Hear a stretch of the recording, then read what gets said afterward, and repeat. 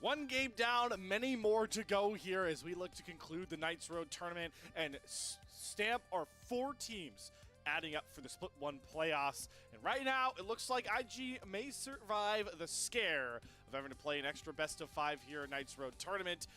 OMG, though, looking for a bounce-back Quacks, and they are no strangers to long series themselves as we get set for this Game 2 draft. What do you expect OMG to do with first selection here?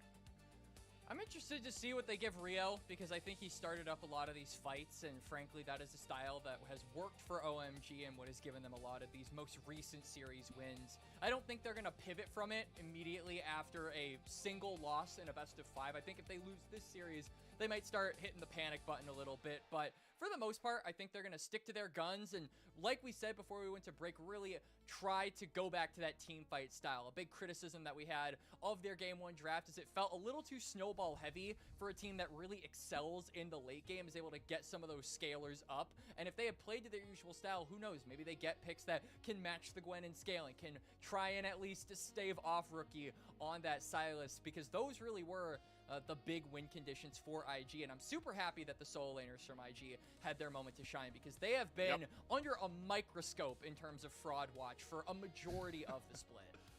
Yeah, I'm right there with you, Quacks. We get into these first bans coming across here, and some of those later impact champions are definitely looking like they're going to be on the board here.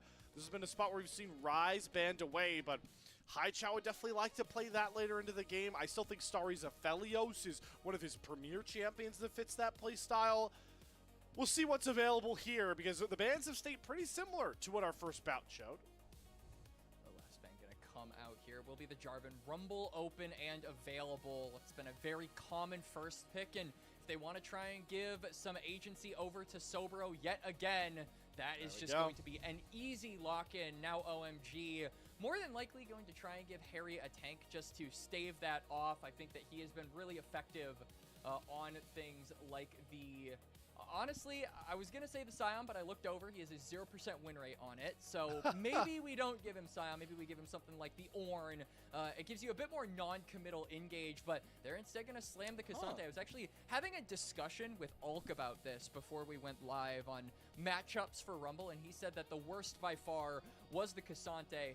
I tend to agree. I think that this is a good way at just making sure Rumble's strongest point in the game, that being early on, really isn't a big thing that he can play off of. You know, you've got some good points. I will say, Quacks, it feels pretty Exodia for any team to get Rumble, Rise solo lanes in a series where Galio is gone. So, I mean, those are two of the, you use Z tier a lot. I feel like those are two of the Z tier champions for the respective lanes right now in the competitive meta. Yeah, this is going to give a lot more of that, I guess, excitement over back to Rookie and Sobro. A lot of people were happy with the way they performed in game number 1. I was happy with the way they performed in game number 1. So this is a game where they have the ability to be on that similar level of performance and really pop off if the moment allows for it. They're going to give away that Wukong, and so far we haven't seen any huge magic damage threats. That's really the thing that tends to counter Wukong, because Stone Skin doesn't give you magic resist, only gives you armor. So if OMG don't get some form of magic damage in this comp, I think that Wukong is going to have a lot of power and durability in these late game fights. So that's why they kind of go back to their guerrilla tactics here. Every time that Starry has locked in Ashe, it has been joined up by a Seraphine. Both Starry and Moham have 4 games on the champions respectively with a similar win rate. Yeah, that being 75%.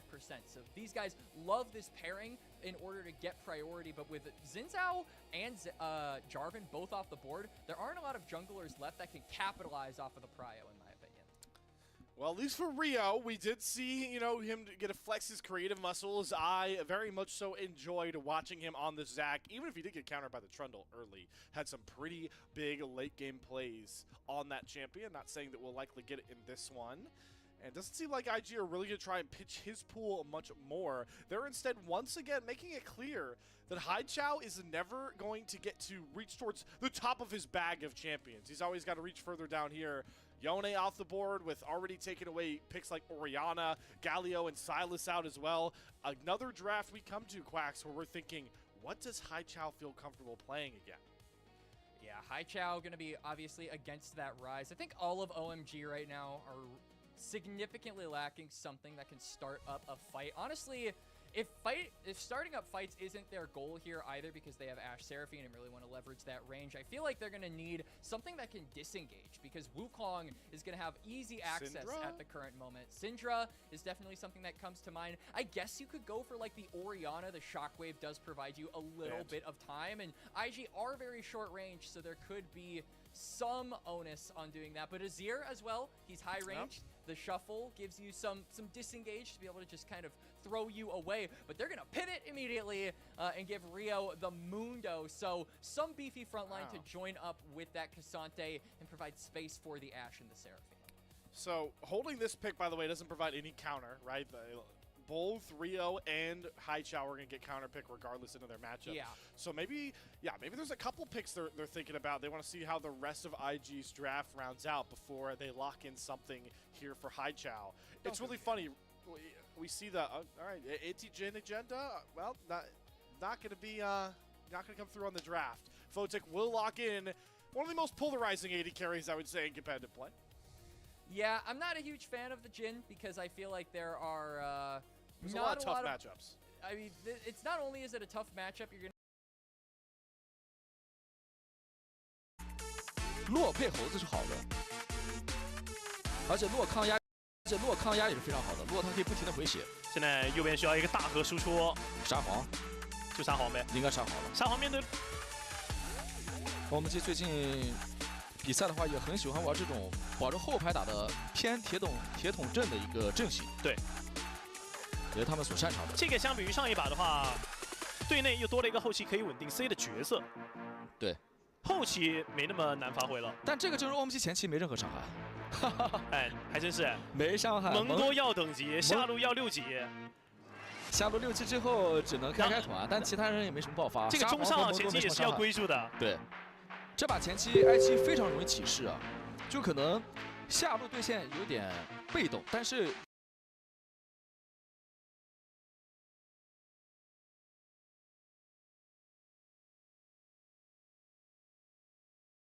OMG's shortcomings, you pointed out in the early phase, was not capitalizing on their map pressure with a mid laner holding a wide ultimate. Galio, it can be a bit tricky with, but Ryze, there is no excuse in this early phase. With a Wukong, I want to see Rookie out on the map, looking for overloads on the bot and top side to get IG rolling.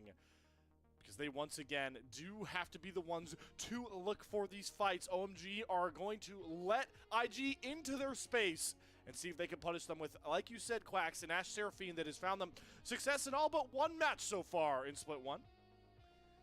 And for Rookie on this rise, it's not only the laning phase and that scaling that I'm looking at, but it's also the usage of the Realm Warps. I think that a lot of the best mid laners in LPL have used that as a tool to not only get themselves to one of the side lanes and get a numbers advantage, look for a pick there, but also maybe transfer their jungler over there as well, get them involved on the play. So let's see how Rookie is able to do that. IG OMG game 2.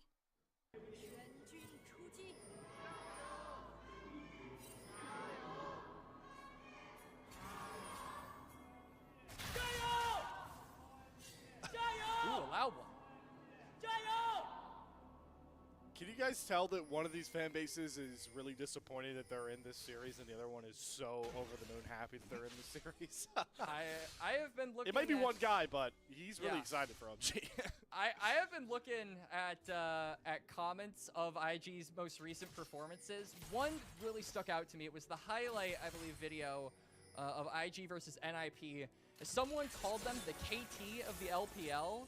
I don't know how I feel about that assessment, but I do think that the disappointment factor is the main thing to take away, and I can certainly see that being being something that maybe IG fans can certainly relate to.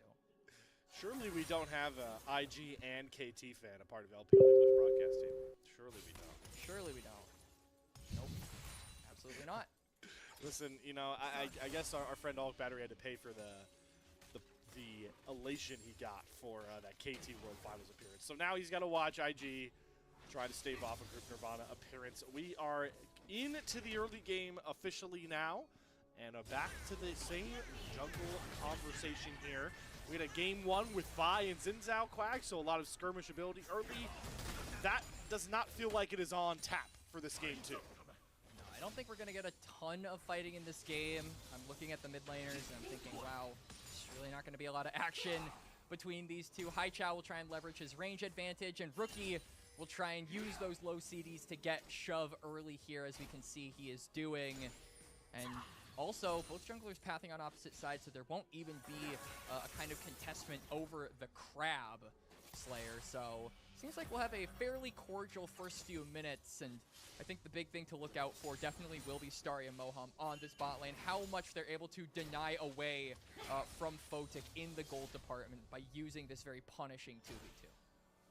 Very rough lane for Joy to play in, for sure, to make things effective. And it does also provide exactly what Rio wants, a very big pushing lane, right? So he's going to get this first bot crab, and Quacks, I would expect Rio to do what we've always preached him to do in his short time starting in the LPL, and that's looking for invades likely through this bot side.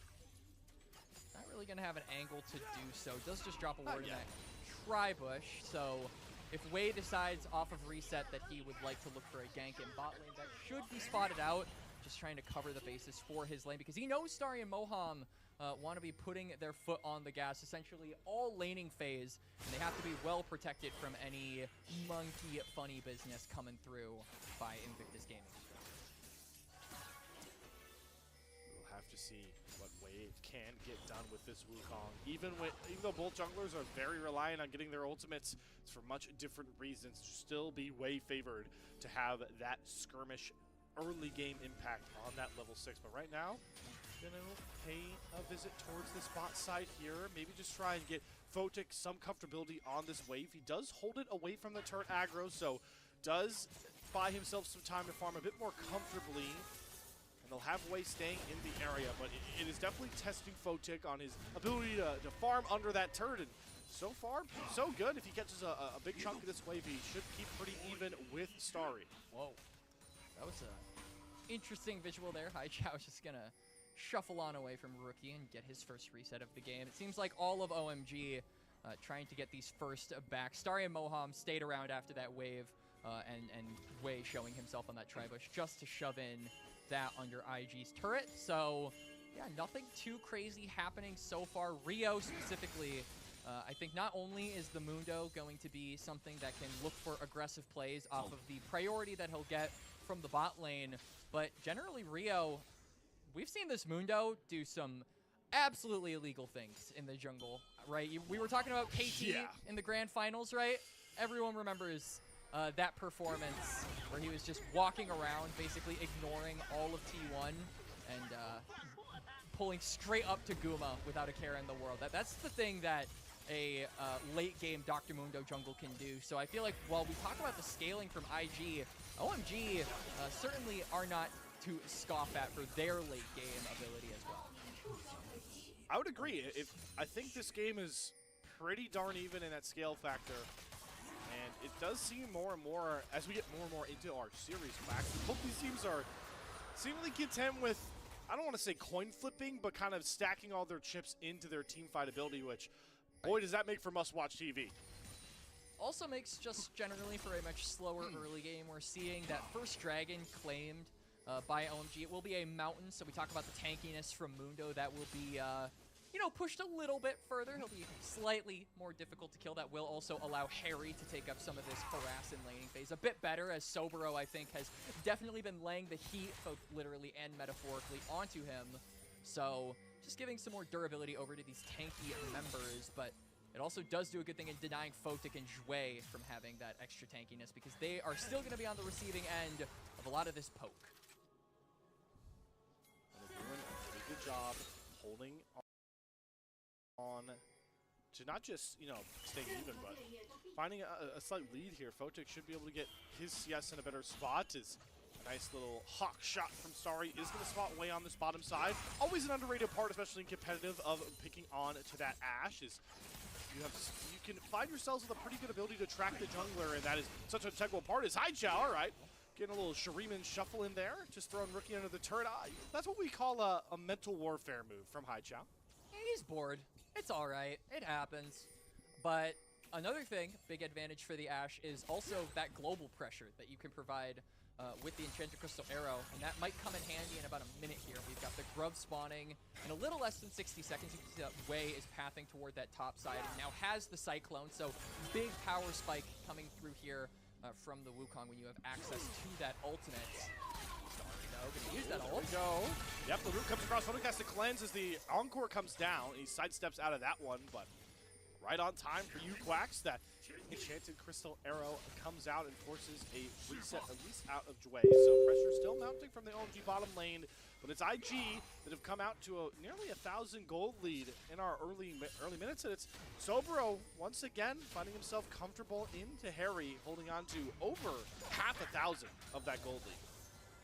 Just 15 seconds-ish until these grubs spawn. We can see resets coming out from Starry and Moham. I wonder if Moham is going to roam up toward this topside objective. I think that would signal the interest on the rest of OMG as to whether they actually want to contest this objective or not. You can see he's actually, he's not going to the bot lane. So I think OMG are going to cross through this mid lane and maybe try and scuffle with Wei around this objective. But no, they're staying bot side. Maybe there's Wei. It'd be pretty hard to lock down a Rakan. Uses the Grand Entrance to provide some space, but this is what Mundos want to do. Just lock him down.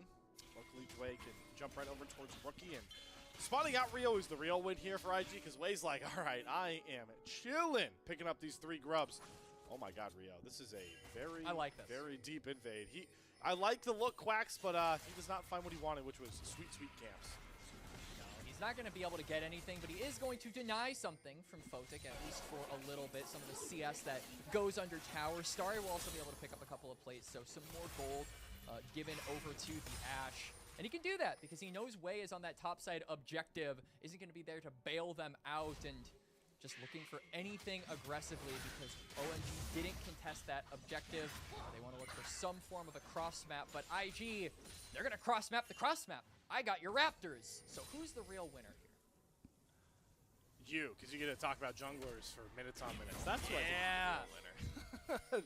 Nonetheless, though, it is IG with those grubs. We'll see how much value they'll provide for these side lanes. As here we go. Rookie looking for one more play. He's going to eat an Astro straight to the face, but he'll take that because he gets Starry to flash away from any further engage. Exactly what we want to see out of Rookie's Rise in the early game, though, Quacks. Right, we talked about it in the draft. How well is he going to be able to use this Realm Warp to influence the side lanes? And it doesn't result in a kill, but it does allow for the summoners to be burned off of Starry. No flash for that Ashe. Does limit what OMG's bot lane can actually do as far as pushing up in the lane goes. Because now Wei is on a reset. He's going to be heading back toward that bot side. He'll be in the area if any strong pushes do come out from Ashe Seraphine. I don't think it's going to collide, given that they're going to be, going back to the lane by the time I think Wei is on Raptors, but could be an angle of attack here for IG, especially around this dragon spawning in about 15 seconds. At the rate these early games are going, Quacks, we're going to have to... Oh, wow, Sobro. That's a very respectful flash, my friend, as Harry was definitely going to pull him into the all-out, but I guess he'll just lose his flash. We should definitely start tracking now when First Blood comes in our games this series, because I don't remember the game 1 First Blood, but I'm pretty confident it was post 10 minutes, and we are, once again, going to be post 10 minutes when First Blood comes around. Let's see how high the number can go for our two teams, because right now, in the present, Wei... Okay, I thought he was going to give this dragon. He's going to go for a classic trickster jump in. Yep. Invisible. Can he steal it? Yeah, bat with the staff. Wei takes away that dragon, and Rio... Oh, poor Rio can do nothing but try and throw cleavers at him. Wei waiting for the trickster to come back up. Nope, he's going to have to respect flash at least. Felt like that was a given, though. Wei gets the win to even up our drink counts. It is going to limit his ability to look for these flash cyclones, which might help now as Rookie is looking for something crazy. First divide is going to push Rookie away from Chào. Again, kind of a nothing burger of Azir ultimates. It's IG, just like game 1, taking the gold lead and maybe try not to look back, just like our first match. Also equalizing the dragon count, big there for stopping the scaling that OMG are hoping to tilt in their favor, because like we've mentioned so many times, the 5v5s really are going to be the apex of these comps. We're going to have to wait a little bit longer to see that. I'm excited, in about 8 minutes, but Wei, at least for the next 4.5 to 4 minutes, won't have that flash. It does limit Wukong's ability to cross that space and look for an engage. As now we are seeing a potential dive. Wei is wrapped around. Knock up, deadly flourish, into the charm, into the knock up. Oh, it's just like a beautiful layered CC cake there for first blood for IG. Yep, Starry, no flash available, nowhere to go. It's not like Wei needed to cover that space because Wei with the CC had bought him that time to walk up right there and get the first blood. 12 minutes into the game, by the way, and it will give Wei his first item, that Trinity Force going to come through, and this is a big spike for the champion. First item, yeah, you owe me a soda. First item, plus level 6. Once he gets that ultimate, I think Wei can easily look for some kind of a play, and it might happen around this dragon. We're still 3 minutes out, so it's a pretty long ways away, but that flash should be coming up around a similar time. And to reference back to something we spent so much of the pre-show talking about, if you missed it, which was how do we fix IG, get them back to the winning ways that they did show against some, pretty big competition in Group Ascent, right? This is a team that took series off of some of the best teams that we do have in the LPL. One of the things we talked about was, Wei and Jue, that duo that we've yet to name creatively, linking up in the early game. I do feel like that's just one of their biggest power points, if these two can set up a lot of these picks. And while we only have 1 kill, that's exactly what the doctor ordered for IG in this game too. Yeah, they certainly are not victims of invisible gaming, as Chào has to run away. Barely manages to time the shuffle to escape that rune prison, and now Rio has provided reinforcements. Moham is here as well. It's just going to be battle for this bot side river and controlling that space. But I think now that we have the 2 dragons and the map has changed here for Ocean, it's going to be a lot more difficult to subjugate and completely own that part of the map. Just with the extra length of the brushes, it makes vision that much more difficult to truly fully control. So being able to be first to that river and control the waves in bot and mid is going to be very telling for who should own the space around this Drake. And so far, that is IG. You can see both lanes are pushed, but that doesn't stop OMG from at least walking toward this river. Though Jue has a very nasty flank angle, and Starry still just now got that flash, actually. Realm Warp. Oh, Jue finds Starry. The Rune Prism does lock him up, but the Blast Code gets him enough space. Forces out the Crystal Arrow. But Rook's trying to chase down the Ghost as the Deadly Flourish comes out. Flash out of Moham. Does cancel it. Rio and company are running down Hui. He's got to re-engage into Chào. Great shuffle. Gets Jue off him. Rookie flashes over. Gets the Rune Prism. I don't know if he has enough damage, though. It's Sobro's TP in with the Flame Spitter that does finally shut down Chào. And there's the equalizer down to cut through the maximum dosage onto Rio. It's Sobro again, saving the fight for IG as he's trying to put together a series of his own. And you can see Jue laughing in the player cams. They're having a great time. IG win the fight. They get now space of the bot lane river and should be able to set up for the dragon off of these resets. And overall, like you said, great TP from Sobro just to give them that damage advantage. He roasts OMG alive. We're gonna get a replay. Again, great flank from Jue. Really like the look, and it just separates OMG. They're not able to link up. They're not able to look for 5v5s because they're so split.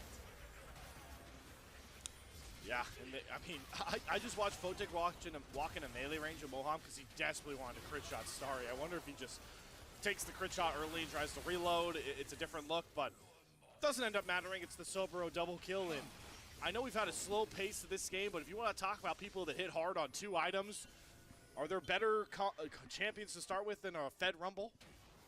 I don't think there are, and it's certainly going to mean Sobro will have a lot of influence in these future fights, so much so that they're not even going to fight around the push he has in bot. Instead, they're going to say, Strong Rumble, I barely know him. We're going to go straight for the Herald instead. I was more worried for Fotek, though. The scariest thing playing into Ashe is the perma-slow. Once she gets their Q up and she can run you down. But hey, IG, this is a very clean early game once again, cleaner than game 1. And something that we maybe didn't talk about because we've waited for so many reps from this new OMG roster is what do they look like when Rio is forced to play a champion that doesn't really start fights? Well, you get games like this, but one thing that never changes is Jue in absolute Narnia, looking for flanks here. I mean, he's at least pulled Starry and Moham away from the Herald, but what a journey Jue is going on his own. They get the Herald, by the way, so IG get it. Does Jue get out the ultimate hunt down for the IG support? And OMG, I think they're just going to give up on it.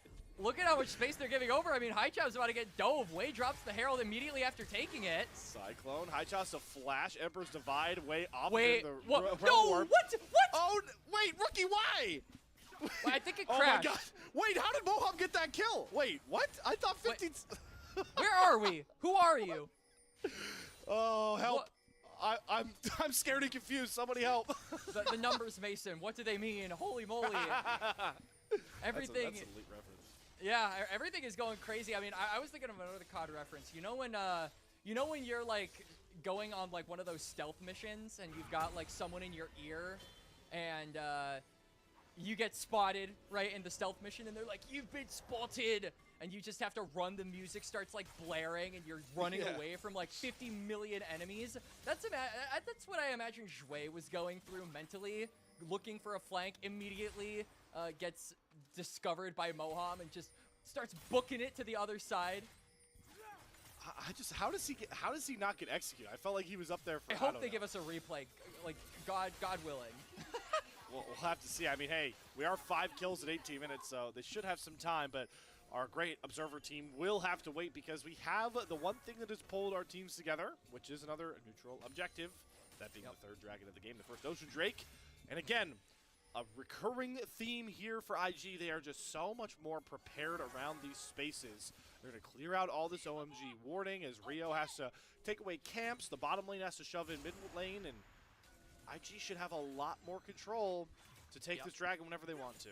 And that'll be now. Just going to immediately start it up. I think one thing that really dissuades OMG from actually fighting is the big power spike for Sobro. I think that one of the biggest advantages for Rumble, especially when he's fed, you go into that Bloodletter's Curse. We talk about how strong Rookie is going to be. He's going to be even stronger with all that Magic Pen coming through onto Harry and Rio. So I think that they just aren't tanky enough to be able to withstand a 2-item Rumble at this point, and a Rise being able to join up with all of that magic damage that he's going to do. They respectfully give that second Drake up, and it's not the end of the world. I think second Drake not the most important thing in the game, but does give IG just that one step closer to Soul Point. So I want to revisit a combo that Jue's antics kind of cut us off from Quacks, but we have very limited reps from Rio, obviously. All right, hold on. All right. Shooting fish in the barrel, we shooting wide here. All right, yeah, that's all right. We hit one. A good start, Photic. Back to the point. It does seem like OMG cannot reliably pick champions like Mundo for Rio, or they are as slow as a tortoise.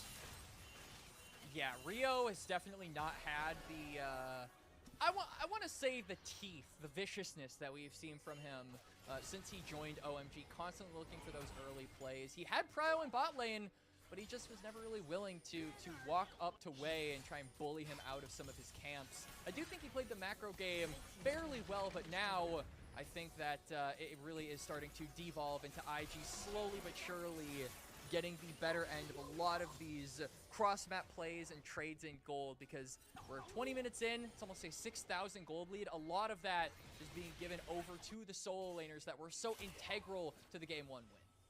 Ooh, all right. Starry, good little shot there. He forces Sobro to flash out. Nah. Oh, I love this. Can the Nova strikes come through in time? No, Sobro TP's out and promptly throws a thumbs up to the CC-less Rio Mundo as he goes out.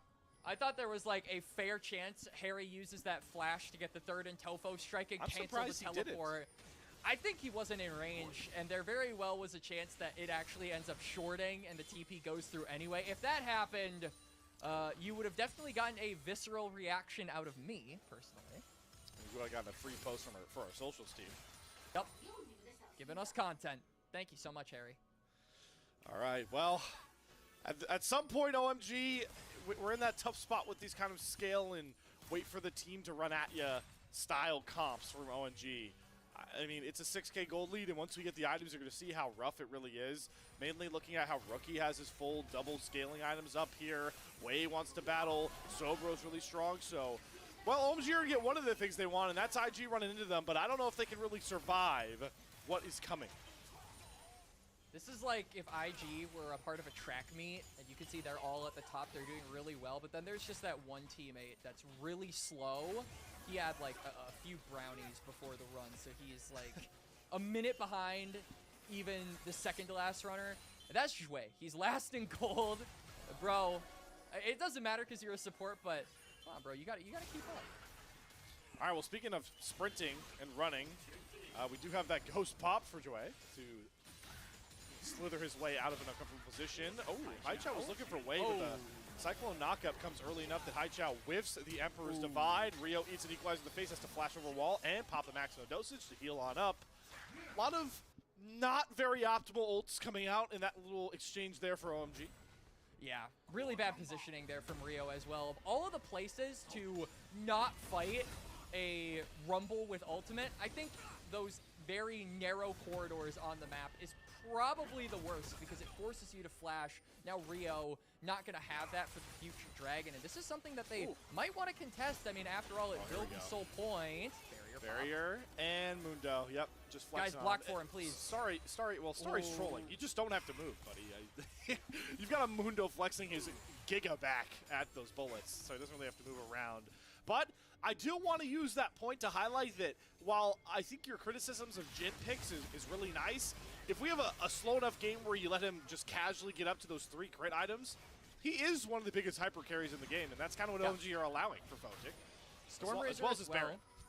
Stormrazor as well makes him really fast when he can get those empowered autos in, so it's very difficult to actually catch out Fotic, especially with the especially with the enhanced RFC range. So Most IG Baron ever. just gonna sneak away the Baron, and this will allow the fast backs.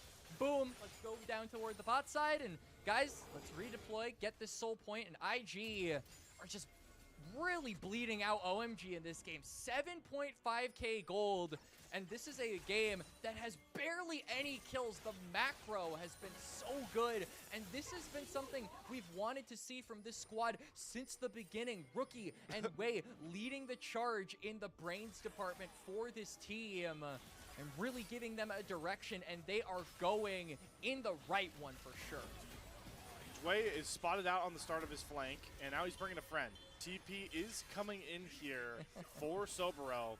They are setting up the pincer move. It is Harry that's going to push both of them off of the first flank angle as the Dragon does reset. Fotic already down about half HP, but he'll play from distance here as he re-engages the Dragon way on top of it as well. But I don't think IG really want to 50-50 this. They feel strong enough to just look for a fight here.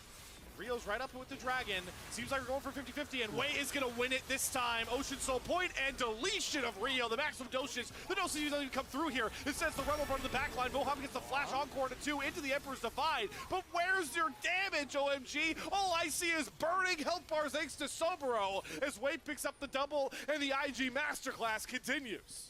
And now, Slayer, they win the Dragon fight. They get the jungler. They can go for the bear. Oh, wait, they already have it. Baron empowered minions barreling down the mid lane. They can probably just get an inhibitor here and transition that immediately to these side lanes who still have the tier 2 turrets up. So the more I gather, Invictus Gaming's time in this Knights Road tournament, it feels like NIP succeeded by creating anything but status quo in these games. Constant fighting, unleavened chaos. When you let IG just comfortably, settle into that group ascend macro and get a lead without kills, this is what happens. Yeah, it feels like they're just not being proactive on the map, and I do like to see the attempt, at least, from OMG to fight back. This is a really good encore from Moham, but it's just too little. It's too late. It doesn't matter at this point in the game. IG are too far ahead, and after they win that smite fight, it feels like OMG now, they're on a timer to make things happen because 3.5 minutes from now, if nothing actually transpires that gives OMG a way back into this game, it'll certainly be Soul. And IG might not even need that. Harry is now being aggressed onto, and he's completely isolated. That's a Black Cleaver on the Wukong, and that is a 3-item crit Jin to find that kill, but Wei does get picked off in the mid lane. Does look like a piercing arrow. Chantilly's arrow might have found that one. So OMG do get a kill back here. They're looking to try and storm down the mid lane, but that's a nice little realm warp from Rookie to try and cover this wave.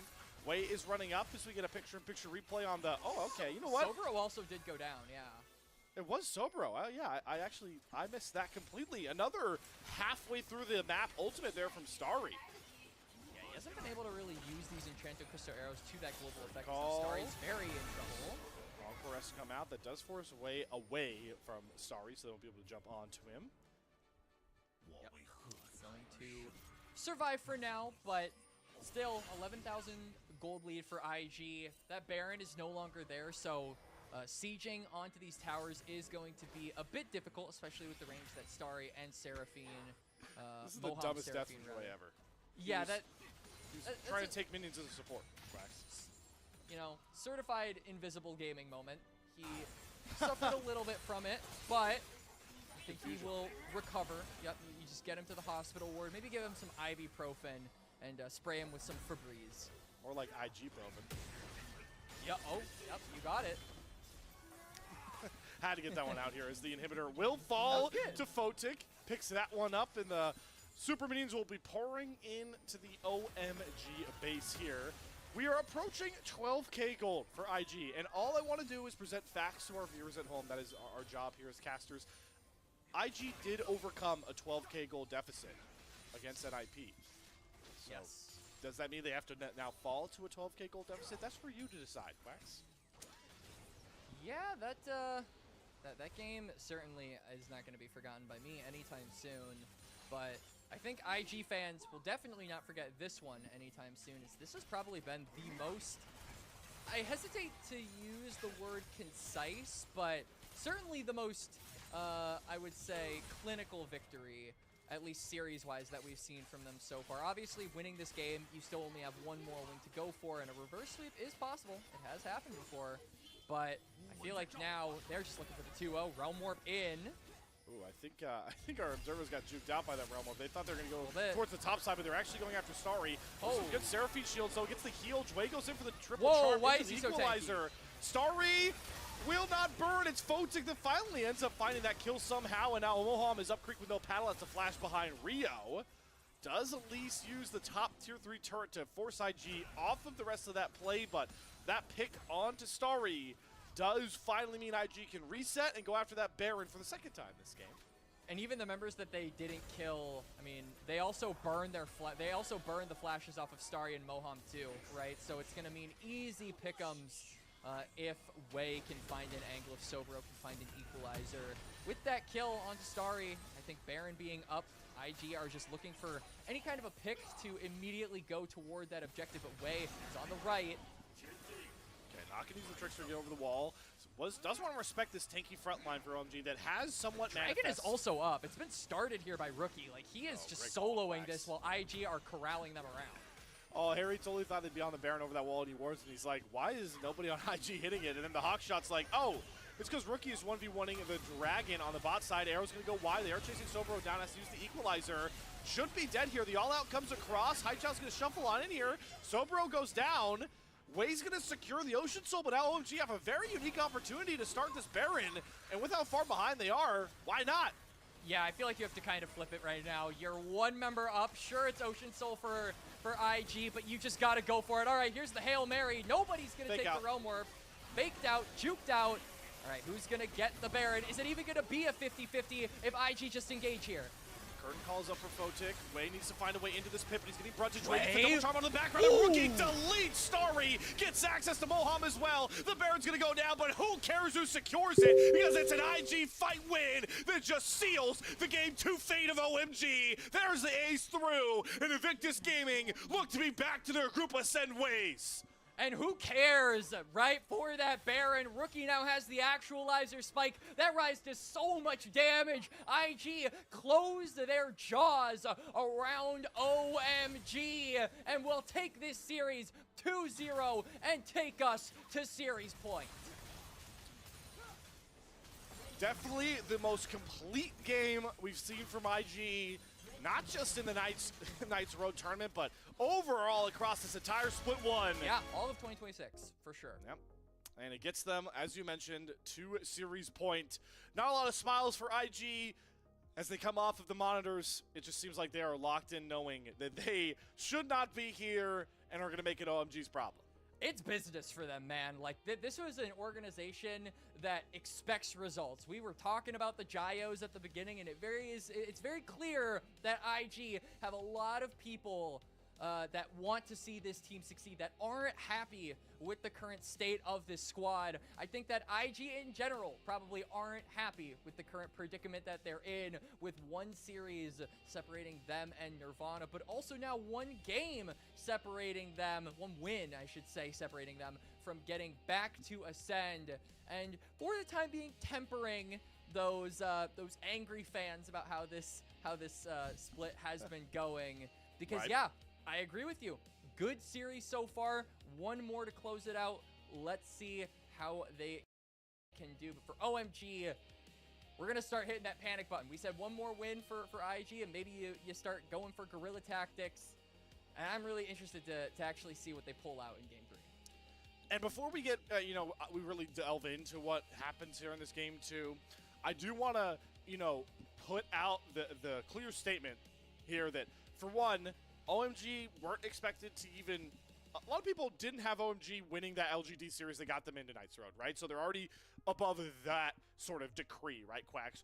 Then they certainly were not favored to beat EDG and even win a series. They do that. So now they're playing with sort of house money, and I would say a lot of these games are kind of going to be learning points for a team that does have a new jungler, right? Yeah. So as really dreadful of a game 2 as this was for OMG, I think they have learned something valuable, Quacks, and that is, God, can we never let Rio pick a power farmer, because we need him to dictate all of our tempo.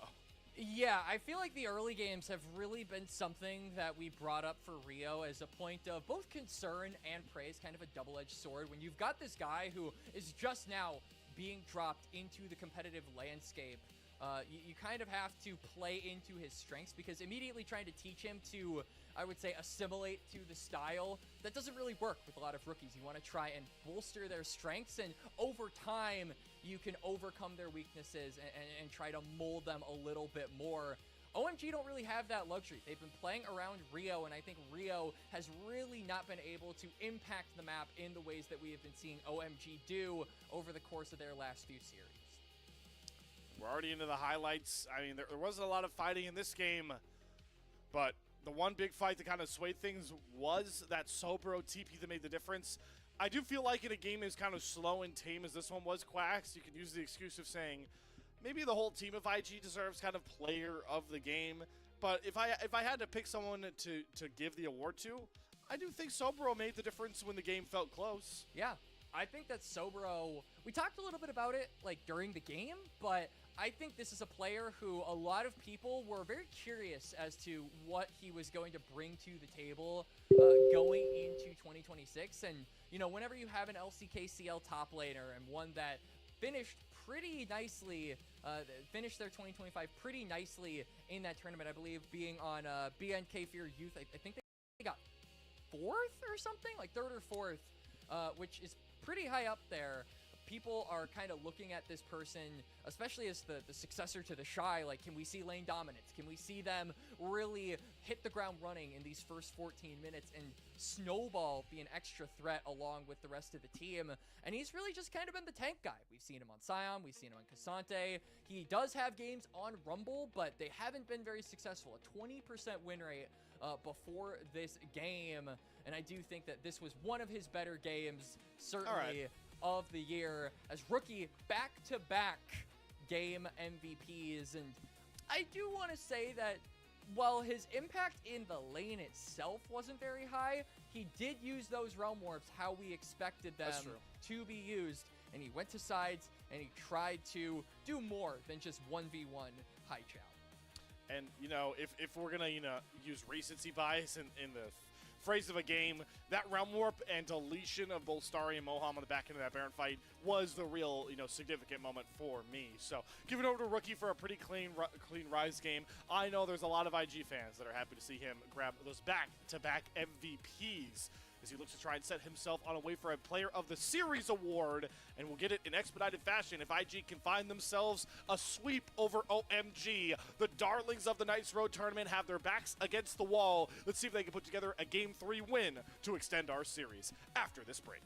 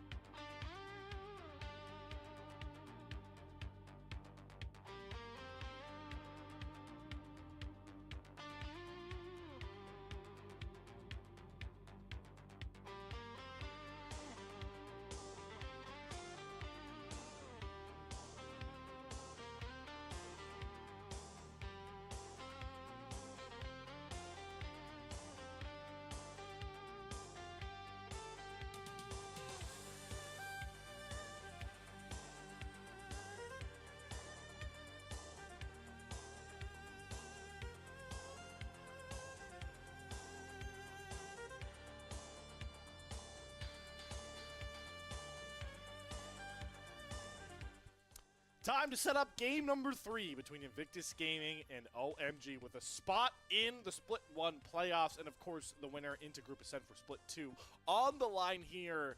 And as you said before we went to break here, Quacks, I think that really stuck with me through our little intermission.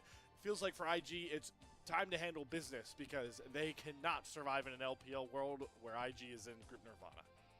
And I absolutely agree. And I think one of the biggest things coming into this series that was a question for us, Slayer, is how is this team going to look to try and be more consistent in the drafts? What is their identity going to be that they hopefully choose and stick with and hopefully try to perfect as the series go on? And it certainly feels like they have kind of found out what they want to do, especially against OMG. I think that they have taken the games very slow. They haven't really been overreaching in the aggression department. They've been looking to get off a lot of plays with those level 6 spikes from Wei specifically, and I do think this has paid dividends for them. I think that OMG have struggled really hard in actually trying to punish early game and look for aggressive plays early, and IG have been more than willing to try and match them in the late game department. So they are sticking to a style. They found one, they're sticking to it, and I feel like one more game, they should be able to try and close this out 3-0 and revitalize some hope into this roster that was lacking it for a majority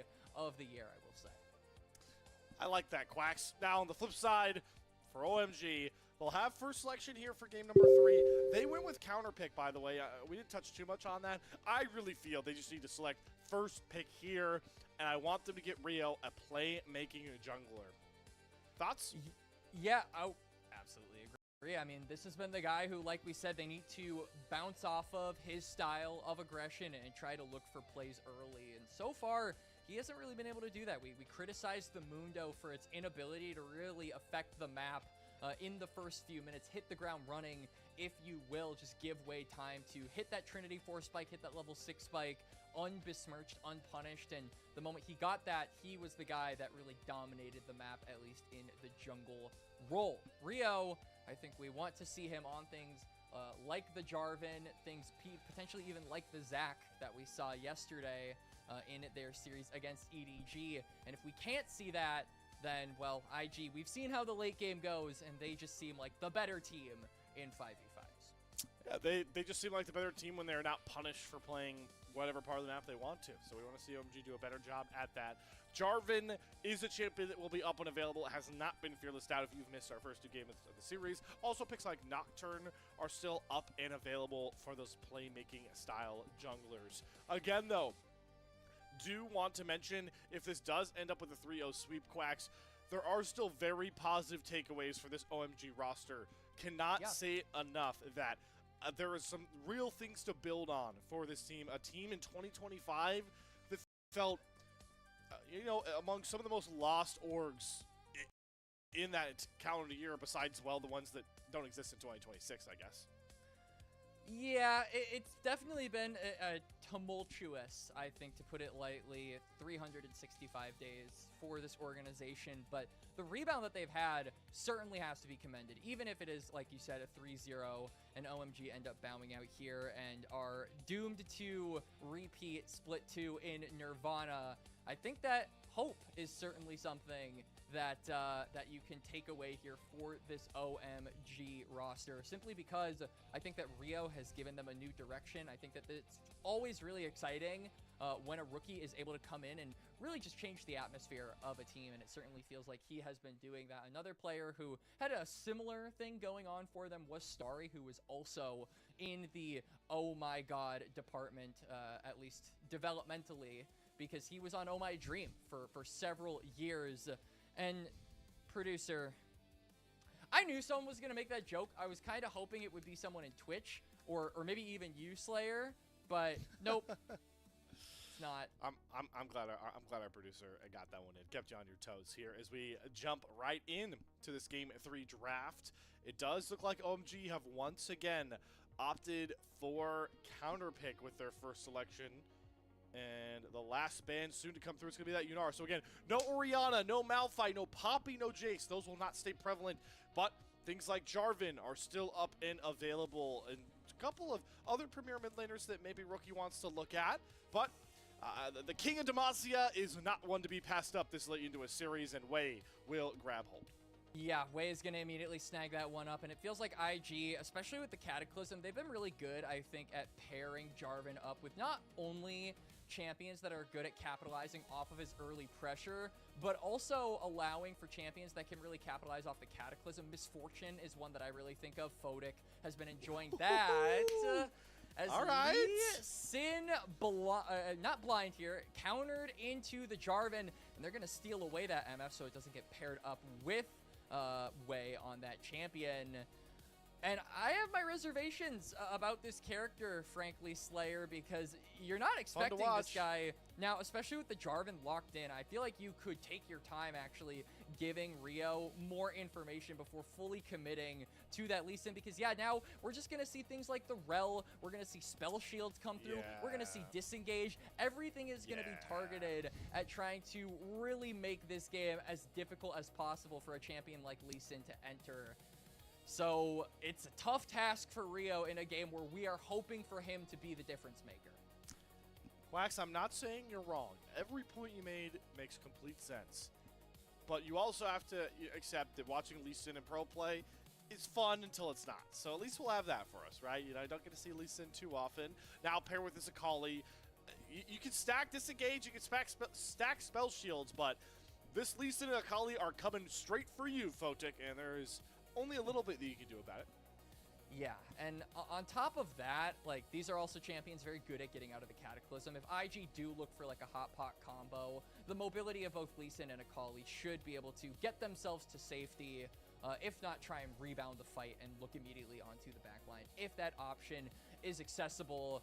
But now, seeing as both of these picks have come through, a very stark lack of CC is here for OMG, and this is a comp where you really need that. Not only to set up that Lee Sin and you know, allow you to connect those Qs to open yourself up to joining these fights, but also you need crowd control for the bullet times. Like, you need setup for Starry to really make that ultimate effective, and we've got basically none of that so far. The best we've got is like a slow from Lee Sin E and a slow from Akali Q. That's not nearly enough. So Moham is going to have to lock in a hard CC support, and I feel like that is stylistically opposite of what we've seen him at his best with. Yeah, well then also on top of that, what sort of CC setup support is left up by this point, right? We've lost Rakan to Fearless. We've lost access to Alistair. Nico are all out. And then you look at this draft Leona alone, got banned. Like, Leona's banned. Rail got selected away from you. Like, what do we have left here?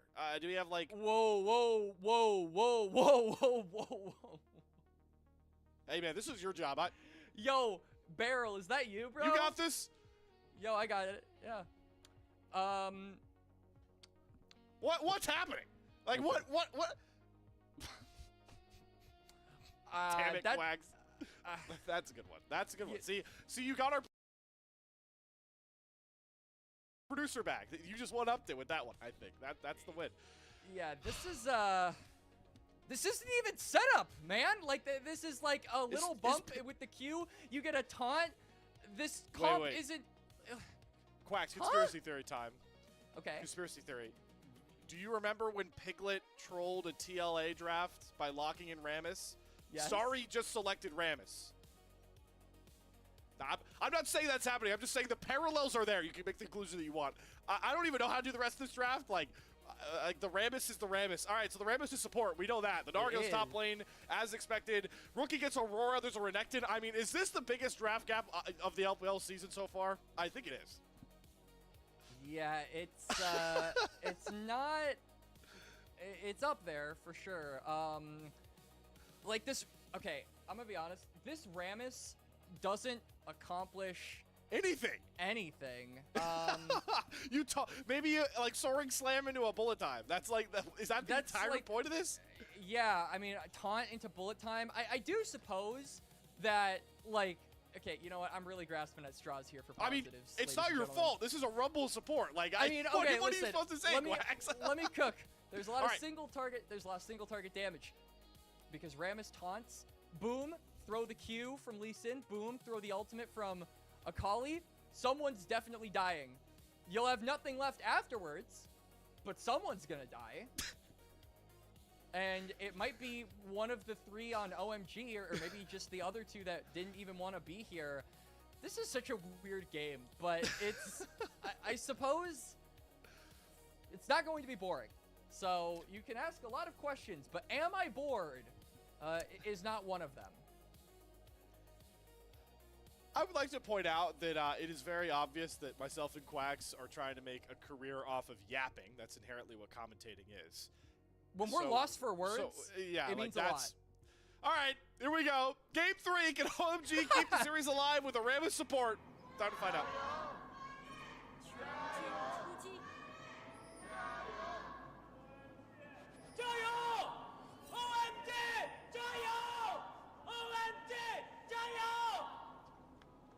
Is that man holding the microphone? Like, yeah, I feel like I love the energy still. You can feel the, like, it almost feels like he's raging against like a storm. IG have got, so this is like the Captain America versus Thanos' army shot, and that one fan is staring down not only a bajillion fans from IG, but also maybe the biggest draft gap that his team has now fallen victim to. Moham dropped the ignite. GG. I mean, that's mental warfare. I've ever seen it. All right. I don't know what to make of that, Moham. He's going back in. He's going. Don't touch him. He'll hurt you. He'll hurt Yo, you back he's got the. Wait, he's got the chroma to make him look like a turtle. I like that's that. That's not the King Rammus one. He's trying to make us think it is, but I'm pretty sure that's the Duran one, or the one where he's like a fruit. He's cosplaying as a better skin, a rarer skin. You're not all that, bro. Listen, man. He just what is the term? Is he ignite maxing mogged? I don't know. You're the younger one. Help me out with this. No, bro. Even I can't. No. You're not hip with those. Okay. You know what? I'm also. This is a fun time where I'm gonna try and refresh my memory on the names of Rammus abilities. Because. Powerball is Q, right? Yeah. Soaring Slam is ult. Okay. Okay, by the way, for all of us English speakers, that graphic they ran as we went into game, this is the first ever Rammus support in the LPL. So, yes. I guess that was obvious. We have a top lane gank coming around, by the way. Nice little stun into the flag attack. Nice combo there from Sobro and Way. Unfortunately, don't have enough damage to kill off Rio, but still a win. And Rio, I mean, going for the first 3 camps, looking for a gank, because he knows I have to make something happen in the early game. But Wei reads him like a book and is able to respond. Now Rio is going to be forced to reset, and this will mess up his timer a little bit because he went toward top lane. It does mean that his camps won't respawn as quickly, but honestly, we're not looking for Rio's camps to respawn and for him to take them on spawn. We're looking for him to have action on the map, and at least in that regard, he is succeeding, but it has yet to actually pay into a kill yet for this Lee Sin. And yeah, he's going to need kills. He's going to need gold. Chao is going to need the same because they really have no setup for their combos. Just in the CC department, OMG are severely lacking as... Oh, here he comes. Yeah, here oh, boy. He goes. Going after Rookie. Gets the taunt, but Rookie opts into the invis, and we can really follow there he goes. the damage. And he's gone. Shout out to Mr. Alt Battery, your color caster for the second series tonight. He pointed out that this is also the second ever pro play Rammus support. The first one was Barrel's retirement game, so you can see how much stakes were really high for that one. This is for an elimination series. He flashes to get the taunt, though, onto Wei, but they kind of shrug it off, and instead they're going to kill off Rio for first blood. What a perfect time, Quacks, for us to talk about Mr. Wei, who has been one of the best junglers with gold difference in 15 minutes, and that's an easy way to reach that marker. Moham is like, I'll bait you and outsmart you. For those of you who know, you know. Moham baiting and outsmarting his own teammate. Rio off to a very awful start as this Lee Sin that needs to be looking for early plays now. Harry may be in trouble, but Rio has arrived. All right, finds Wei, who immediately uses the full Rel combo. And they still have enough time for Harry to go Mega. He doesn't have the ultimate to punish him any further. Oh, yeah. Oh, yeah. Go get him, Moham. Get All him. right. Forces both the spell shield and the cleanse out. So that's a win for Moham. There we go. He's having impact. Yep. Forcing the recall, too. This is terrible. I mean, Sivir can't even walk up to the wave. Whatever will the champion who is really good with low econ do with no gold? don't know. We'll have to find out next episode. Yep. On the life of a Rammus support. Cuts to black. All right, guys, Yep. you're not gonna be able to see the end of this game. I'm gonna be honest. We're about to. Oh, the 1 my HP God, flag. Oh, if it's so over. This series is so over. All right, here we go. Death ball forward. He just stands there. He's like, you are not hitting my AD carry, bro. Oh my God. Sometimes League of Legends is comedy, and I just really wasn't expecting it to be in the middle of the play-in tournament, but we're here. I do genuinely wonder who on OMG decided to go for this. Was it Moham's call? Was it the coach's call? I mean, I really hope it wasn't the coaching call. Well, you can't even say it was full Moham because he didn't even lock it in, right? Starry locked it in for him. So somebody told Starry to lock in Rammus, or Starry did it himself if you want to believe in my new conspiracy theory. Oh my God, I just hope somehow we can get access to the comms of this decision. We have no power in that, Quacks, but we can hope. in this episode, Harry went harsh on Moham. Oh man! All right, let's focus back in here because Way's going taking in. the dragon. Does There's Moham no have way. smite? No, he doesn't even have smite. He can't even. What steal is he it. doing? He's literally just chilling in the middle of all three of them. The dragon is secured by Way. Starry does come over. Chào here. He's gonna flip on in after Photic, but a good interrupt on Chào even in the shroud. Make sure he can't find that kill. And Rookie's eviscerated one on the back end. Photic gonna flash away from Chào. Flashes galore everywhere as Rookie goes after Starry. Should find himself that second kill as Rio gets caught in the middle of his resonating strike. Flag and Drag doesn't find the knockup, but they're slowing Rio down. And Rookie's got more cooldowns coming as he looks to pick up more kills. Triple kill over to Rookie as it's only Chào left standing. Rookie's out of mana to find any more of these kills, but now he has truly been unleashed and he's trying to get it done with auto attacks. Moham in the area, looking to have some more high impact. You have no as he races right out the Aurora known as Rookie. Taunt gonna land, Chào gonna flash, he finds the 5-prong strikes, and Rookie goes down, and it's all thanks to Moham. You can see Rookie is laughing at the player cam. That's the Rammus support value, baby! It finally comes up! IG, they win the fight, and Rookie gets a triple. But hey, we got him at the end, boys. Mission accomplished. I don't think you're allowed to say mission accomplished for anything OMG do this game. Let's look at a replay. This is what we call mogging your opponent for Moham. I can't believe he does this. He just stands in the middle of three of them. Yeah, I feel like our reaction right now, you know, this team is called OMG, but I think everyone watching, the expression is OMFG at how this game is playing out. I mean, going into a replay, Rio is trying so hard, but we talked about it. Who cares about this replay, Clax? Look, it's Moham in the last lane. He hasn't ganked it. It's top lane. Can he get this Nara kill? Sobro through the Dominus will barely survive. That's a level 4 Rammus going everywhere, baby. All right. I mean, he's the same level as Dwayne, to be honest. True. So, I think they're diving Starry, by the way. All right, there's on the hunt. Oh, bullet time to cut down the wave. Dwayne, you're going to have to go now. Dwayne's taking up the turret. He goes back out. Cataclysm lockdown. Easy flash there from Way, who is locked in as well this series. 2-0-3 on this Jarvan. Looking like the jungler we wanted for IG this season. Yeah. Moham coming back to lane.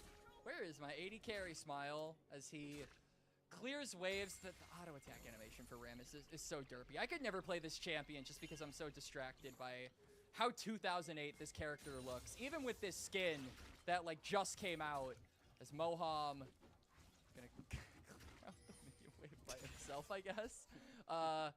More gold though.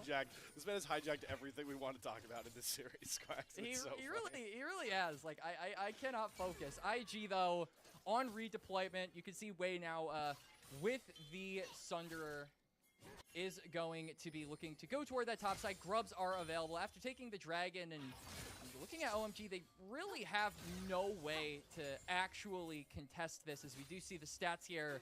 Way has been doing a really good job. One of the big things that we wanted to highlight about this series was how this guy, along with Rookie, have been really the people that we look at to provide a direction for this squad. And while I do think that Way has been doing a great job controlling the map early, I think transitioning that has certainly been a difficult task for him, but he's been doing great in that so far into this series, and 2-0-3 on the Jarvan. He's looking to do it a third time.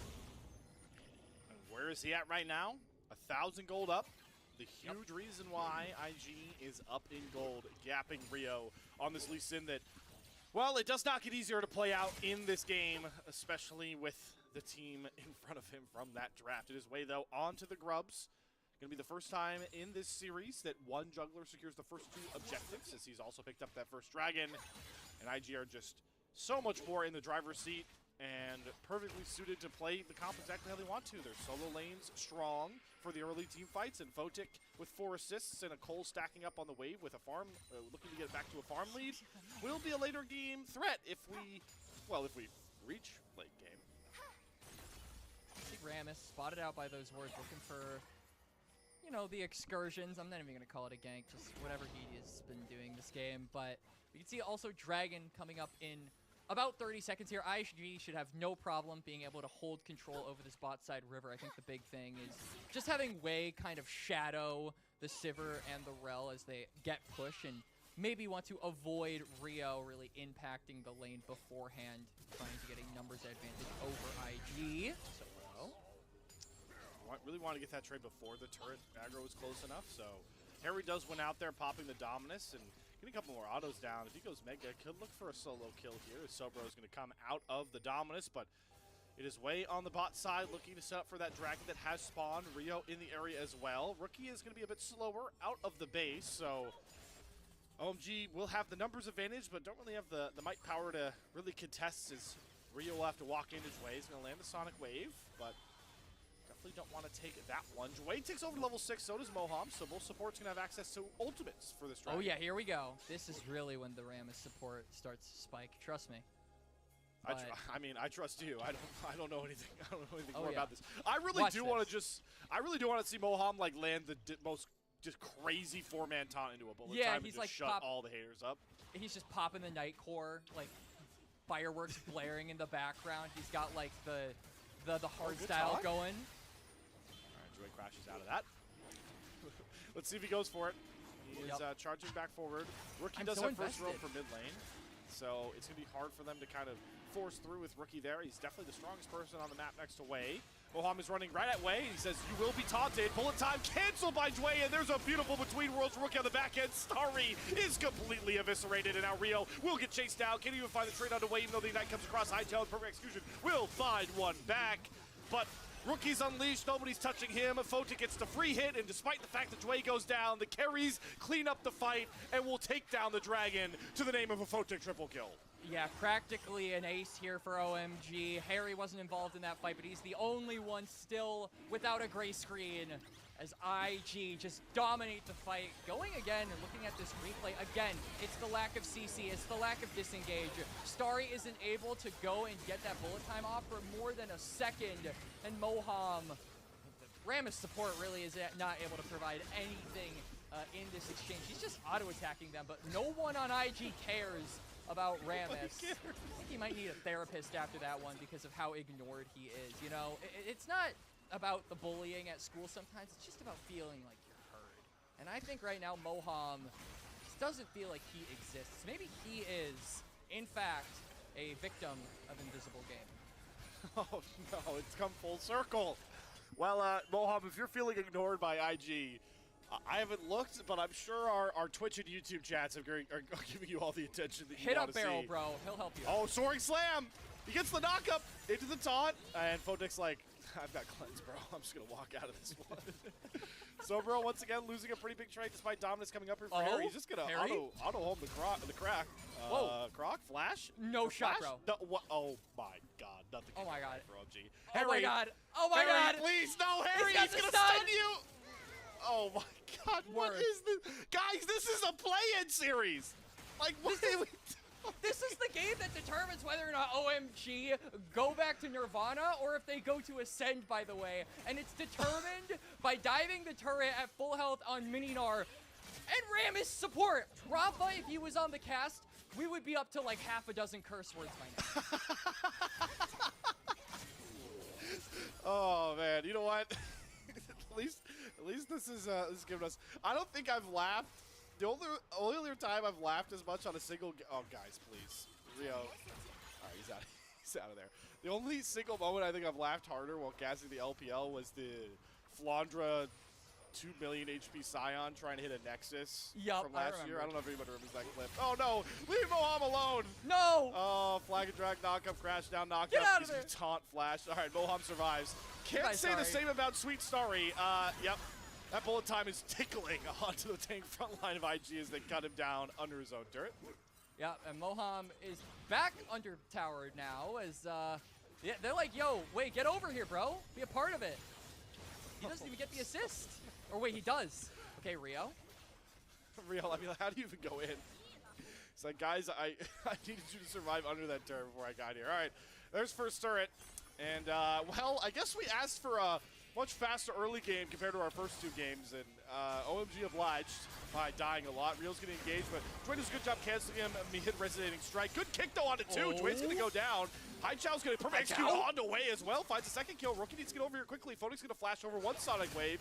Chow trying to chase down to get into melee range, but Rookie's going to spoil his little prize. Find that kill. Rio, the whole nice Warthog Sonic Wave finds another shutdown. Okay, and on the top side, Moham, Mr. Worldwide, he's going after the Croc again. Oh my god, does Sobro live another one of these? Nah. No, this time Harry's got enough damage. There we go. OMG fighting back. Yeah, OMG get a plethora of kills all across the map, and Rammus going to be able to assist in that top lane excursion. More gold, especially given over to Rio, being able to style on that pick, finally ends up coming through.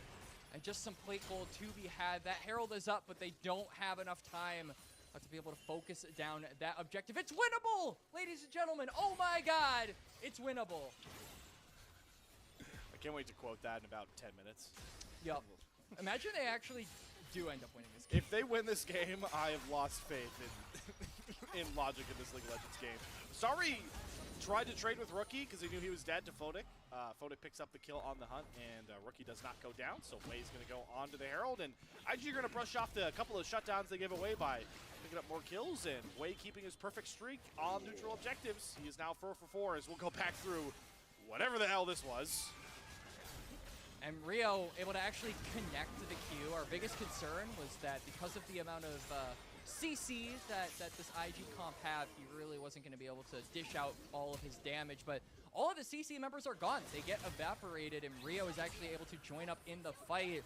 We have to trust in him to land those Qs, and he lands every single one. So showing off the mechanics of this character, but again, our biggest concern is that it just isn't supported by the OMG comp, and that might be a huge factor in these team fights. But so far, we haven't had a team fight, Slayer, and based on the way this game is going, I don't actually know if a 5v5 is going to happen here in Game 3. Oh, we're going to get it.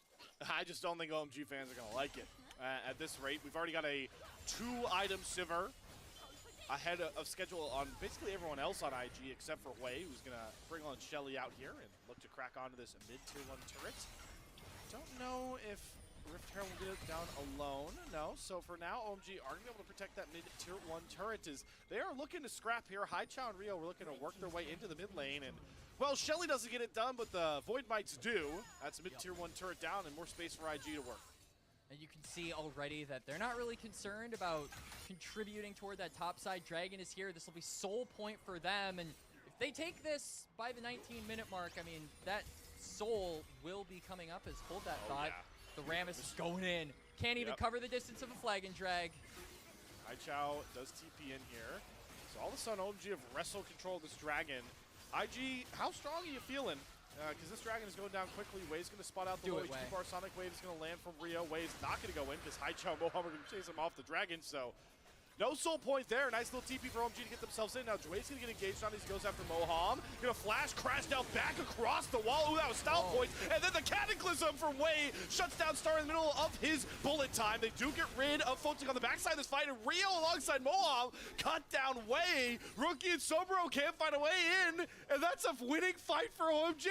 Yeah, they get the dragon. They get 3 kills. And somehow they're closing this gold gap on Rammus support. But still, It really is all on this top side at this point. I mean, Chào and Harry are set up to be in really good spots, but I think the big thing is Starry. We're kind of looking at this misfortune to be the execution on a lot of these team fights, but a beautiful flank from Rookie immediately eliminates him. But the big difference maker definitely has to be Chào, being able to get into that back line and actually find these assassinations. On top of the Lee Sin, the Akali needs to try and really execute these fights cleanly because of the lack of setup on OMG. It's difficult, but I think these mid-jungle pieces of OMG are showing that even when the comp isn't the greatest, they are still able to show off their mechanics.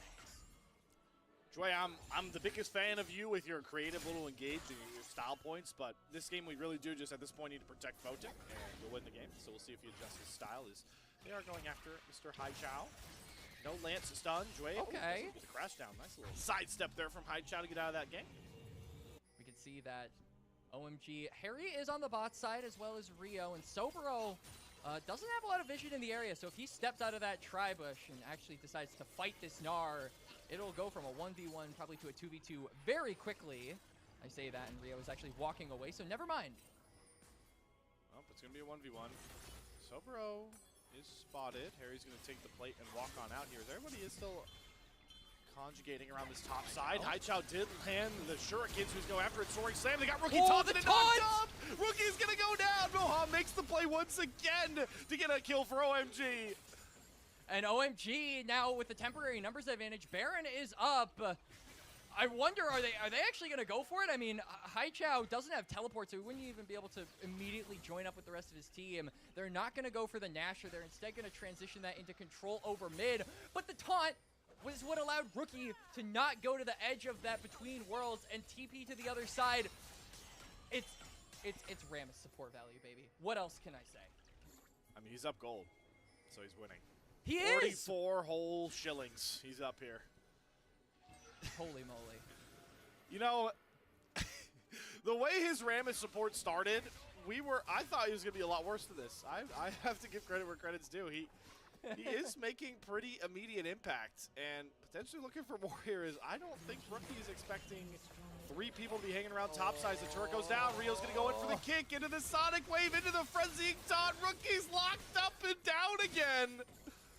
I mean, this significantly reduces Rookie's chances at being able to be Series MVP. As they have a numbers advantage again. Baron is up. I would love to see them honestly just rip it right here. Like, I feel like you have to flip at this point.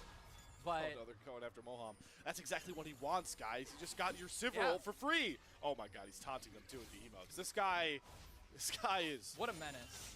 What a menace, yeah. Perfect way to put it, Quacks. Yep. Perfect duo. Moham and Rammus. Just like Dennis and Menace is a perfect duo. Manages to taunt up IG. Still, though, no Dragon up for a little over a minute. We can see that now that OMG, they have a gold lead. Oh my god, they actually have a gold lead. Are going to be able to redeploy onto this bot side and set up for this Dragon. They get this, they tie up the Drakes, and that would help them at least buy time to look for opportunities to really get back into this game. Because despite having a very faint gold lead, I still feel like this game is an uphill battle for them. I wonder why. It could be the comp? I wonder. The big problem is going to be that Photic is 2.5k gold up on Starry, and you are relying on Starry for a lot of your bigger AoE damage compared to Chào. You are definitely on a timer with things like Lee Sin damage and the value of an Akali into later game phases. But again, the fact that OMG are even in gold and looking even up the Drake count after they were down like 3k in the opening 10 minutes is a marvel. Yeah, this is a beautiful game of League of Legends, Slayer. Don't let anybody tell you differently. IG, with no control over the river, OMG have a ton of vision around this area, and they're going to start up the Dragon. I'm really paying attention to Harry. I'm looking at that Gnar bar. Mega Gnar could easily set up Starry for a big bullet time, something that has been sorely lacking in this series, in this game so far, actually.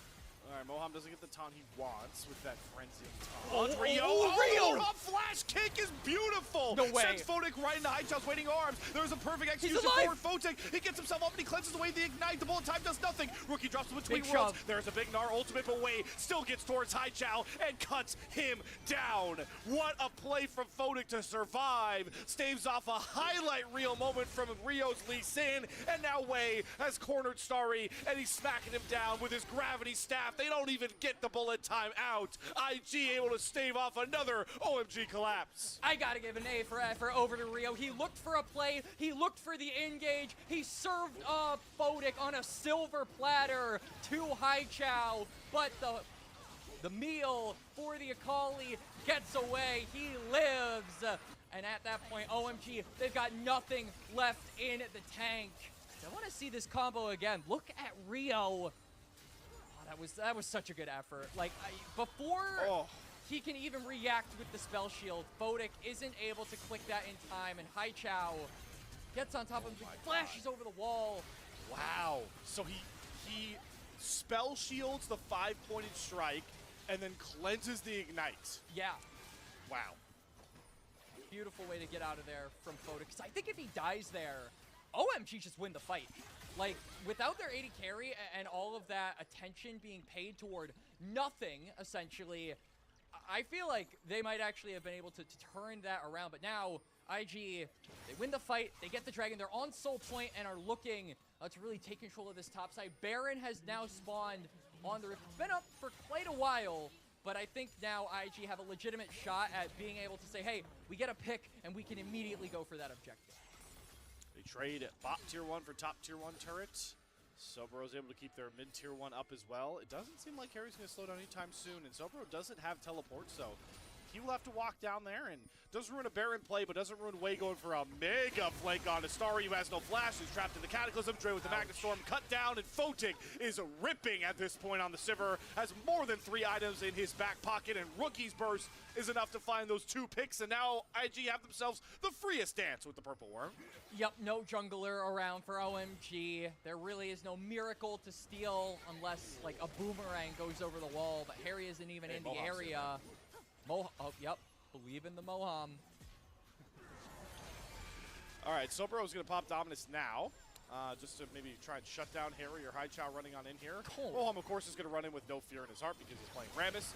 Wei still wants to take attention towards the Baron as Between Worlds comes out from Rookie. Haichao creates some distance away from Sobero, who is very low. Harry goes Mega, gets a big Gnar ultimate, but there isn't any damage, it feels like, except Haichao. They at least get the Baron reset, but it costs the lives of both Harry and Moham. Thanks to Photic's double kill, and IG will secure the Baron after it all.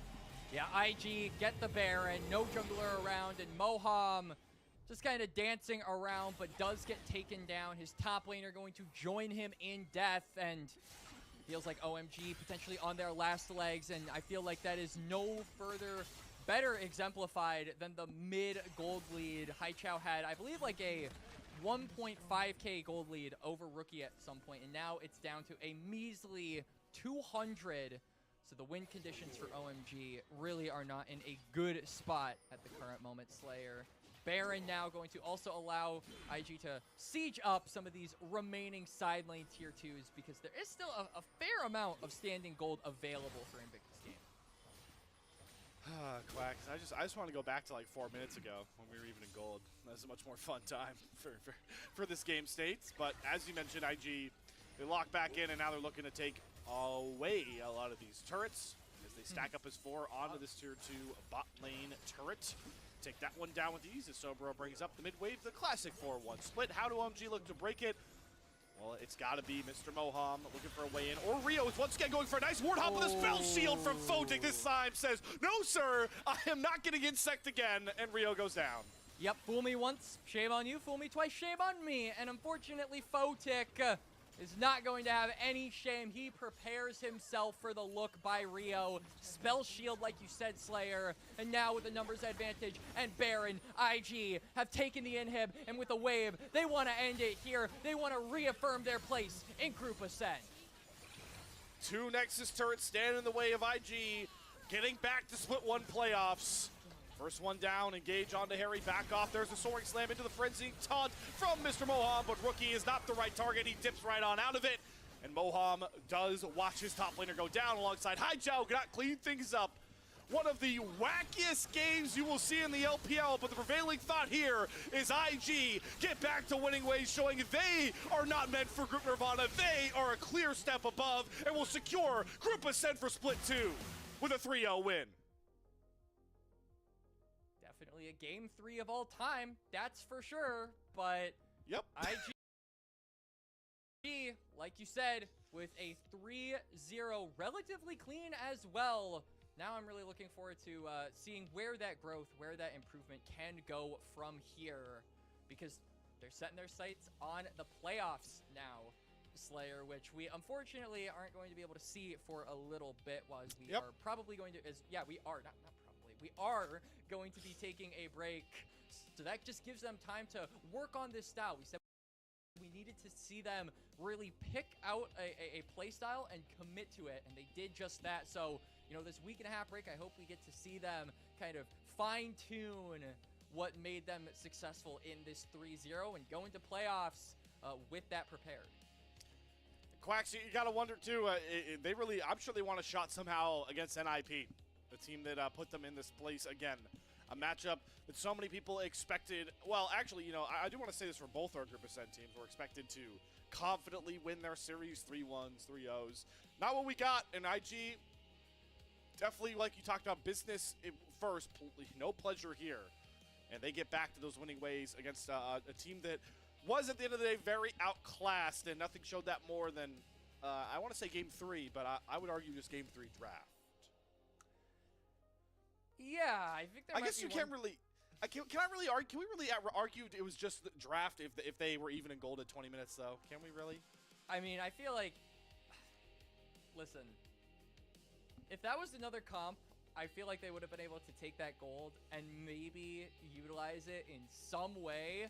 But like, even a gold lead for a comp like that, we were having our doubts. So I do think that it did come down to a draft diff, unfortunately. But hey, brownie points for being creative. Like, second Rammus support in existence. Now Moham can have like a coffee date with Beryl and they can discuss Rammus support mechanics. Yeah. There you go, I guess. Yep. They can, in fact, discuss how they both... I would like to hear them discuss why the Rammus support was the angle. Because for Beryl, it's like, it's a retirement game, you know? I want to go out on something everybody remember me by. I guess maybe that's the same thing Moham could say for how I wanted people to remember me in the Knights Road tournament. I thought you were going to go the retirement turn. I thought you were going to go the retirement route. And I'm sure hoping not. I hope we get more Dark Technology picks at support because, you know, every original, aka Carria, has its cheap copy. And everybody... You are not about a compo, you thought. You did, okay, keep going. Sorry, my bad. Everybody likes to try their hand at unique support picks until they realize they're not him. Stick to Seraphine, Lulu, and Nico Duty, bud. Oh man, yeah. It's pretty hard to talk. You know what? It wasn't the best way to really go out for OMG, but I still want to commend this team with Rio behind them for getting to this point. It does finally feel like for OMG we have some like a true building block for the rest of the LPL in 2026. There's still a lot of games left for OMG. They won't be in Group Nirvana, but Group Nirvana will be a lot more fun now that we've got Rio to talk about with some of these other teams that we now will see in Group Nirvana. A much bigger Group Nirvana, Quacks. Yeah, like I said, even though they weren't able to win out on this series, I think a lot of people who were excited to see OMG after Demacia Cup got very depressed for quite a while because they were thinking, this potential is not being reached in the regular season. But it seems like Rio has revived a little bit of passion into this organization.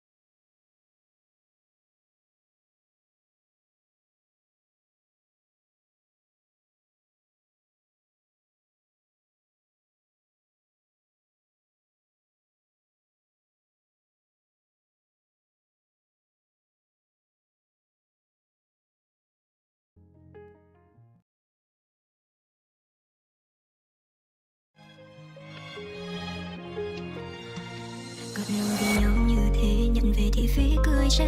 Em chẳng được chút thoải mái còn anh hả hê. Bỏ qua mọi chuyện em cố, cho dù biết sẽ sụp đổ. Dẫu anh hững hờ nhưng em vẫn luôn đứng chờ. Đằng sau rồi cũng sẽ hay, em ngỡ rằng tình sẽ không phai. Quan tâm đến nỗi sơ sài nên em cũng chẳng biết trách ai. Nhiều bi hài phủ xuống vai, em hứng tròn bầu trời tê tái.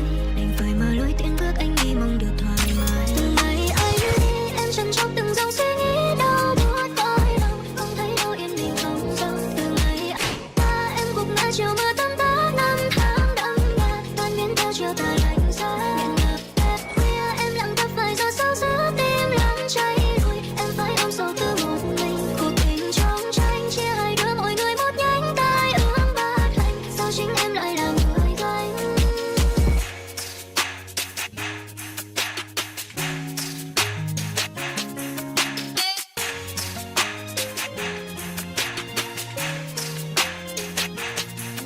Dù rồi cũng sẽ hay, em ngỡ rằng tình sẽ không phai. Quan tâm đến nỗi sơ sài nên em cũng chẳng biết trách ai. Nhiều bi hài phủ xuống vai, em hứng tròn bầu trời tê tái. Đành phải mở lối tiến bước anh đi mong được thoải mái. Anh rời em đã căng chặt lên đôi môi, đứng lên lại ngồi. Em cảm thấy mình như buộc trói từ lúc anh buông. Em đã mất phương hướng để bước tháng năm im lặng. Giờ bị thương phủ kín con đường, con thắt em bàn không một ai kể cạnh bù đắp. Em phải đối mặt giữa biển vẫn tràn ngập lo lắng không nói không. Nhắm đôi mắt đành lòng ngắm đắng, em sẽ gánh nặng đành quên đi chẳng muốn thù hận.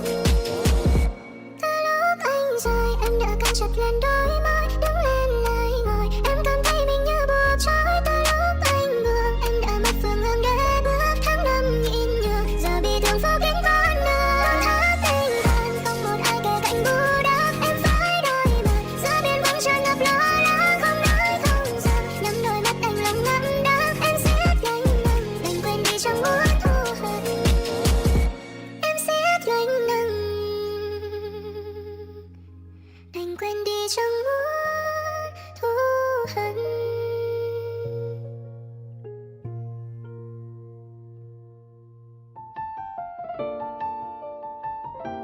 Nam ạ, chúng ta chẳng thể dạy như những câu thể. Những cánh hoa rơi theo dòng nước mắt, ngày đã hóa thành mưa rồi. Tiếng thét vang lên trong từng cơn đau, nào dám nói thành câu nào. Chẳng trách ai cũng phải giờ đến lúc yêu thương không còn. Người cạnh bên mà chẳng thể thiếu được, làm cách nào có thể kéo không mà không buồn chia tay. Chìm xuống dưới vực sâu này, dễ nhớ mau quên những lời máy bay. Chỉ nhận lại những đắng cay, còn điều gì đã khiến anh vui trở lại. Em biết nơi anh thành địa ngục chân dài. Chính anh đã không biết cách yêu em. Để em phải buồn nhiều lần, dồn lệ vẫn cứ tràn mi. Cũng đã đến lúc phải nên kết thúc, rời đi đúng lúc. Cũng do anh phải yêu em nhưng yêu không đúng cách. Chính anh cũng cảm nhận được chẳng thể nào tiếp tục lâu. Dẫu như thế nào, dẫu có ra sao, chẳng thể ở lại bên nhau.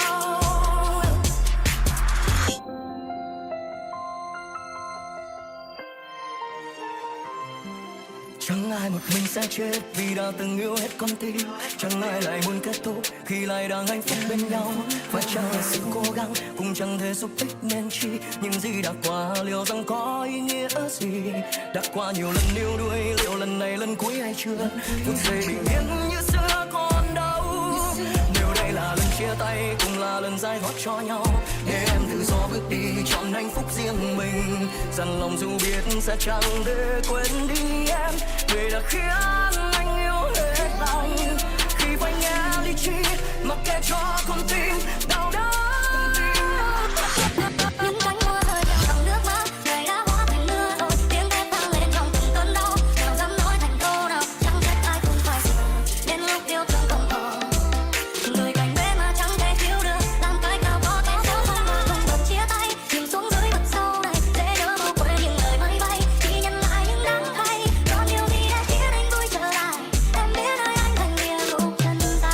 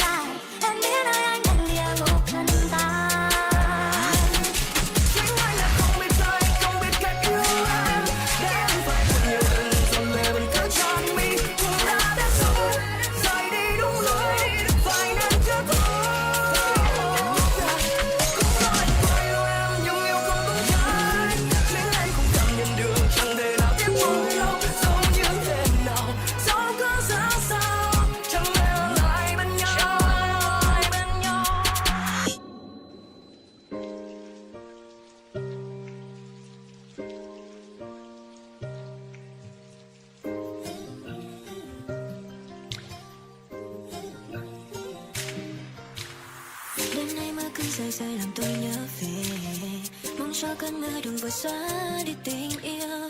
Tình yêu chỉ tôi đợi chờ, mà lòng ai cứ luôn hững hờ những phút giây trong lòng nhói đau. Bỗng tiếng nói như bên tai dịu êm ấm.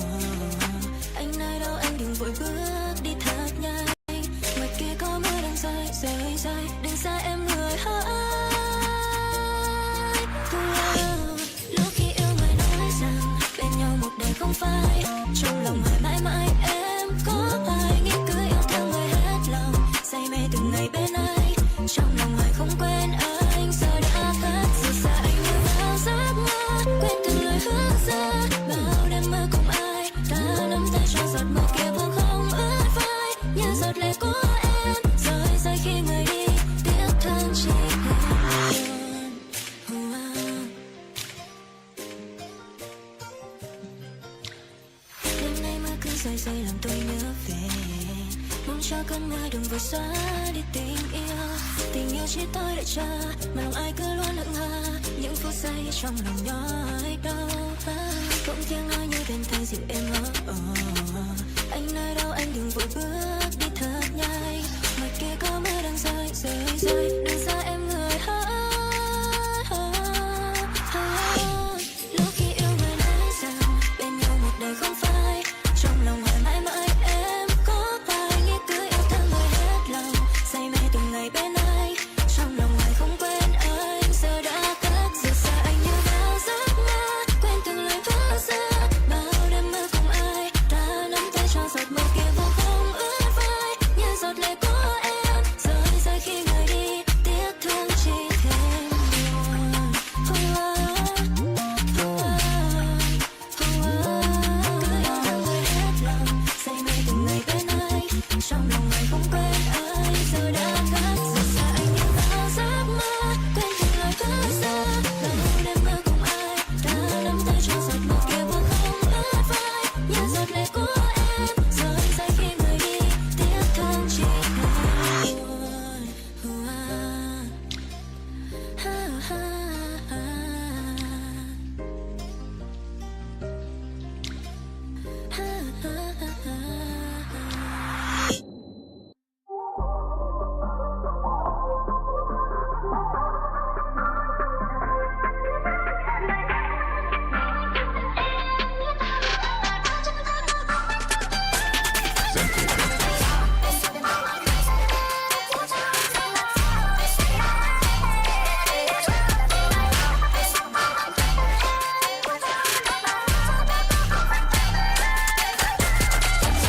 Mùi hương theo làn gió cuốn em đi kịch bên vai ai từng đêm. Ngày nhàng say để anh mang em về. Liệu rằng em còn nhớ tiếng yêu không? Ở đây này có sao em này là một anh thôi điêu giữ lại những âm thầm bạn đã khiến đôi môi dịu em phải chịu ngàn giọt nước mắt đắng cay.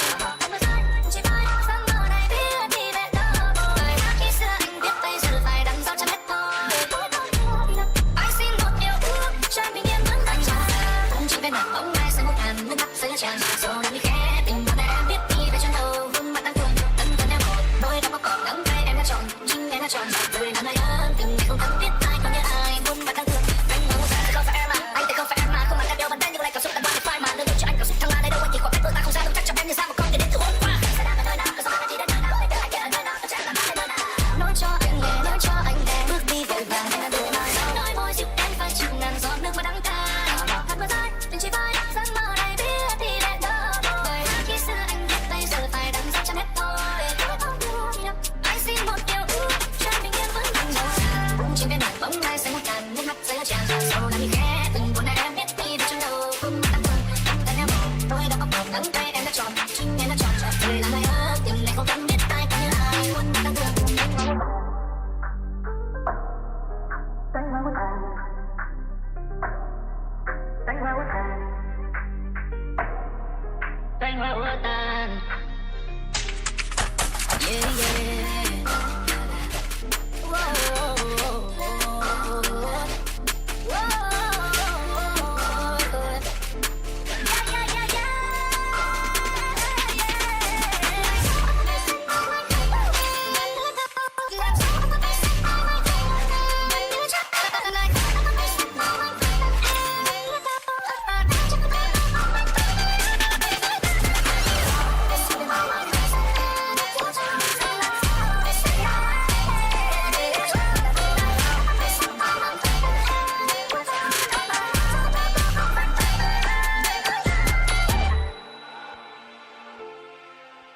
hoa úa tàn,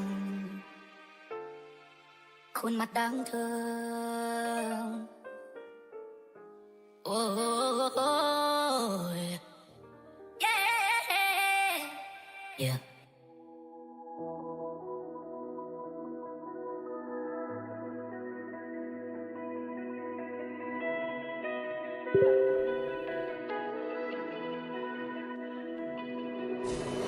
Ngày đầu yêu đương nhìn đâu cũng thấy thơ mộng, thả mình trôi theo bình yên trong chính cơn giông. Ung dung cứ thế đâu hay cơn sóng bất ngờ chen ngang bóng khiến giấc mơ giờ sáng. Chứng kiến khoảnh khắc ban đêm mong lấy bầu trời, đôi khi bỏ lỡ hóa ra lại hay. Đôi ta cũng thế như khách không mời, chỉ ghé ngang đời thôi. Anh đi một đôi tám mất đôi mươi, em thì đẹp từng mắt đất đôi môi. Ta không còn cố gắng vì nhau, dần buồn rồi cùng bước thôi. Người ơi, đã từng sống vào nắng bên thềm, em vô tình say đắm vài phút yêu mến. Hóa ra chưa từng vì nhau, chưa từng đắm sâu.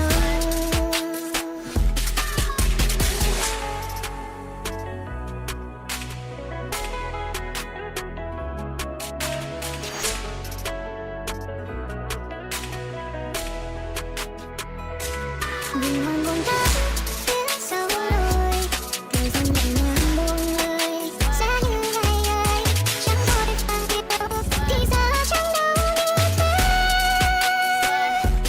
Anh đừng nhìn về bốn bốn mùa, em từ đẹp từ bốn đôi môi. Ta không cần cố gắng vì nhau, tâm buồn rồi cùng bước thôi mà thôi. Bao tay từ sóng vào nắng bên thềm, em vô tình say đắm vài phút yêu mến. Hóa ra chưa từng vì nhau, chưa từng đắm sâu.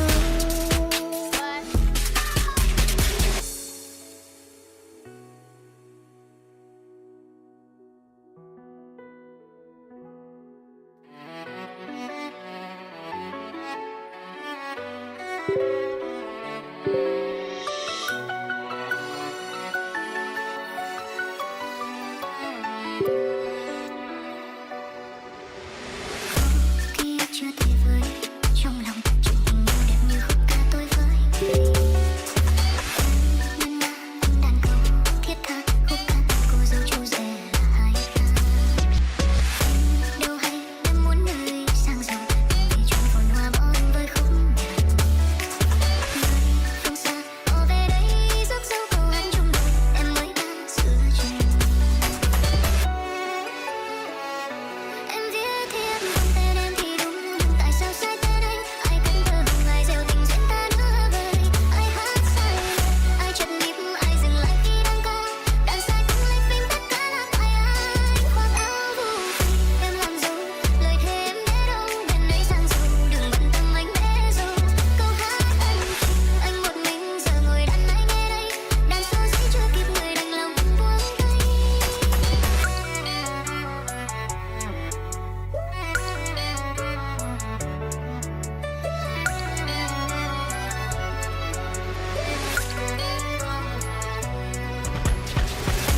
Đâu hay em muốn người sang giàu, vì chung phồn hoa bỏ anh với khúc nhạc.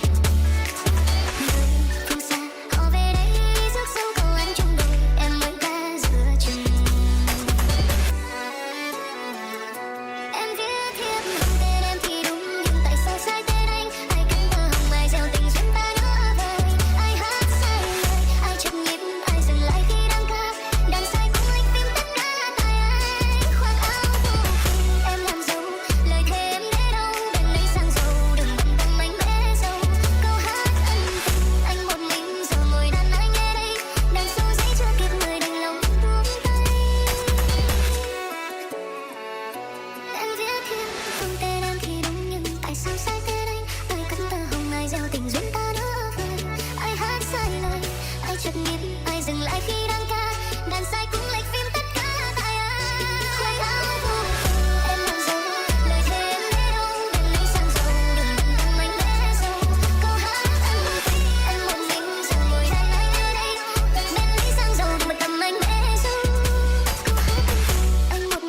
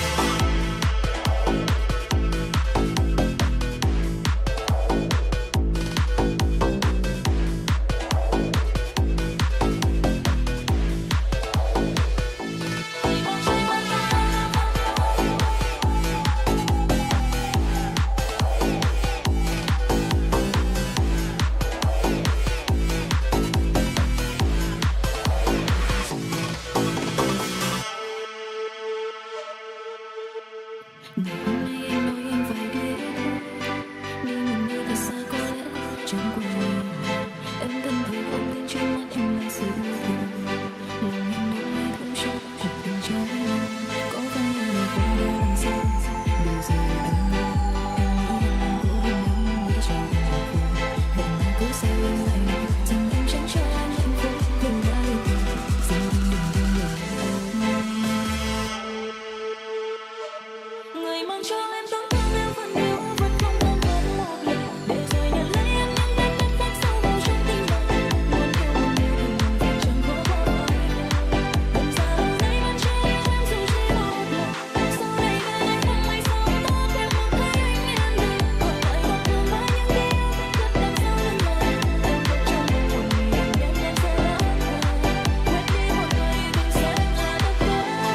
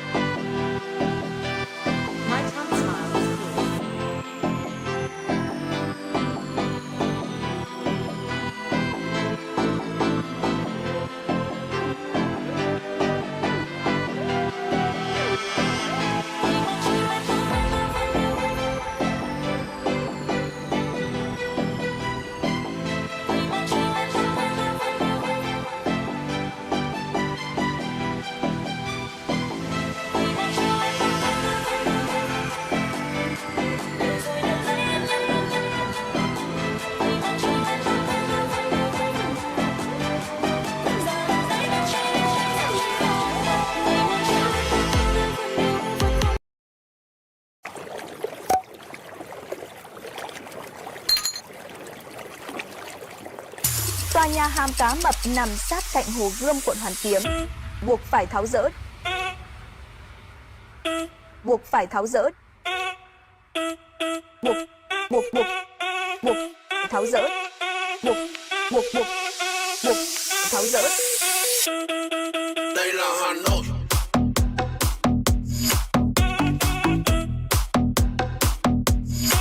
Đây là Hà Nội.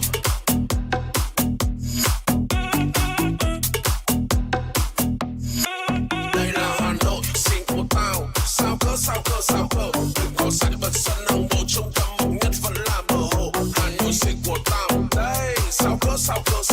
Dân ma túy vẫn là ngồi chợ mấy thằng lô đề vẫn lôi phấn nợ. Hà Nội kiểu 7 phải lên đô. Đi xem dân cổ phía bên hồ. Người chờ hệ phóng sẵn chỗ. Đang đua bị chốt bê lên đô.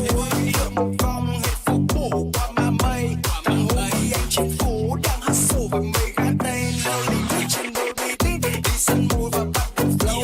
Tên backstage. Khiến các em phải hit the wall. Người Hà Nội sẽ là phải check. Như anh yêu cây. Game âm nhạc của anh giỏi nhất. Nghe đi em ê. Chơi như anh chủ chiều đủ sức. Thanh niên đang cày.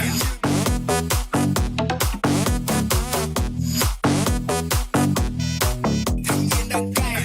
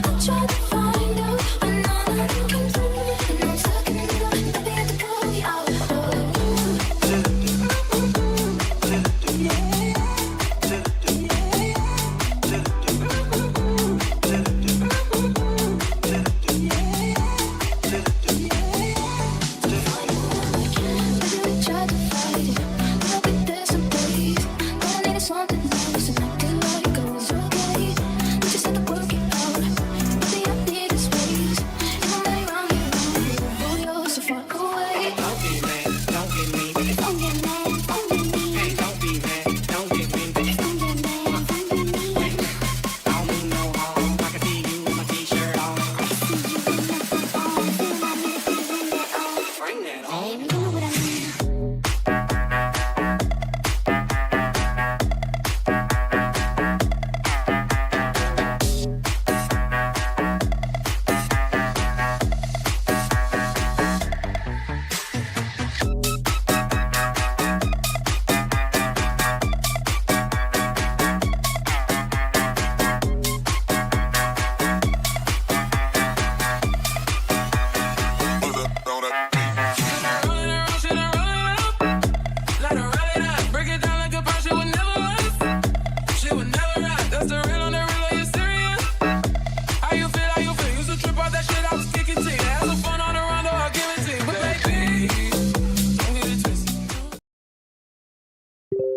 Immediately get locked into it.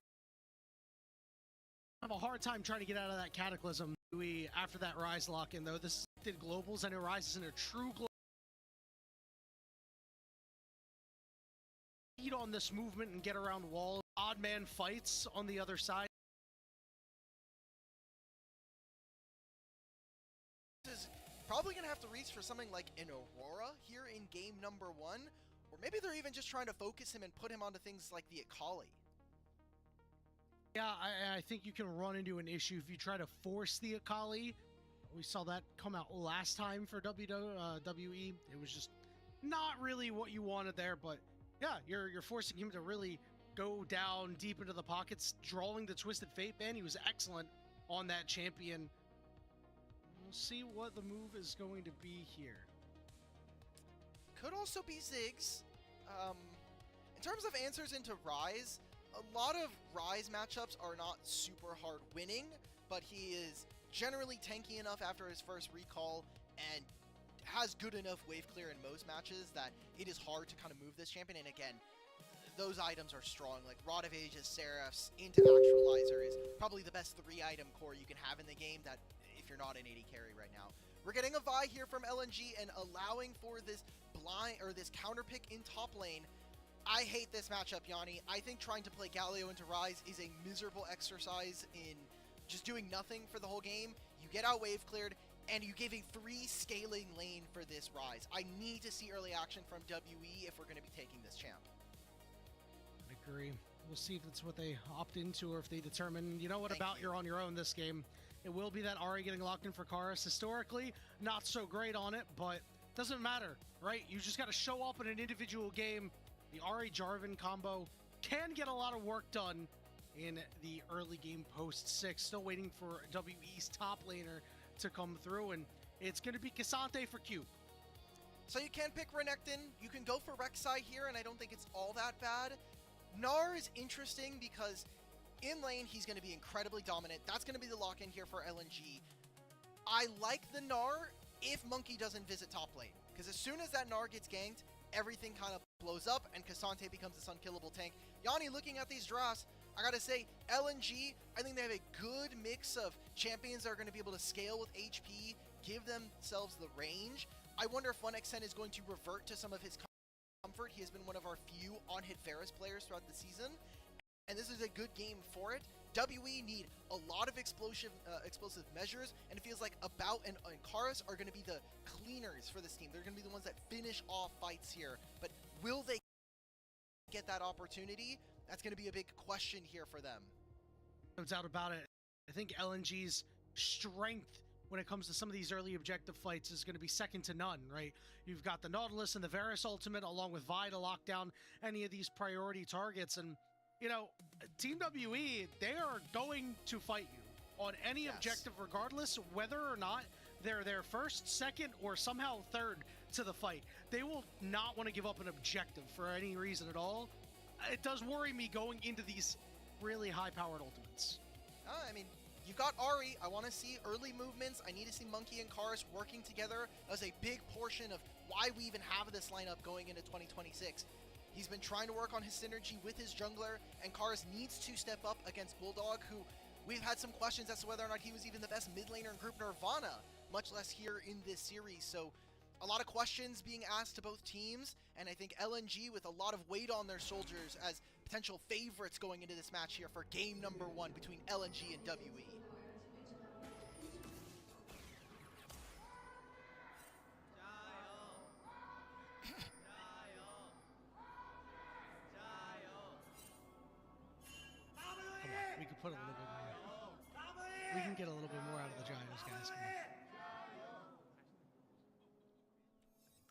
know what? Okay.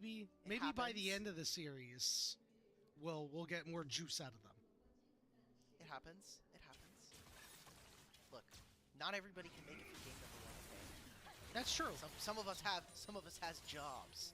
Not here on the show anyway. But speaking about this game, we do have junglers already starting on the top side of the map, so it's going to be pretty tough here for Cube. I need to see him lose gracefully in this matchup, and I think more importantly, looking at our bottom lanes, whether or not this on-hit or this poke Varus is really going to get the same value versus WE.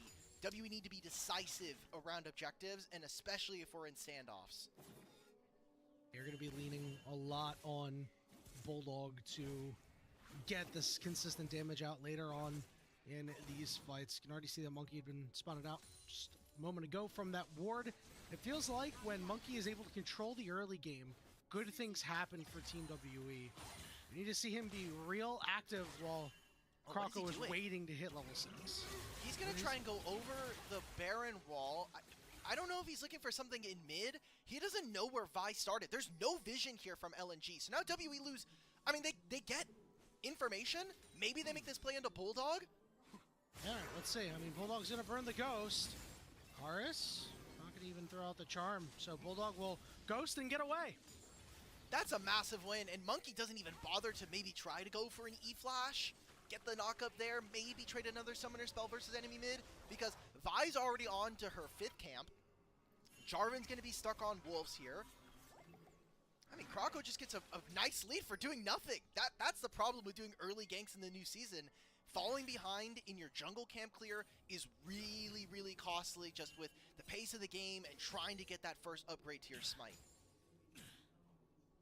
I guess he thought maybe Croco was going to start on the bottom side because, you know, Vi typically afraid of getting invaded on, but, I mean, your bot lane has the strength to be able to just kind of get priority there. So, again, very, very questionable, but now Monkey is going to be the one getting invaded on. Croco currently level 4 to Monkey's level 3. And Monkey feels like he's on a bit of an island here. Report coming in from Karis. Bulldog just recalled and has no teleport. This could be a good play here for WE. And Monkey gonna get a heal from Yao Yao. He'll flag and drag over the wall. Waiting for the splash play to come back in. The walls are starting to close in. It's a 4v3. Charm hits the blue buff, but First Blood is gonna go over to the Spy, and About is rifling away. Croco forced the flash away, and in the end, it's a 1-for-1. That should have been 2 kills for WE. Karis, man, I want to make sure that, you know, we're placing blame appropriately here, but if that charm lands onto an 80 carry, you know, we put that onto 1xN, maybe that's 2 kills, and that's a big start there for WE. I think probably the blessing in disguise for this team is the fact that they didn't lose all of their jungle camp. So we'll take a look at this. Remember, you have a numbers advantage. Yunara's coming in on a flank.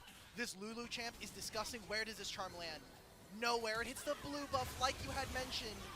It goes over to Monkey still, but we could be optimizing. I can't believe we're like 5 minutes into our game 1 and this is already happening. We're the best of 5, man. Yeah, I like that LNG is bringing the heat though, right? You know, yeah. Again, we talk about how aggressive Team WE can be. Obviously, a lot of teams in the LPL are aggressive, but it feels like WE more so than most. And LNG are the first ones to say, you know what, we don't care how aggressive you can be. We'll show you our brand of game. And didn't work out great that time around.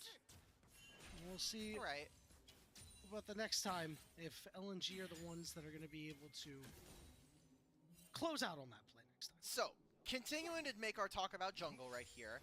A problem here for Monkey, and this is kind of maybe recompense for him missing out on, you know, going for a topside invade. He's going to have to start his Gromp. His Gromp hasn't been reset yet. This is a fresh level 1, 0 bonus experience from Catch-Up. So it's a fairly low value camp, but he got double scuttle. So that keeps him within the race to try to get to this level 6, try to get his upgraded smite.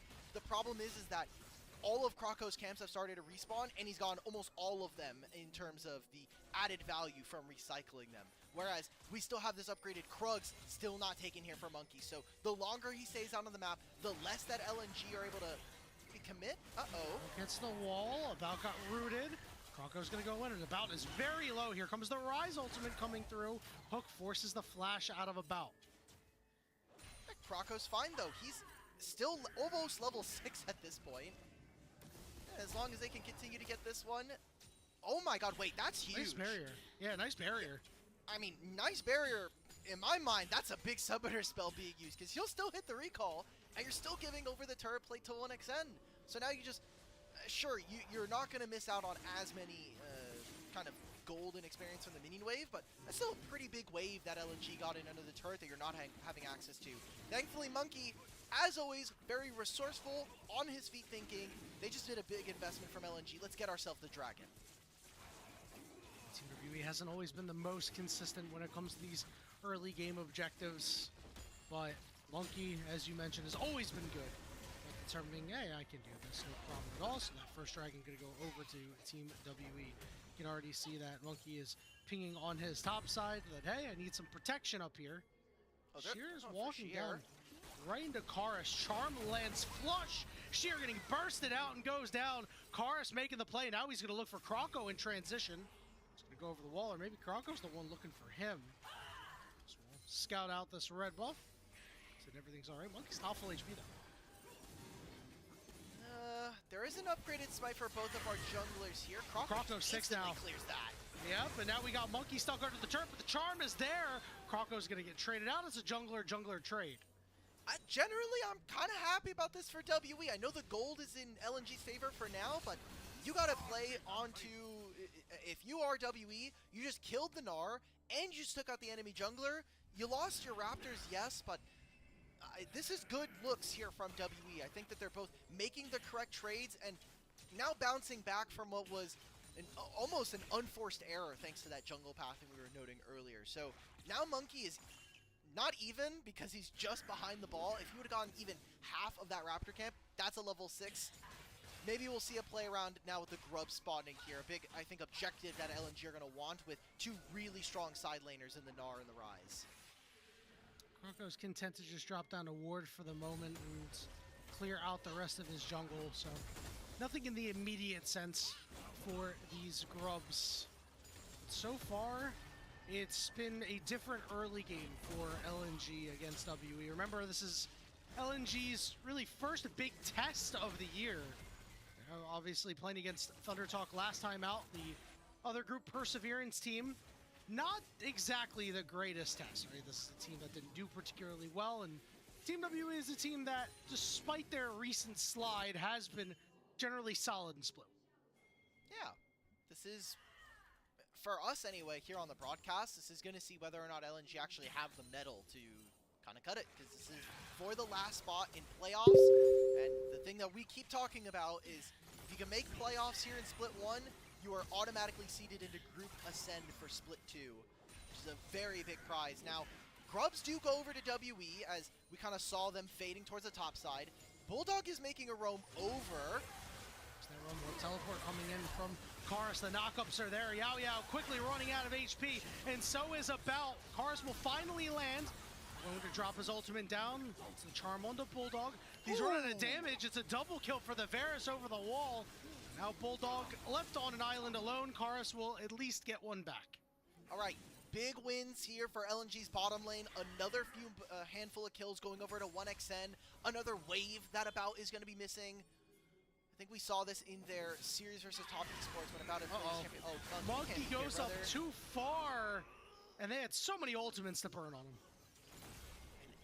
Monkey, I get it, right? Like, you're thinking, okay, they're going to recall. They're not going to be waiting in that brush. Let's use our Demacian standard to check the brush for us, right? Let's just throw the E in that brush, get our vision, determine whether or not we're actually allowed to be in the tri-brush, and help our mid laner crash. A good punish there from from LNG will slow down some of this pace from WE.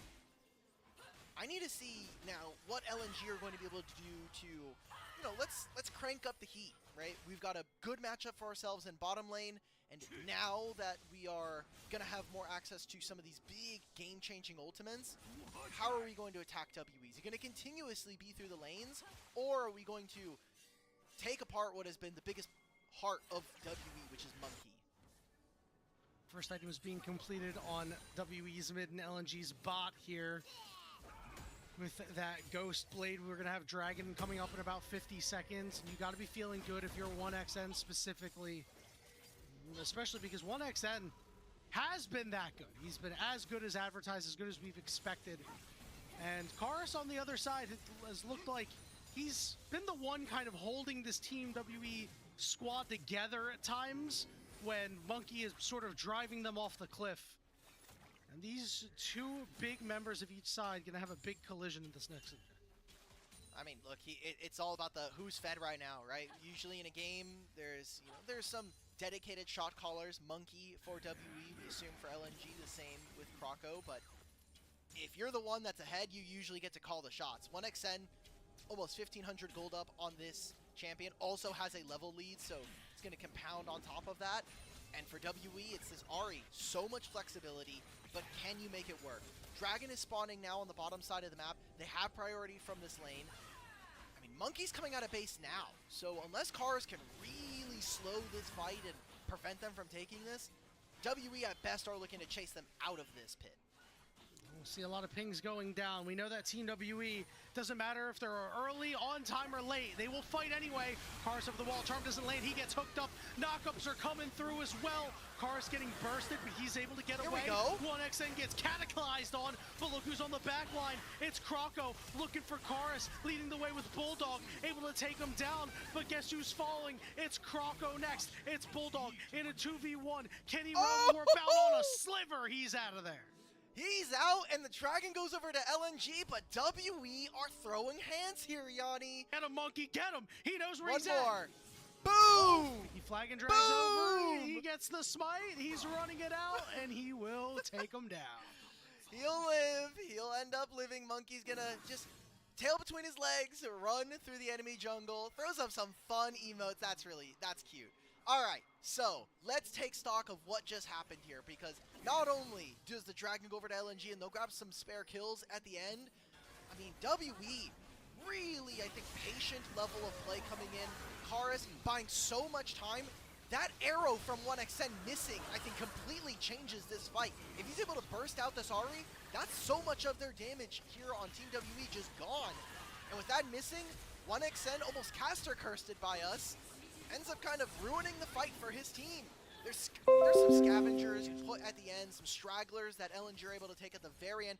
47 HP is the last value we see. But that I think kind of keeps WE within touching distance of this game. Not just in the gold, but in terms of momentum. Yeah, and that wasn't even a great fight by Karis, right? We saw a lot of missed charms, a lot of missed skill shots, and they still were able to win the fight. Really good testament to how Monkey and About played that. About especially playing that on very low mana. But we'll get to see the teams do it again in about a minute with this Herald coming up shortly. Right now it's a very small gold lead for Team WE. Let's see if they can keep the pace up and if they can keep playing together as a team. It's been a struggle.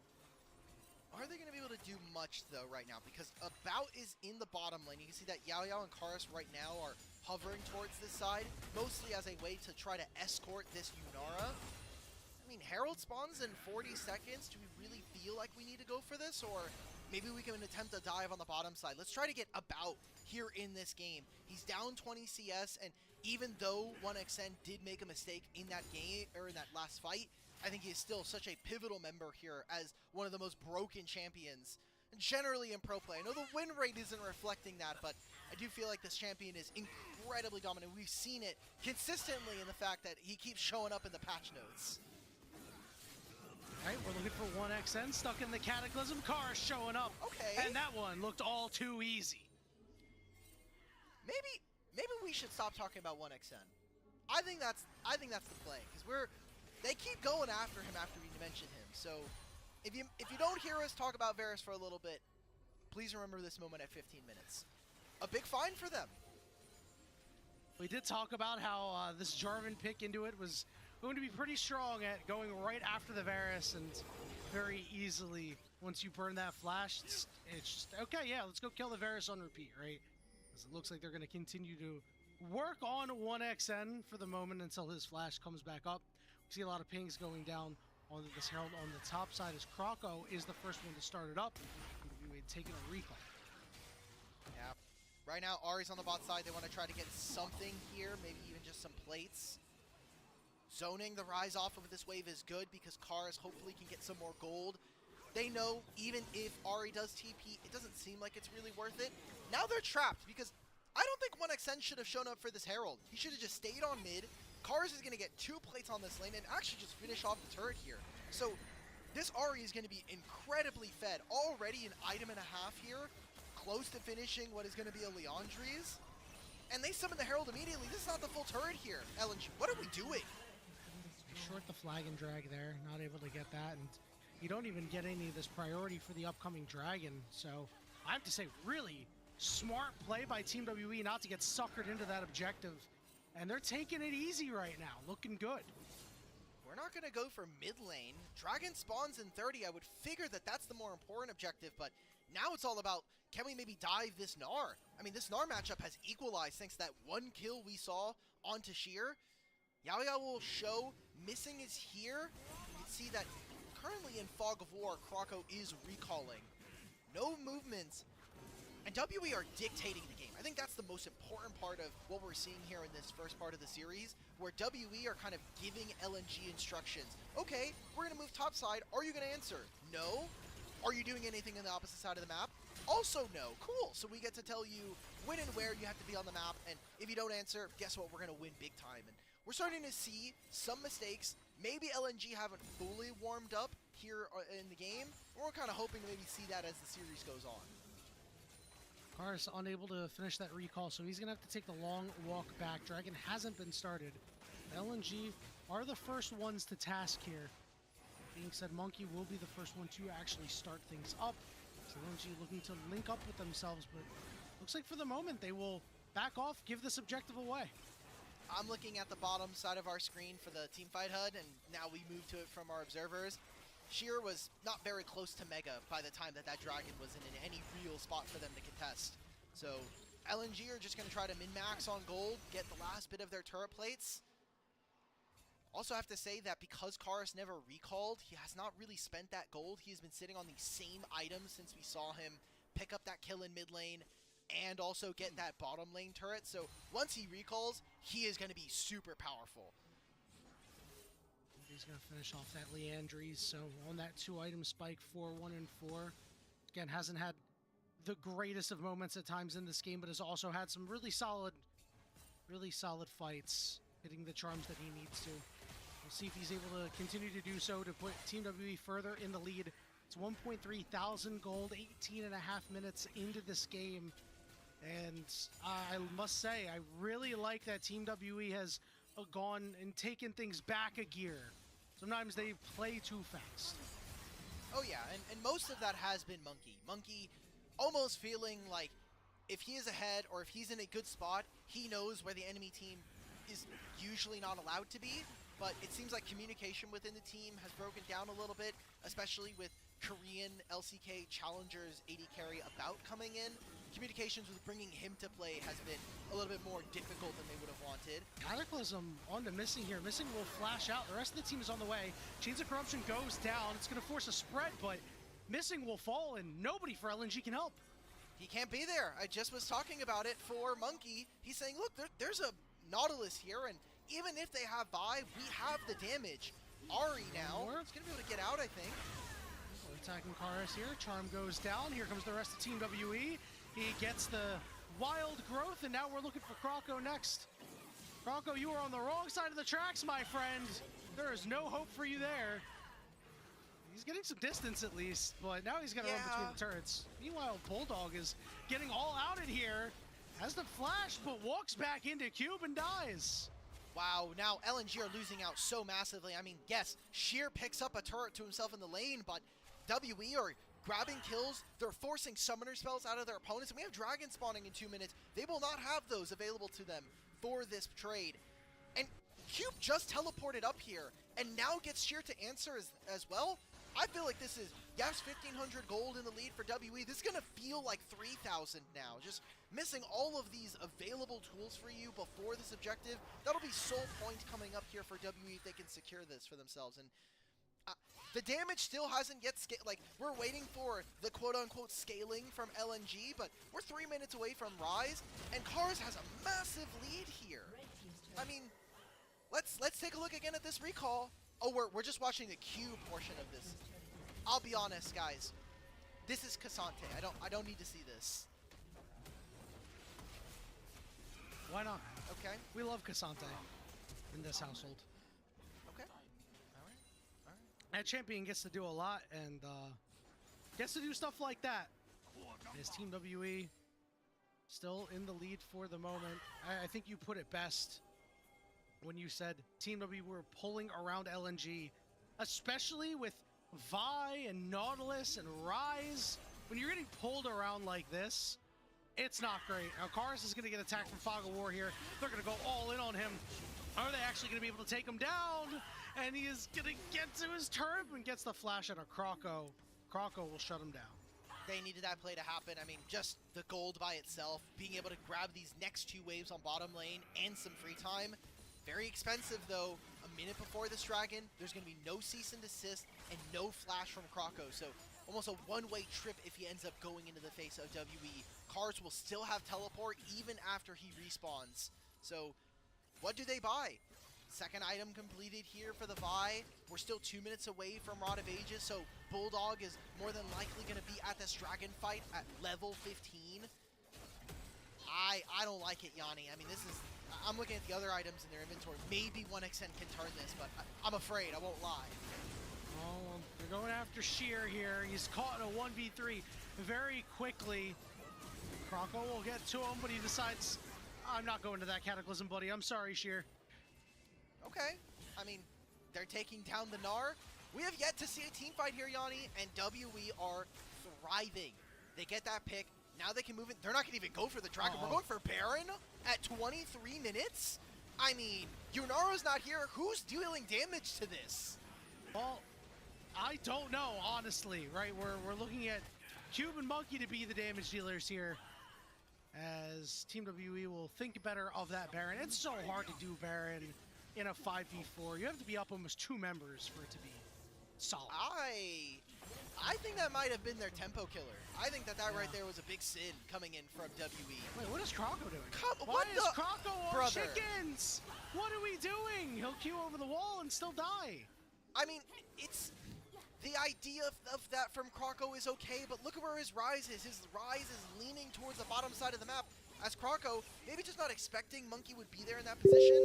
We're seeing a lot of throws back and forth. I mean, that Baron, very costly for WE as they finally drop the mid-tier 1 for LNG.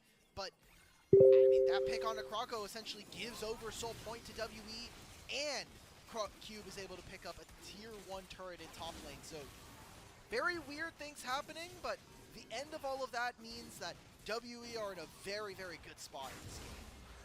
And that death on Kroko, that's a problem that both of these teams have really shown throughout the season. Just getting picked off at weird spots. I mean, look at the rest of the team. They're headed toward the Dragon. Yeah, that's why I'm okay with this. Unfortunately, Kroko, if we had Flash from our play on the bottom side, we would have got that out of here. But that's not the case, and does end up paying with his life and the Dragon. So now Soul Point here for WE. I've got to say, Yanni, I think a Cloud Soul is magnificent for them. The movement speed you're going to get access to as Yunara, as this Ahri, is just insane. So we need to see what LNG can do. They've only been smacked down twice, and that was thanks to LGD in Group Nirvana. But aside from that, they've been a rather spotless team, whereas WE have felt a lot of hardship so far in their early season.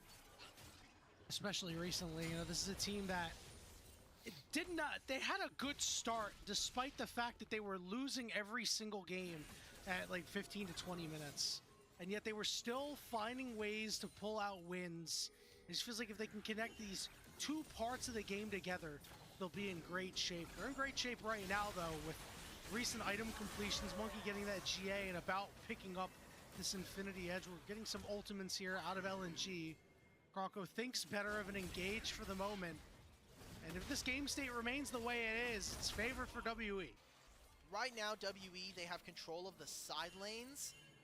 Oh, Kroko just barely gets spotted on that ward there. Look at this pincer. Ooh, if Bulldog was not here, this would be a dive, and maybe Monkey might say, yeah, we're still going. Okay, we're gonna go attack the Vi here. Karas had to flash away. Now we're going all in here. Knockups are coming through. Kroko's on this backside, but he's hapless. Shear's got to get out of there because he's not mega yet. The charm down on the missing, and he will fall next. Yunara is transcended, getting shields. He's still frontlining, but now will finally fall to shut down the Bulldog. Karas looking to close this one out. But Bulldog is forced to flash away. Team WE will knock down the mid-tier to 1. I love these fights from WE, and LNG just not able to build time and build space for this Varus here. You're supposed to get these Blight procs down, make sure they're firing away at range, and chunk out this WE team before you get into a good fight. But the damage here from Kroko, I mean, you're super far up here as the rest of your squad. Bulldog is rushing to the backline, but look at 1xN. He can't move forward because there's a Cataclysm in his face. There's a Cassante to the right of him. And even Bulldog doesn't actually deal all that much damage. So without really a Mega Gnar to boot, and with missing using his flash and his ultimate in the fight before this, LNG have no feet to stand on, no legs to stand on here in this fight. So WE are going to continue to use their gold lead. They're going to push on that mid-tier 1 and finally take it down. Now finally sitting at a 3,000 gold lead, and LNG are consistently missing the mark here in these fights. Hasn't been a great game for them so far.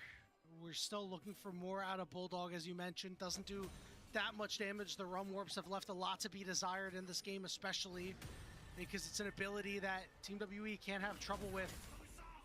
Right now, with all that extra gold, Team WE went back and they bought up some items. Karas now on that Medjais, has that Death Note on 9 pages. Also has that Seeker's Arm Guard. Meanwhile, About is looking to get some extra lifesteal into his build. Things are looking mighty fine for Team WE. Remember when we were in this game a few minutes ago and 1xN had a 1,500 gold lead? Yeah, I remember those times. But I bet he does too. Yeah, right now this is a great look for WE, and something that we're only one game into this best of 5, but hopefully they can use this as leverage to get better in this series, because it's been very tough watching WE in recent weeks. Obviously a 0-4 end to the regular season, losing in 2 games to NIP for the tiebreaker to get it into first. So, but this looks like a completely different WE. This feels like more of that aggressive style we saw from them. They had a gold lead for at least a portion of this game that felt, very relevant here. And while Monkey hasn't really been awe-inspiring or I think changing up the game here as we expected, he's doing a lot that I expect from a Jarvan, and really exciting stuff as well. Yeah, he's doing the dirty work right now, and sometimes that's all you really have to do on champions like this. He had that one time where he got picked out a little too far near the Krugs, but as long as you're not consistently doing that like he was earlier on in the season and some other games, you're going to be in good shape. Crocker looking for big flank here, but he's going to run right into Karas. This is going to be a big problem. He's got that Guardian Angel, but he doesn't want to pop it quite yet. Team WE surrounding this Dragon for the moment. Sheer is not close to Mega and has nothing to hit. Can he throw some more boomerangs? Kroko's on a ward here. This is a masterful ward. Monkey's gonna try and turn. All right, there's the Cataclysm, but everybody's able to hop out. Karas goes golden in the middle of it. Bulldog's on this back line looking for About. Oh my god. Ultimate there. Big damage coming through. It's Bulldog and the rest of LNG that are Bulldog and WE. Realm Warp coming through, but it's not gonna actually help anybody out. Kroko on the backside on Monkey will be able to clean him up. It's a double kill for 1xN, and disaster strikes for WE. How much can they get off of this play? Because LNG off of a single fight may have turned this game on its head. It's a single turret in mid, maybe some jungle camps at the exit, but the way, just watching that CC being layered with the Gnar ultimate on top of the cease and desist, and then the arrows flying from 1xN, that is as perfect of a fight that LNG are going to want to get for themselves. And instead of that Dragon, they're going to move themselves over to this Baron. WE will still get the soul, however, and that could be problematic for them as this game goes on. Hang on, Kroko is sprinting down there. He said, I don't want to give this one up without a fight. We have dueling teleports coming in here from our mid and top lane, respectively. Monkey! Kroko is now going to find himself between a couple of members. Karis, though, slides out, looks to regroup with the rest of the team. Another teleport coming in. This one's K'Sante, 2,000 HP and dropping. Now we're going to go and engage on the K'Sante immediately. Sheer looking to come through the side as well, but he doesn't have any rage bar. Croco doesn't want this fight to be over.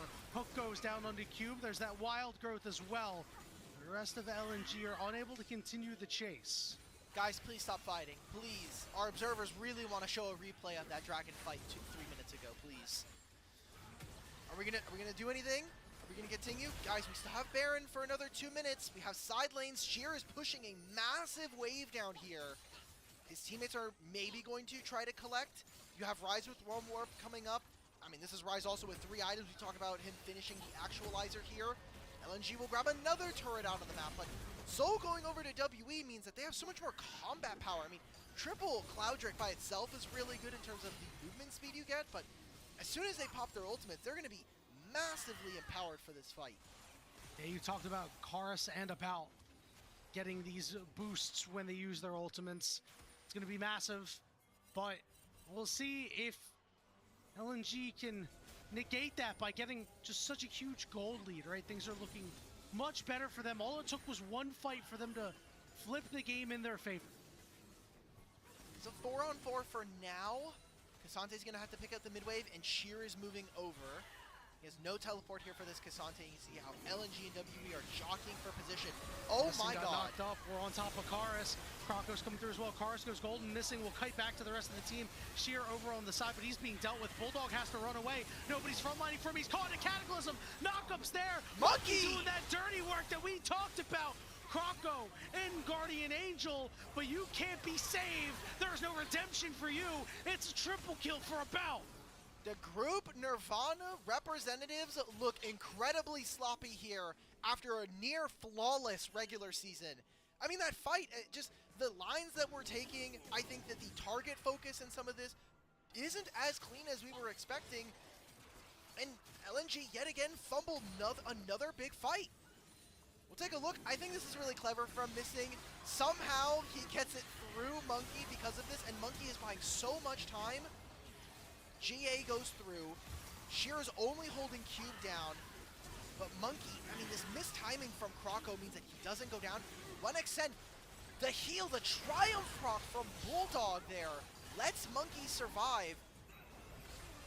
Just incredible. Just incredible what WE able to pull off. Almost magical in some of these fights. What's going on is LNG, they had one good moment in this game. Or 2 good moments. It was the first 5 minutes and that fight around the dragon. But outside of that, it has been all WE, and they have looked, I mean, honestly, like, solid here in game number 1. Still have some of those mistakes that they need to clean up, but much fewer mistakes than when they were making, especially against their series against Top Esports. You mentioned it. It wasn't really the cleanest series from either team there, but WE especially did not look like they were playing up to the standard that we know that this team can play. All they have to do is control the chaos that they bring to the table. Right now, they've wrestled control back. Let's see if they can maintain it for the moment. 34 minutes into this game. Looking ahead in the future, 2 and 2.5 minutes. Baron, but that all-important Elder Dragon will be on the table too. Yeah, that Elder Dragon is the big boss in the room right now. Just essentially dictating who is going to win this game. Taking a look at our 80 carries here. About, again, extremely exciting prospect in my mind, coming over from Gen G Challengers in LCK. I was thinking maybe this guy could raise the ceiling of this team over Taeyun, and some of these games have looked a little bit rough. I'm going to chalk that up to the fact that this kid does not know a ton of Mandarin. His ability to communicate with his team is very limited. He has Karis in mid lane to hopefully help him translate, but mechanically speaking, I think About has been really, really sound, and I'm excited to see what he's able to do against one of our most exciting LPL prospects in 1xN, who in this game hasn't really delivered here. And I think in the big moments, 1xN has started to slip. Thought for a moment that Yao Yao would have went down there. It's very, very close. I think you're right when it comes to About. He has been so good. He's been squeezing out so much damage in these playoffs so far, really high up on the damage numbers. And yeah, 1xN has not had that response this time around. We thought that maybe he'd go the on-hit virus The poke Varus is not really having its intended effect. He built Endless Hunger, so he has a ton of bonus attack damage that is giving him haste here. I think it's decent. It's just, can he actually get through these fights? We'll end up seeing. There are those big objectives we were talking about. 30 seconds before the Baron and 20 after that will be the Elder.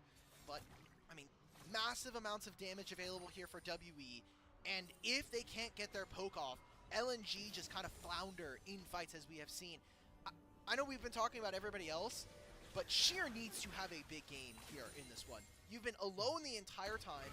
You are on a individually good matchup for your lane, and in the side lane, you're supposed to be more relevant than Cassante. But I think we have had very fleeting moments from him in this one. Yeah, we've seen that one good Gnar ultimate, but it didn't even hit anybody into a wall, right? We still need to see him go and make his mark on this game, because despite the gold lead for Team WE, despite the kill differential, this game is so close right now, Ulk. It's going to come down to these objectives. As I mentioned, Team WE jockeying for position of this bottom river. They're the ones who want to control this. Hook's going to go down on the Monkey. There's that wild breath. They're going to immediately attack 1XN. He's trying to cut it out. Monkey dies. Oh my god! But About is free hitting. Now they're going to try to turn onto it, but nobody else is there to do it. Sheer's got to run away. 1XN will flash, but Bulldog is golden in the middle of 4 members, and they will finally close out on 1XN.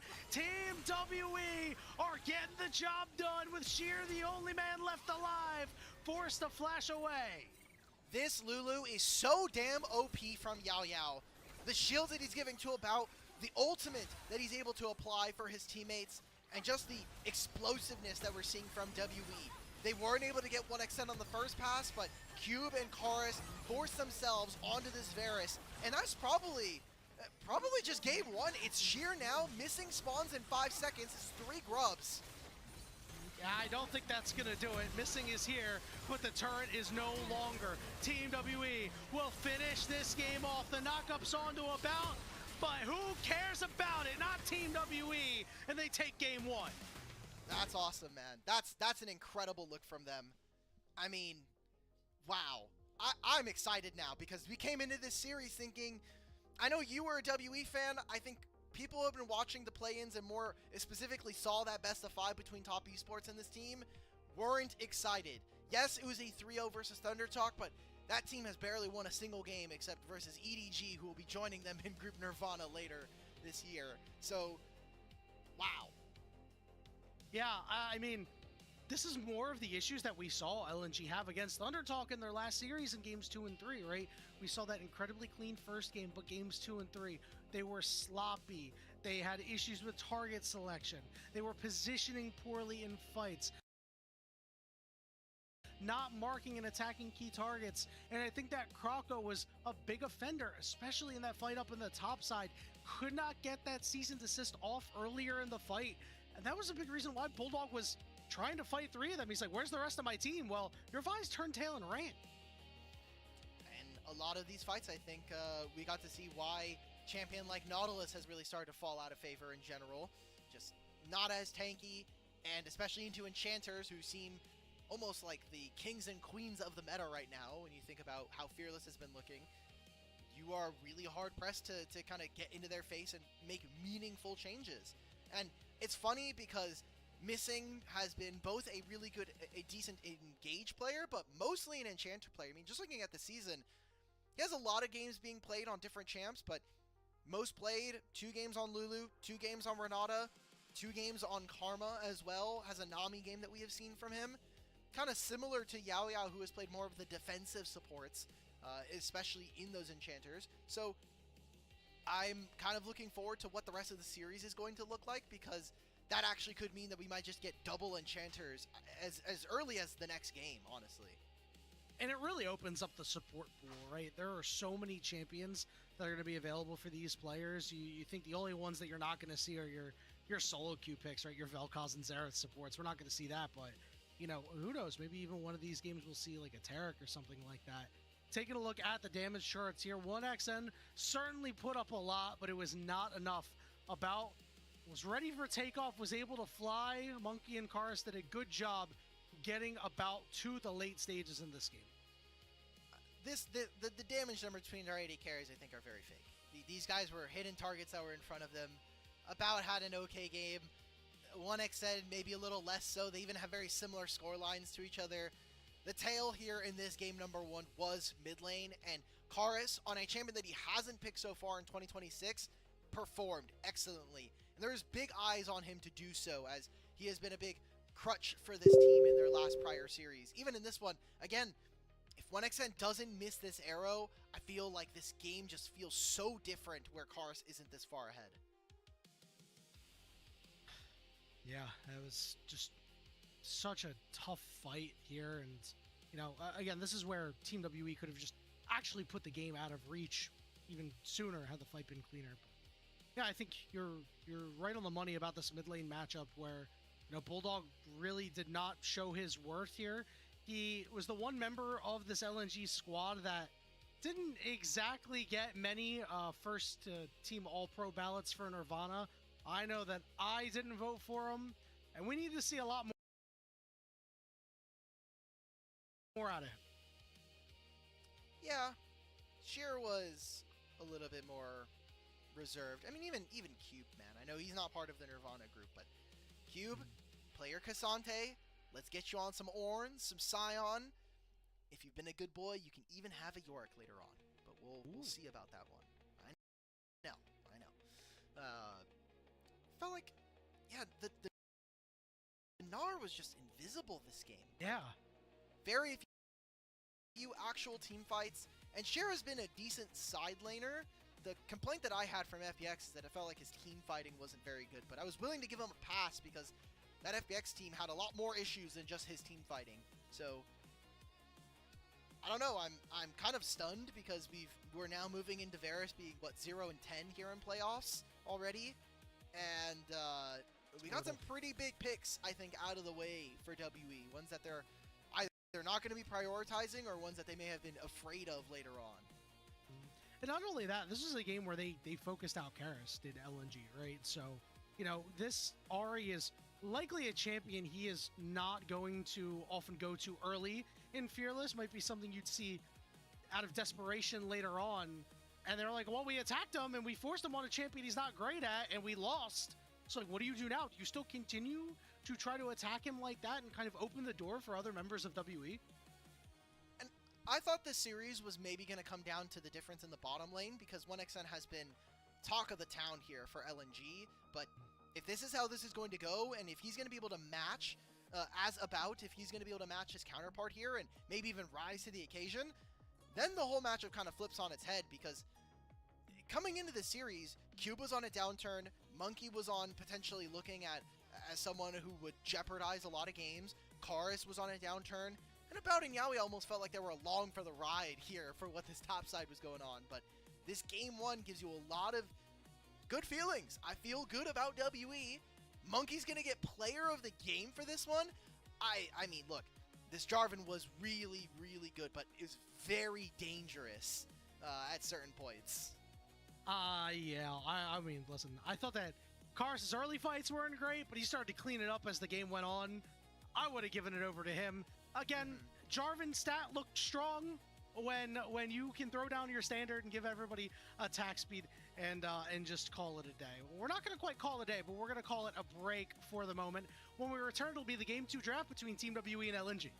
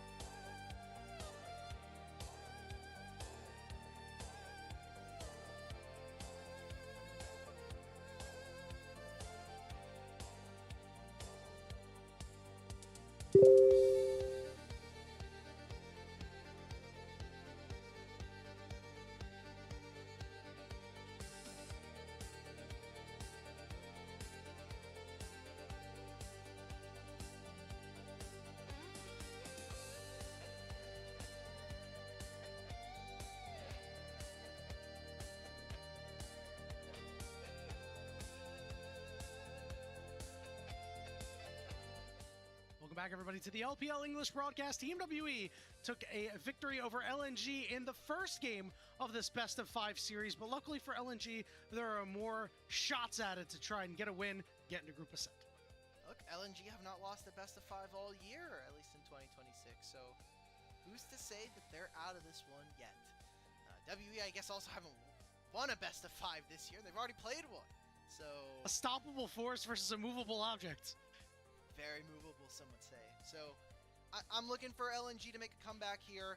They were probably the most they were the most consistent team coming out of Group Nirvana, but my issue was their competition, I don't think, was really pushing them to be that much better.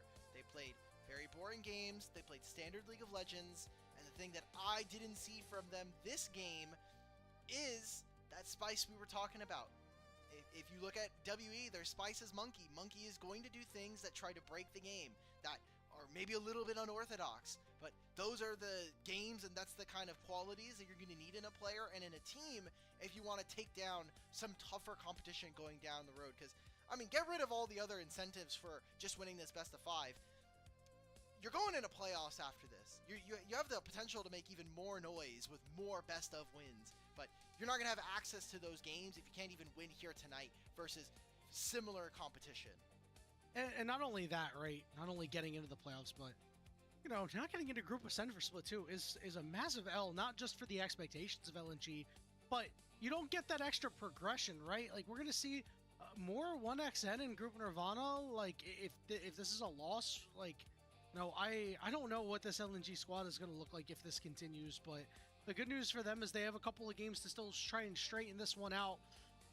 Must say, a little bit more difficult for them, mostly because they're not getting 3 winning lanes like the way they were always getting down in Group Nirvana, especially in this mid lane. And we saw some early aggression come out from Croco, but he was unable to really keep the pace up. He was out-aggressed by Monkey. I think he also just made a few positioning errors, maybe just not having the full download. It definitely felt like the first 15 minutes of this game, LNG were a little cold, to say. So just not really super warmed up. It didn't seem like mechanically they were making the correct decision. So I'm hoping that after a game or 1.5 at this point, because we're going into game 2 here, that we'll have a better version of this LNG team, because 3-0ing TT, that's light work, no reaction. There's not much we could put on top of that one. But he did it. Losing to WE, I think the fact that you lose here is not is super embarrassing. Just like you had mentioned, 1XN back in Group Nirvana. How many times are we going to see this before potentially even move on from this player or try to get him an even better team?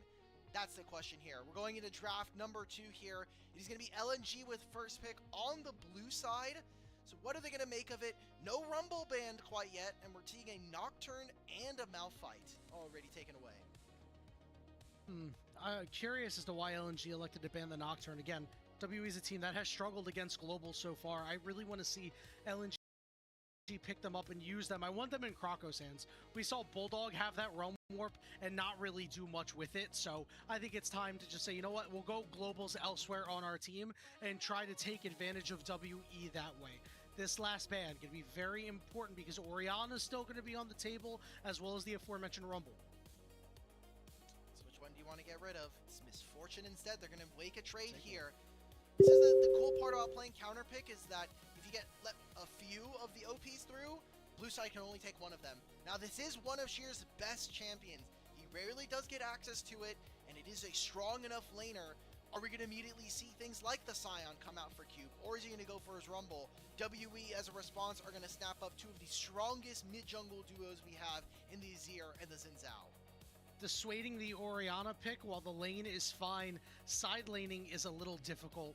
We'll see if LNG want to go into it anyway, right? There's a couple of champions that you could just throw the ball on and have a great time. Jack's going to be coming through the classic counter into the Xinjiao. Now, usually Orianna isn't a great delivery system with that champion, but I do like the Jax. I think the Jax offers a lot, not only versus the Xin Zhao, but into these solo lanes that WE are showing. It's going to be hard. It's going to be a pretty hard ask, I think, as WE to constantly stay safe with also thinking the equalizer. So we'll head into the second phase with no AD carries chosen. How much focus are we going to be putting into a player like About's champion pool? Because we've seen a lot of 1xN. We haven't really seen a ton out of About when it comes to expansive champion pools. I know we're getting the Sivir, the Ezreal. We're going to start to move down into things like Kalista. Jhin also, I think, a big priority despite maybe some of the community's grumblings about this champion.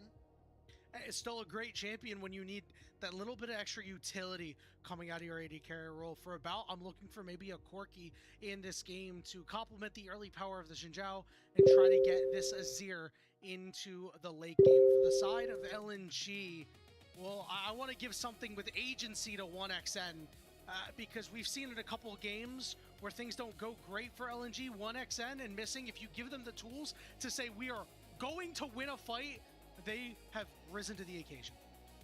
Now this is Ashe. We've only seen Ashe paired up with Seraphine before, but I think operates in a very similar vein to Jhin in this one.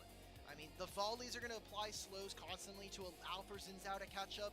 That Enchanted Crystal Arrow is going to get a lot of value versus what LNG have right now, and you have a ton of flexibility here. So I like this from Team WE. You have such a clear team fighting core around you, and now it's up to LNG to be able to answer that, whether that is in the lane or with something that's going to be a much better team fighter later on.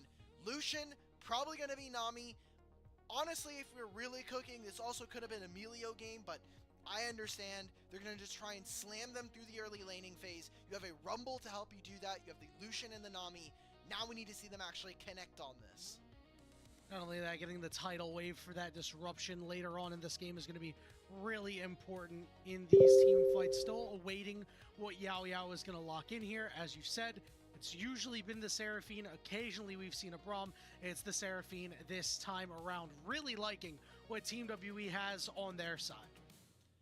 Yeah, I think maybe a problem that could pop up for WE is that they may be a little low in terms of DPM if Cars is put behind, but LNG are incredibly fragile this game. Yes, they have some winning lanes, and they have probably the best mid laner on the patch aside from Ryze, but if you're behind as Lucian Nami versus Ashe, the slow is going to basically stop you from really getting much damage down, or an ultimate, who's stopping this?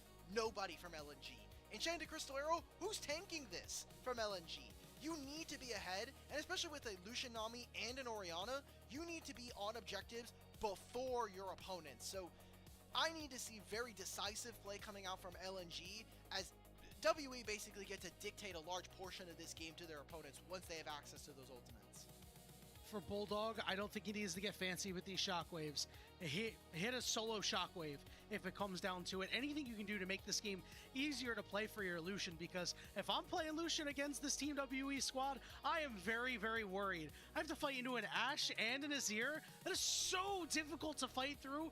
Plus, you've got the Xin Zhao Crescent Guard. Like, you have to get into his range in order to deal your damage. There are big worries there, but as you mentioned, LNG, they do have early tools to be able to fight on a lot of these early dragons. I'm specifically looking at these supports and the impact that their ultimates are going to make on this game. Game 2, Team WE LNG on the Rift.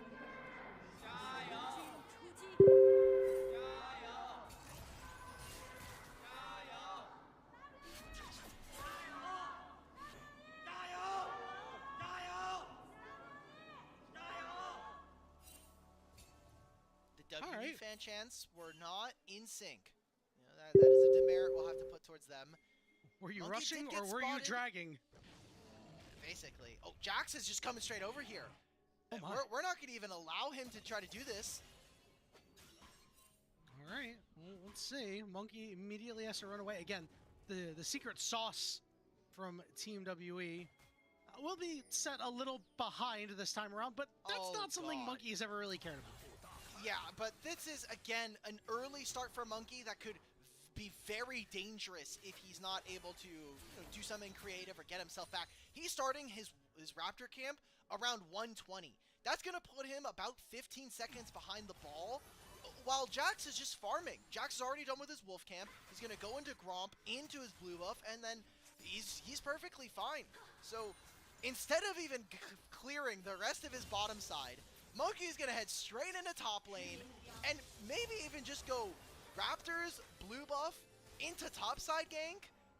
It's risky, but it's one way you can try to flip this matchup on topside, where I think the biggest point of the entire game right now is whether or not this Azir is going to be meaningful. Oftentimes we talk about Jin Zhao needing to really push the pace of the game, especially when you have a scaling mid laner like this. Be the bridge to get you into that late game, and when you have a rough early start like that, it's always a little bit harder. The good news is we might just see Kroko continue to farm up, so Monkey could have the rule of the roost for the time being. He's already 4 camps in, man. Like, this is dangerous. Jax is so dangerous here in this season. Just Trinity Force, and just with the heightened importance of needing to farm in jungle, Jax as one of those champions becomes a nightmare to deal with later on.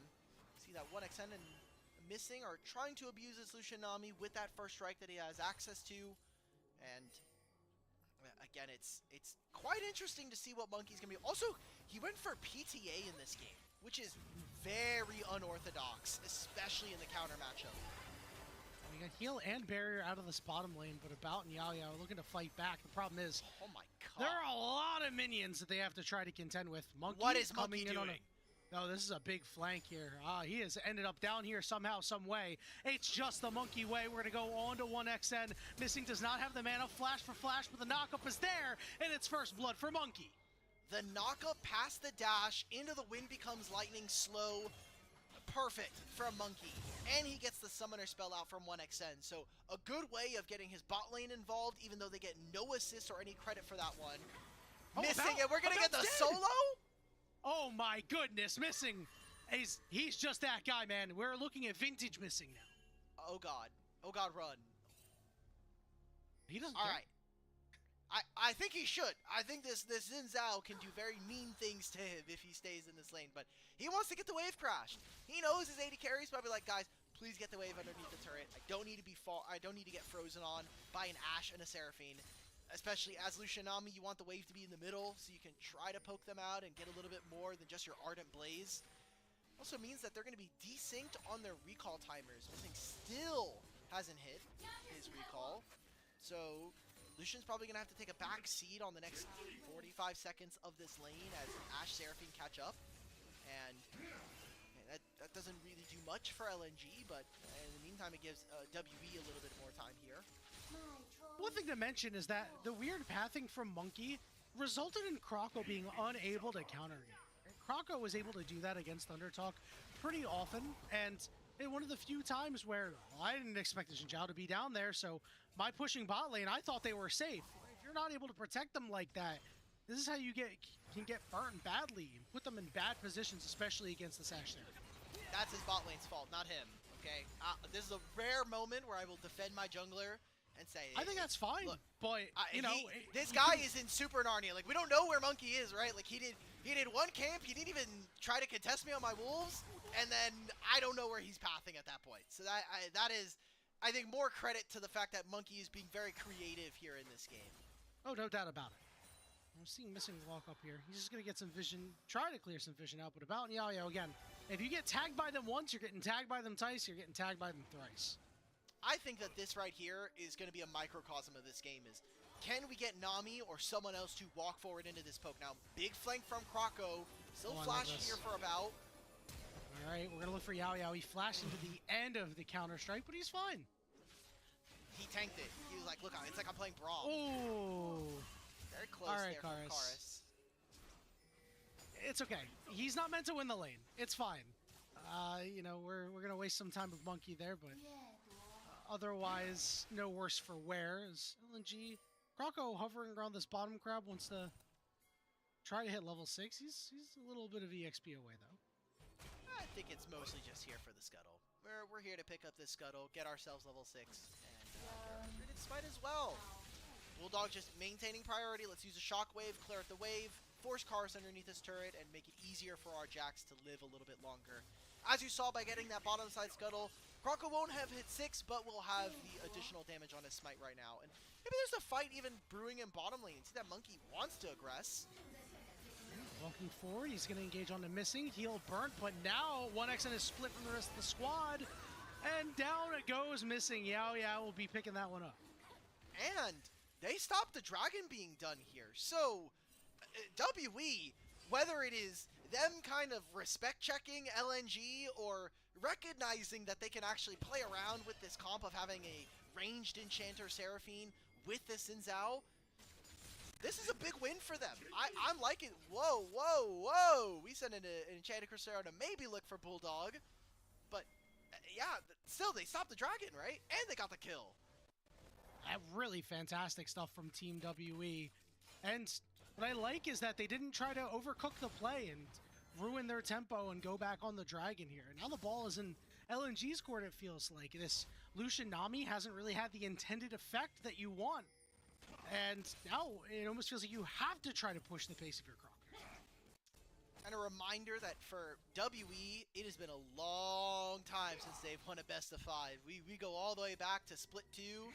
And this Team WE team, I mean, they crashed out after losing, or after beating Top Esports. They move into Split 3, and they had an even worse time in the regular season. And then they fall to EDG. And we're looking at him here in this bracket. Yeah, sure, you're going up against Top Esports, but even that one could have been a little bit more close, even as a 5-game series.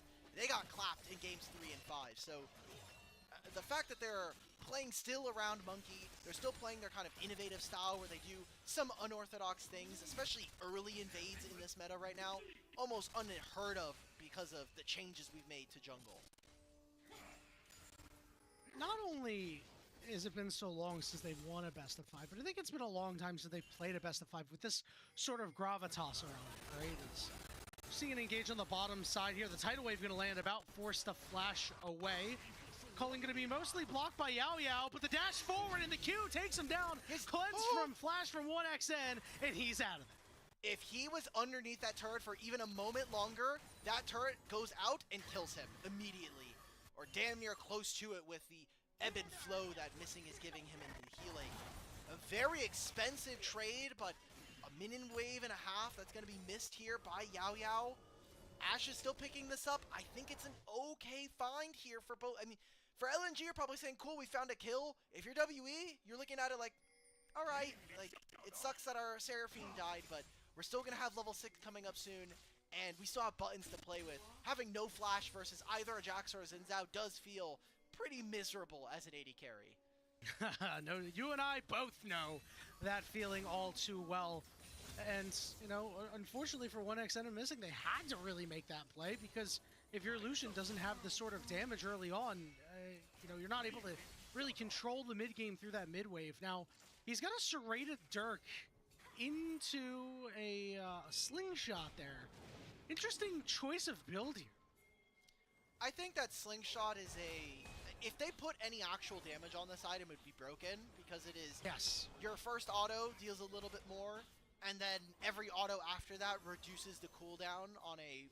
if I remember correctly, is a 30-second cooldown on this item.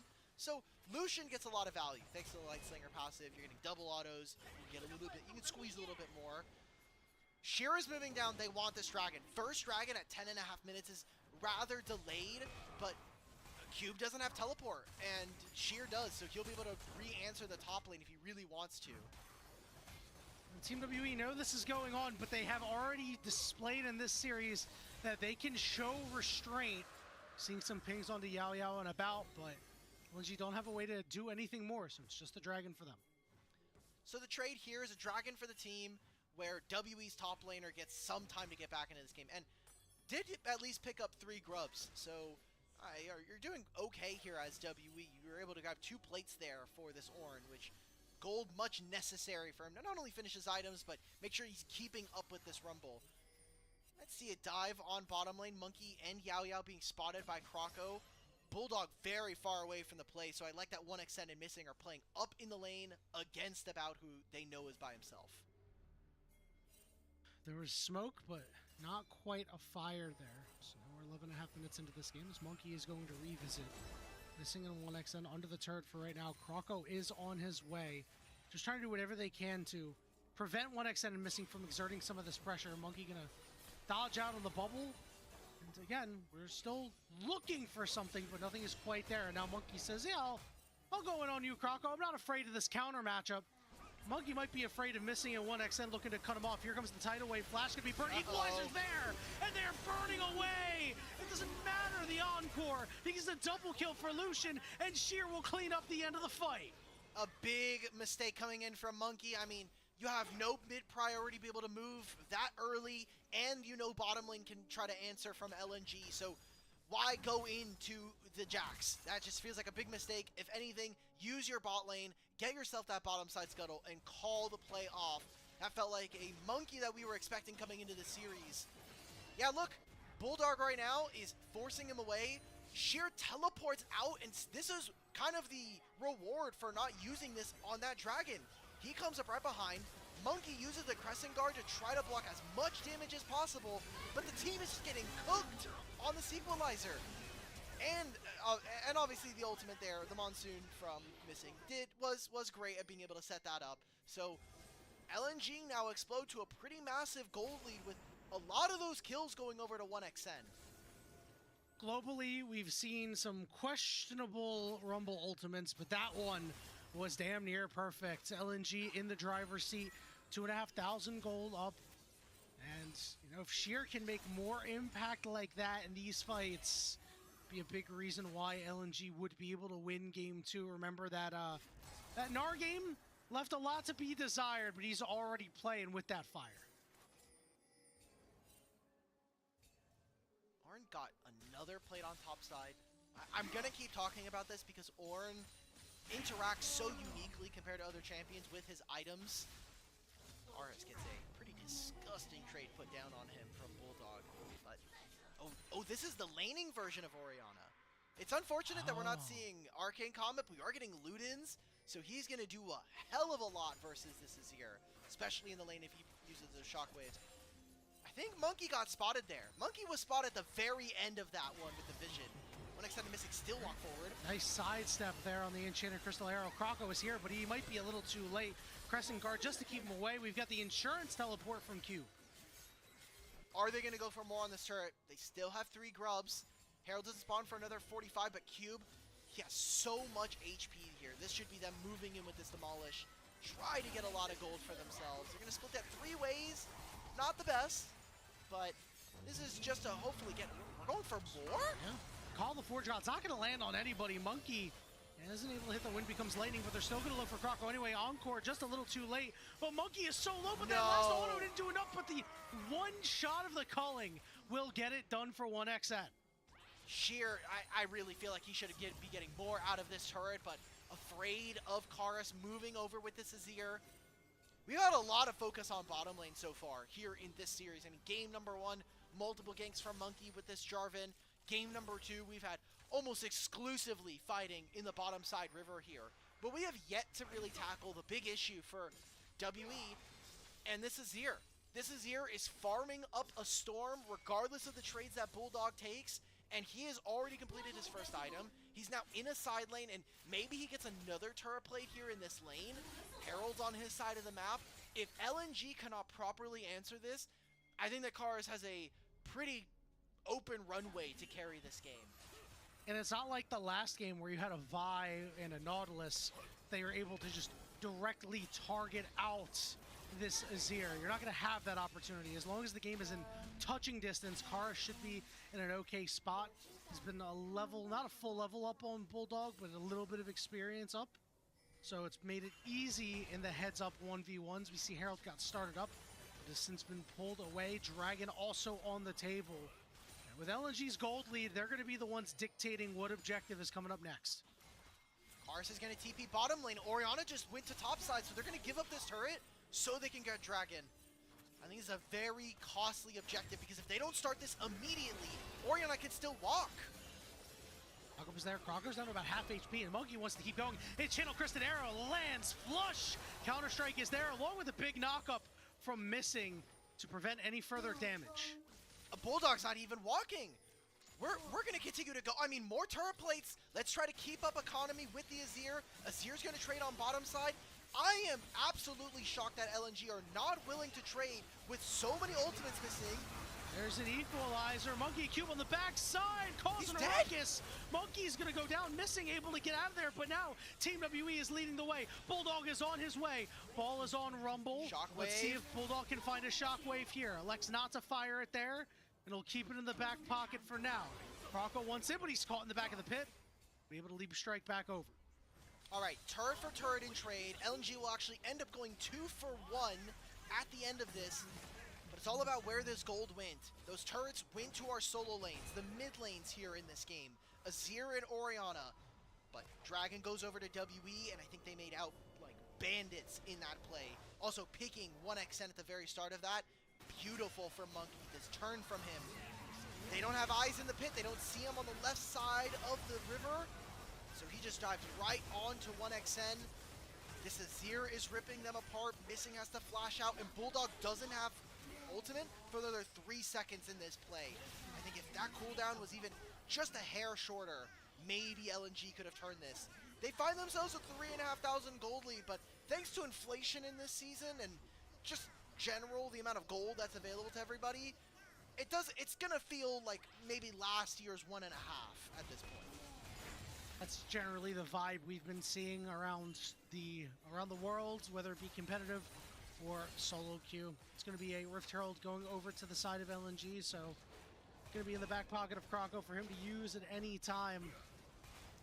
One dragon apiece. The dragon taking has been fairly slow in this game, which I will say seems to favor WE, especially if you're really incentivized to just get Karis into this hyper late game. So far 0-0 and 0, behind on CS right now, but not disrupted, and I think that's the most important.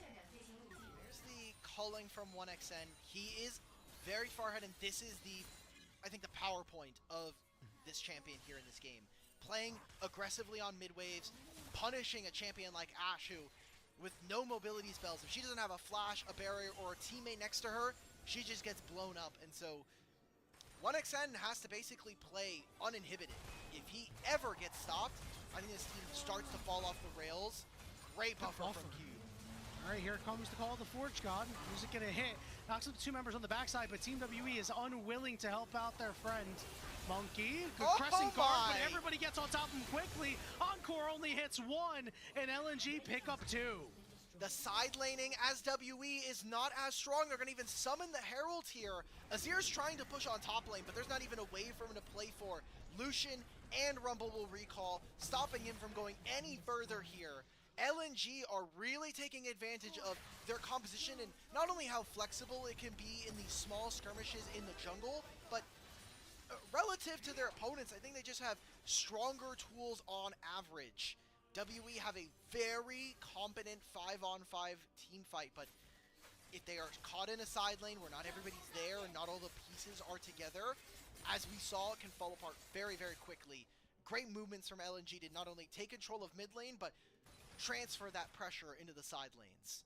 And to their credit, they haven't had as many issues in Game 2 as they did in Game 1 in terms of getting picked off and being out of position. This time around, they're the ones who are, you know, forcing the picks on Team WE. And as you mentioned, just the strength that you get when having the solution be so far ahead like that, being able to control the mid-wave means that you're able to rotate first. You're able to make sure that Team WE can't bring extra members to a 3-item Lucian at 20 minutes. Big investment here for 1xN. Had some questions as to whether or not he would deliver. Still yet to see in this series if he can bring home those big carry performances. So far from what I've seen from 1xN historically is great in the regular season. Has a lot of good games under his belt where we kind of see him as an up-and-coming top prodigy in this role. But I think in the big moments, in the big best of fives, we saw some of this at Demacia Cup, and we saw this obviously last year. He does tend to struggle. I think sometimes he tries to overplay his hand because he's been on some losing teams, so he has to kind of make those desperation plays. And that right there could cost you a lot of games. It could also win you some. So as long as he can dial that in and find that focus, I think 1xN can continue to be a very exciting prospect. Seeing some teleports in the mid lane. Dragon is spawning now. WE really want to try to force themselves through this, but about is gonna have to find a recall, or Yao Yao has to keep giving him more heals with his diadem. And this means if About can't join, that shield's gonna fall off of the Team WE top laner, which is a big deal. We're gonna see a call the Forge God in the mid lane. Chinnaker doesn't hit anybody. Neither does the Encore. It's a disaster fight for Team WE. LNG are starting to rip them apart. Sheer is lighting up Monkey, and Cube can only waddle to his death. LNG picking up an ace and heading to the Baron. 5 for 1, I think we'll take that trade. And even Baron on top? WE, you really shouldn't have. An amazing fight there. It felt WE were split between wanting to move out of the river and move their front line from mid lane into the brush. Weren't able to do that. About took a very long path to get back into that fight, and LNG smacked them down in this play. I mean, look at where their AD carry is. AD carry and Xin Zhao, bottom side of the fight. Enchanted Crusader misses, and they put all this focus on the Bulldog, but no one's there to follow up. Monkey has to flash, he has to go forward with his ultimate, and by the time that has happened, his backline has been eviscerated with a shockwave and a culling. Great job from both Bulldog and 1xN to close out this fight before it even began. And this has been one of Team WE's problems, not fighting as a team. That said, things were difficult to start when About was missing a lot of HP, but they're unable to link up together. They all stand divided, they fall divided. This is a Dragon for LNG, a 7,000 gold lead for them as well. And it's time to slow it down and start working down these turns. They're going for 2 lanes right now. They're going to go for a 3 and 2. Currently, Jax and Rumble should be able to finish off this turn in front of this Ornn. Azir is trying to farm. We talked about Azir being potentially a pressure point that WE could use to leverage themselves here in this game. Another big trade from 1xN is now applying so much of themselves through the mid lane. Karis, it's probably going to be your last wave before you have to recall. Remember, these are baroned up minions, so LNG are just printing gold. Rocco here, Counter-Strike is up. Here comes Call the Forge God, but another tidal wave is going to disrupt this. Encore lands onto 2. This is an odd man fight, and About from the side, but Crocco's on top of him. He's got to flash away. Crocco is able to finish him off, and Sheer from behind is causing some problems. Cube and Monkey have to run, and Cube has nowhere to go. Falls to 1xN. I mean, just how are you supposed to play versus Jax, man? Jax is such a great counter to the Xin Zhao and the Ashe, and we saw it right there. He just jumps right in and takes away About, and Karis didn't even get to really move in that fight. He gets to the area, and the fight's already over. Everything's already been completed. More turrets have fallen in favor of LNG, and now cresting a 9,000 gold difference for them here in game number 2. In order for this Azir to be able to turn the game in your favor, the gold has to be within touching distance. And Ulk, it's not even close right now. Take a look at this replay. I mean, it's not bad for WE, but I mean, when you can't kill Crocco on the side, you're never gonna win. Grandmaster's Might and the Sundered Sky Heal gets him above the threshold for Ashe. Also didn't see it immediately in this play, but on the mini-map, Azir was in the middle of a recall. Rumble had gone back to base, walked up to the mini wave, and Karis canceled his recall. So he moved very far back to get back in, and Sheer just teleported. So a very smart advantage found by LNG's top laner gives them the numbers that they need at the very end. That equalizer really helping them secure those final bits of kills there. So LNG, now we come back out of the replay, playing through the top side jungle. Enchanted Crystal Arrow lands, but effectively misses, and no one's able to take advantage. Equalizer's not great. Neither is this Encore. Tidal Wave coming through just to disrupt as Karis eats a shockwave into the face. Cube coming in, Call the Forge God. It's going to land on the 2 members, but Crocco is ready with the counter-strike. Knockups are there. Okay. Bulldog's going to fall. Team WE fighting out of a corner and doing it damn well. Crocco and 1xN have to run for the hills as Team WE are still on the chase. Heal getting used. They're trying to find 1xN. LNG has group to back up. It's still a 4v5. Still need to find a way out for the moment. Monkey flashing forward, and he finds missing. 5v3. When Team WE plays as a unit, they're damn good, but Shears lighting him up because he's overheated. They've both gone golden. Team WE surrounding them like a pack of wolves, but About and Karis, they're spaced out of this fight. Cube is low. Sheer taken down by Karis, and it's Croco against the world. He's on the wrong side of the map too, but he'll be able to leap strike out for the moment. That's what I'm talking about, though. LNG overextend on a topside play. Way too many of their abilities do not land, and they don't have the requisite damage to really force that issue. LNG pay very dearly, losing a flash from Sheer, losing Missing's flash as well. The only way this could have gone worse is if 1xN had also flashed after he had died. I mean, do we really have to take a look at this replay? The equalizer's doing no damage. Look at where your team is. We're never getting into this area. Even the Encore, we were questioning whether or not it was good enough. It bought time for the teleports to land here. And Yanni, the rest of this team fight, I honestly, the thing that I'm more impressed about is that we have lost so many key summoner spells on both ends right before the dragon is about to spawn. We're gonna come out of this replay and it's about a minute before it's 30 seconds actually. The good news for Team WE is if they want, they can give it away. If you want Karis to get more time to scale, he picked up 3 kills in that fight. All of a sudden, we're talking about this Azir maybe putting in enough work to get the job done.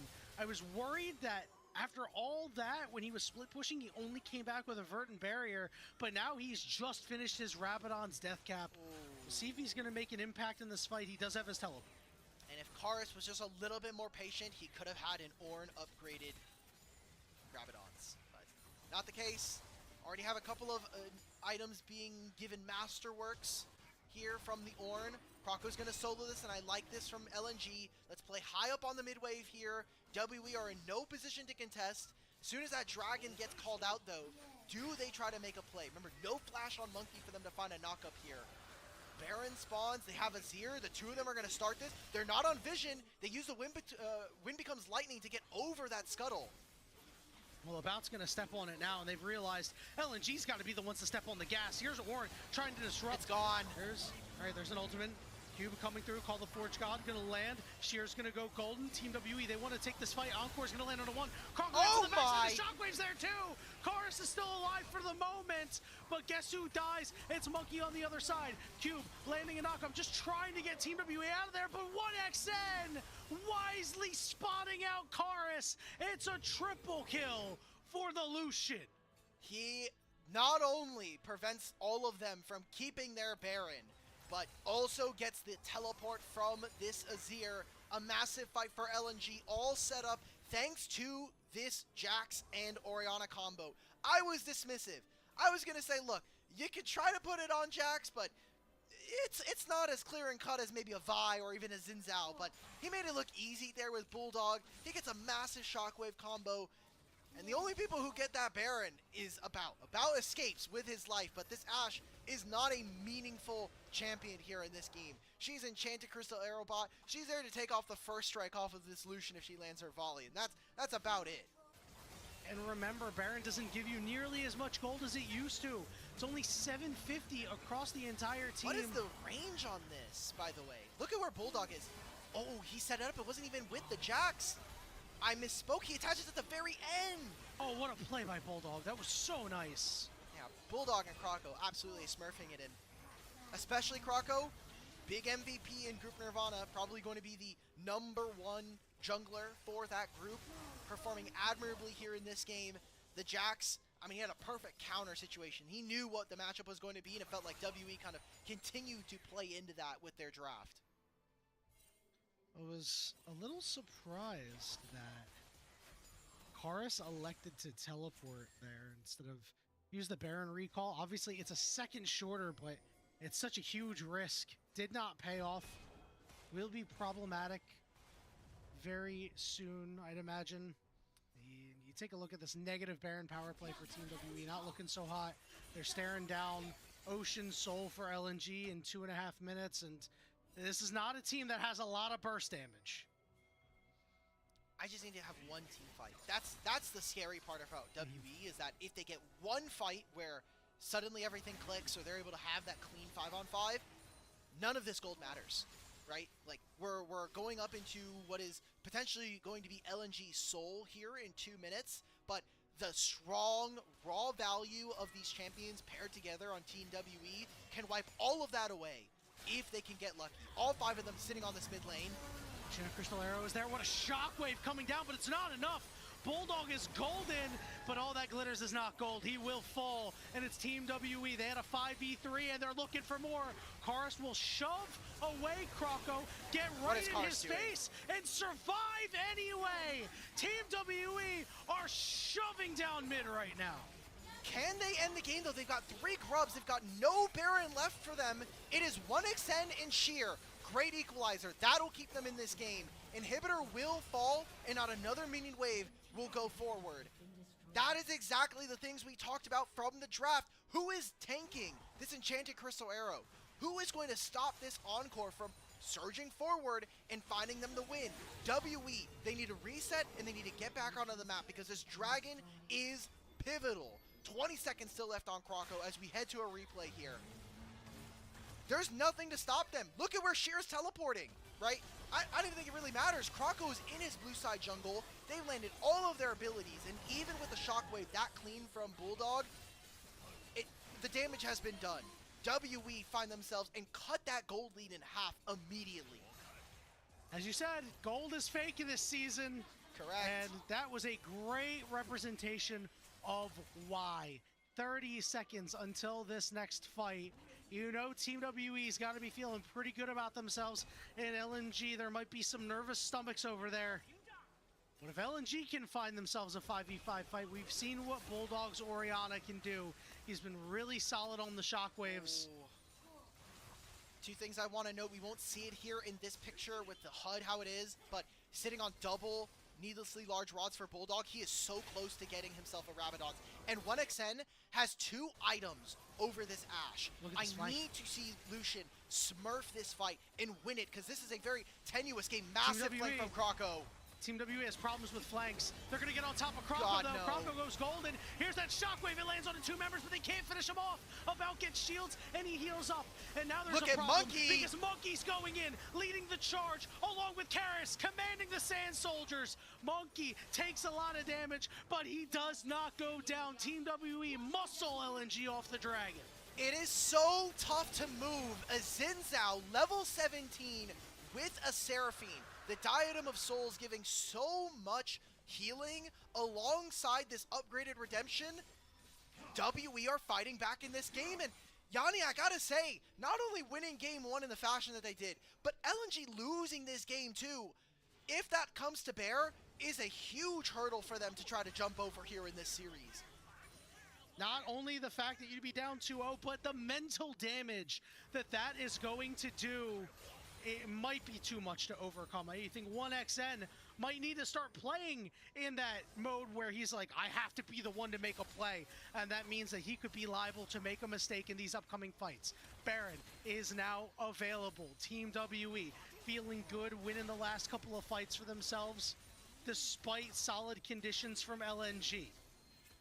That flank from Croco just did nothing, right? Like, he just walked in, he got the spell shield off of Karras, but that's it. Croco's gonna look again. Enchanted Crystal Arrow, it's on Sheer. Tidal Wave comes through, only hits 1. The Shockwave didn't hit anybody! And now it's Team WE's fight to win. Equalizer just to try to burn the wave away. But here comes Cube. Call the Forge God. Bulldog, single down. He's golden, but LNG can't help him out. Team WE a 5v3 advantage. Croco trying to get to this next wave.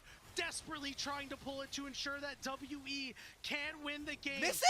Over on the side, missing. It was a teleport by Karras looking to find Croco. Well, Zoni is the Emperor's defied, but the rest of WE are there to take him down. Look at the death timers. 30 seconds before Sheer comes up. They've got a minion wave. Yanni, I might have just seen WE come back from a 7,000 gold deficit here, and a massive one to put them 2-0 in this series. Team WE were on death's doorstep, and now they're ready to dance at the nexus of LNG here in Game 2. Shear's not up for 5 seconds, and that's 5 seconds too long as the nexus turrets fall, and Team WE go on match point. The gold graph for this game is going to show LNG still having the gold advantage while their nexus explodes. Resiliency from WE. They knew what they needed to accomplish, and even with mistakes from themselves, LNG's composition did not give them very many options if they made a mistake. Limited in terms of engage. You have a Jax that is only there, and that's it. We asked for, if you're not going to play engage support, you gotta find it somewhere else. You cannot have these team compositions that are very, very fragile like this. The tidal wave is good enough sometimes, but it was not good enough this game, Alk, and I look back toward that top lane fight where LNG stepped just a little too far, and that, again, we talked about WE. You give them an inch, they'll try to bust the door down. They were able to in that fight. That's where Karis got his kills. And a huge, huge win to give themselves a large advantage in this series for WE. Yeah, so we're looking back at this draft. I'm just really confused, I gotta say, Yanni, because, like, again, the top side of this map I think is okay. Again, Jax gets so much value versus this composition from WE. But you need engage from the bottom lane. I think you can't go Lucian Nami here in this instance, or at least you have to pair Lucian with a Braum, with a with a Leona, right? These are just things that are going to make it easier for you in the late game. We see them get punished here. WE took a very greedy draft. They got punished in the laning phase from the bottom lane. Karis was near invisible. Cube got to lose out gracefully in the Rumble matchup, and even with Monkey making a few mistakes, they were the ones that were winning in the early game. They slammed the bottom lane trio to try to grab an objective lead for themselves, and while they kind of slowly got themselves to that point, it took a single fight, and the game just blows up from there. When it comes down to it, come hell or high water, it comes down to Monkey, Team WE's leader, just going in on some angles that it's like, man, you're down so much, and you're just running in with reckless abandon. Well, you've got the Crescent Guard to mitigate damage, you've got the Death's Dance. He was much tankier than his health bar appeared, and they could not take this guy down in the later fights. He bought so much time for his team sustained damage to do their work. I am so impressed with WE showing not only just the wherewithal to stay in this game. There's that gold graph I was mentioning. Look at the damage numbers on this thing. You're never winning a game like this in any other league. I think you're never winning this in any other scenario where it's group Perseverance versus a group Nirvana. Like, this should have been an LNG win, and the fact that they lost this is an indictment against them. I think it is so good for WE, who now have, at the very least, they've got 2 games to kind of spend on house money and kind of test some things out. Maybe they want to try a champion to add into their pool, come for playoffs. But LNG, I need to see probably the most boring draft of all time. I know we're not going to have access to Azir. We're not going to have, but Wukong is still up, right? We can still go for some Wukong action here in this game, in the series. I need to see something, because this is not the LNG that I subscribed with. No, and we talked about, is there any secret sauce that they have? They didn't display anything in this game. I mean, you take a look at these early game highlights, you're gonna, if that's all you're digesting for this game, you could be like, oh man, well, LNG must have crushed this game. Well, they were crushing it, and then they took a loss, and this game displayed to me, Alk, that LNG might not be ready for group ascent. I cannot believe that none of the well, I can kind of believe, but with, you know, we're talking about recency, I was all aboard the OMG hype train. So to see them lose, not massively surprising, but still heartbreaking. To see this LNG team lose, I think is really, really worrying. Because I'm looking at Group Nirvana for next season. We've got EDG, we've got LGD, OMG, Thunder Talk, Ultra Prime. you know, more of the usual suspects. LNG were a big part of this this Group Nirvana narrative last year. And to see this lineup fail,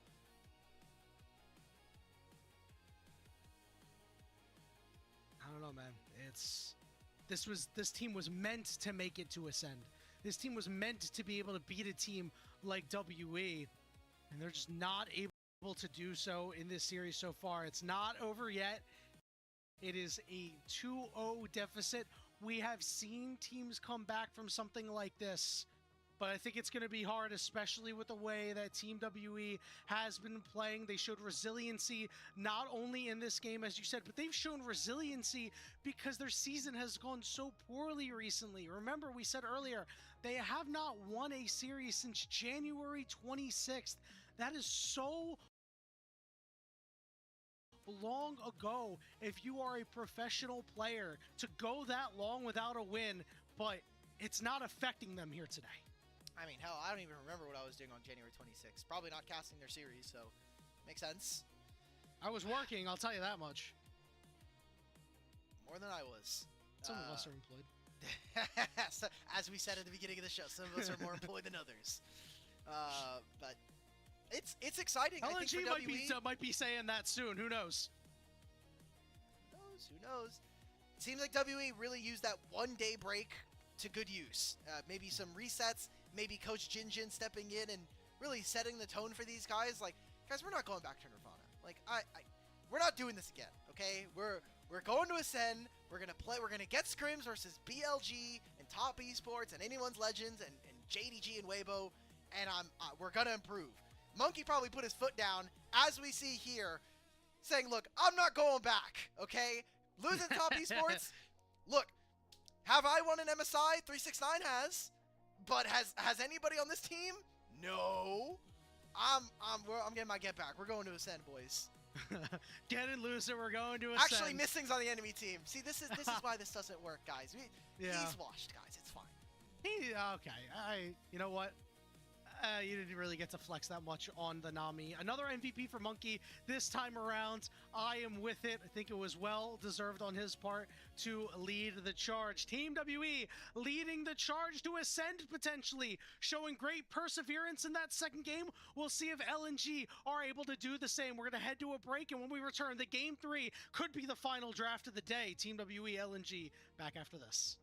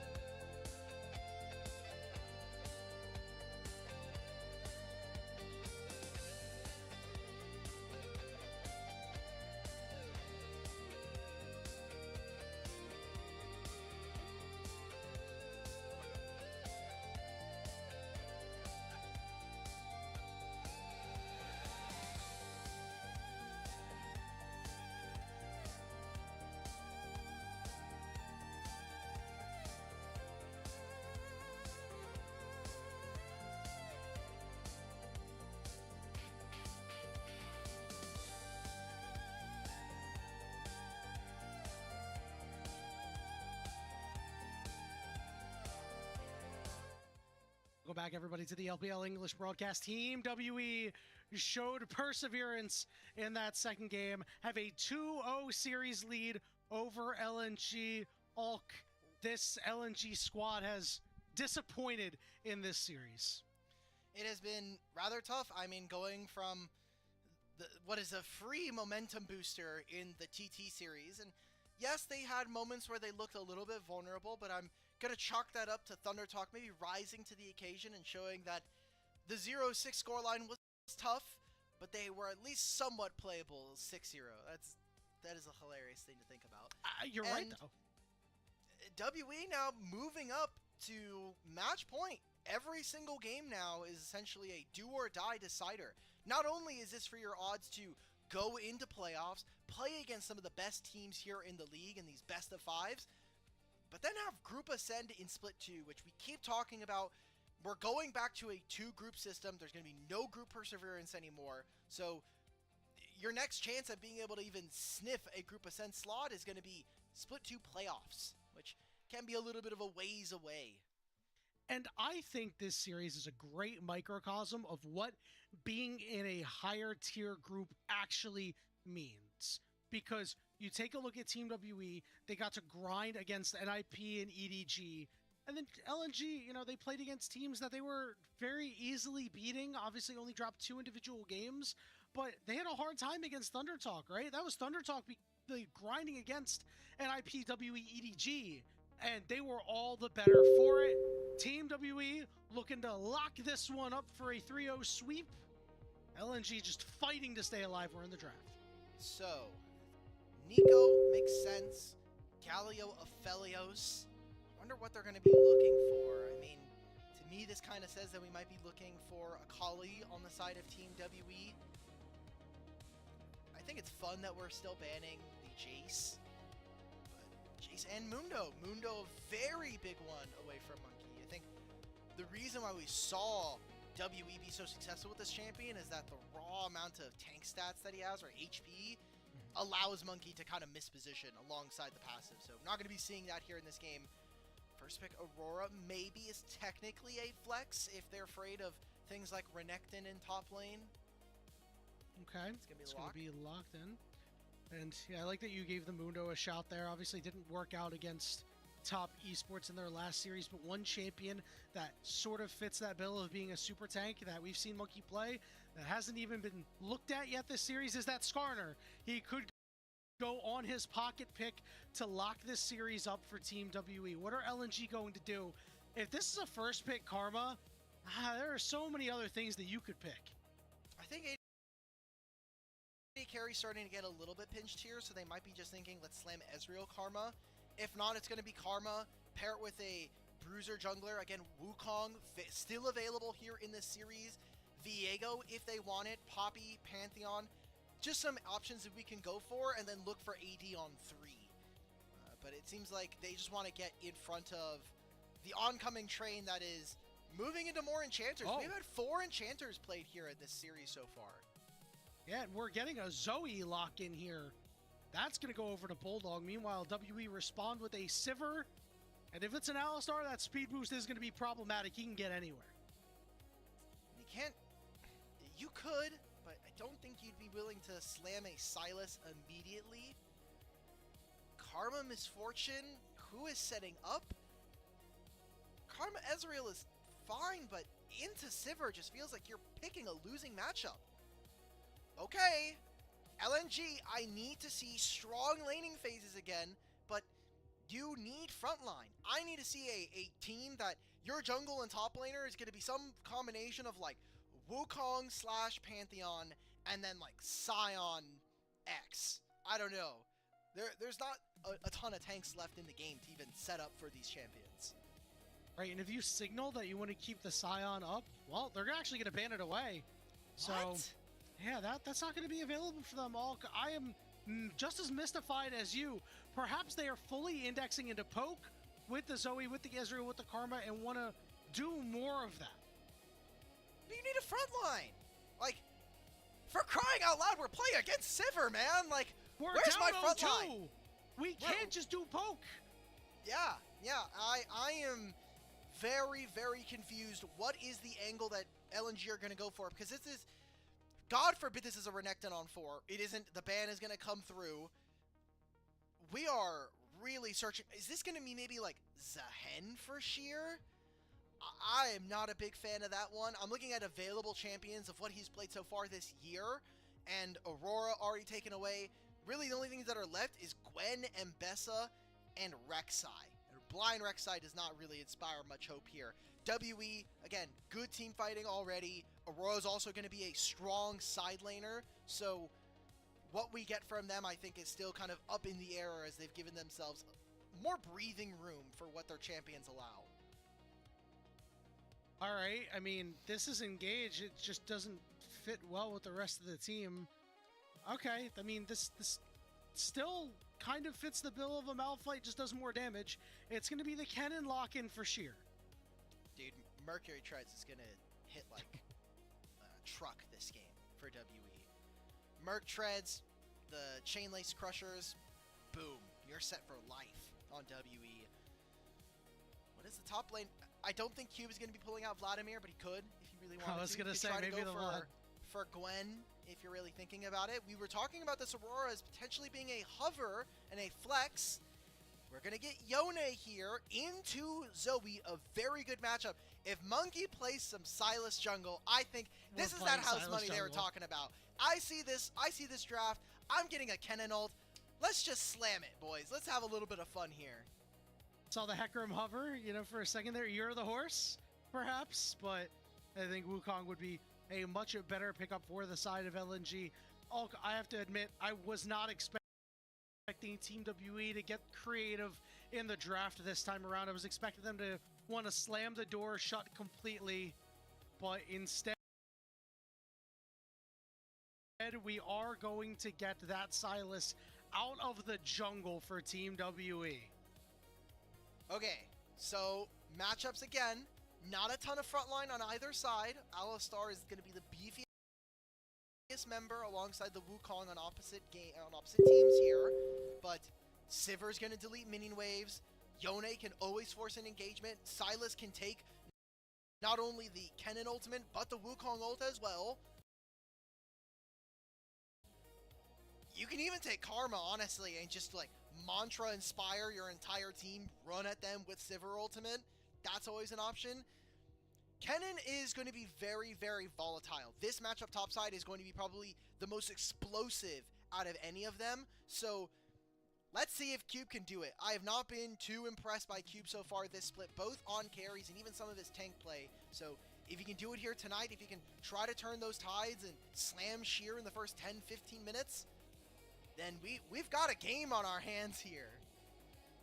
No doubt about it. And honestly, he just doesn't have to lose, right? If the Wukong shows up and he's able to escape these ganks and we're not seeing an advantage come out from the Kennen, I think that's a big win for the side of Team WE. Keep things as stable as possible and let Monkey steal these ultimates and turn the game on its head. And this is a big one. Every game from here on out is elimination for LNG if they're losing it. Do they want to be in Group Ascend? Do they want to be able to continue on in this best of 5? We'll have to determine that now. Let's see how desperate they can get. I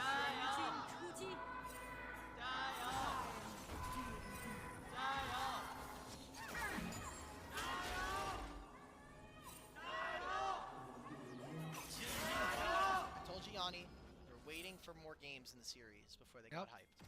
Starting to come alive. You know, it's not really that big of a deal, but whenever you miss that first mantra Q, especially on 3 targets like we saw Missing do, it's always a little bit of a tilter to kick things off. What's also going to be a bit of a tilter is laning into this Zoe. You know, Yone can do well enough against some range mid laners, but Bulldog has only played this pick a couple of times in his career. But when you're range versus melee, you just know what to do. Also has Electrocute, both of our solo laners opting for this on LNG. So just pure dominance, pure upfront burst coming on through. The laning phase will be tough here for WE. As we can see, not only in mid lane, but bottom lane. Ezreal Karma in the first few levels is going to be good. It's all about can they mitigate these losses. About and Yao Yao should be fine. And this is the creativity, man. This is why I love Monkey on champions like Skarner and Pantheon. You could just jump over walls, use your flash, and invade early. Wukong is very susceptible and doesn't get a ton of magic resist early on. Actually just going for a gank immediately. I love this. I love this. Yao Yao flashing forward, and here comes Monkey. We're going to look to wrap up Missing, but Missing with a good flash. Croco on a turn. He's level 3. Monkey is low, and it's first blood to 1XN, and now they're looking for more. The Mantra shields to speed him up, and what a snipe from 1XN. A double kill for the Ezreal. All right, if they lose this game from here, I don't know what to say. It's cursed. It's just doomed. We're done with the season. We're going to go next. Because my Ezreal has started off 2-0. Enemy jungler tried to cheese gank me after 2 camps and died. Like, in every other setting, that is an immediate FF. You are behind on your jungle clear. You're playing Silas for crying out loud. And now we are behind the ball early. This is kind of going to plan here for LNG, but maybe not in the way that they were expecting. And now it's time for Croco to attack and be the guy who can make these early plays happen. I think when LNG are at their best, he is the one controlling the early game.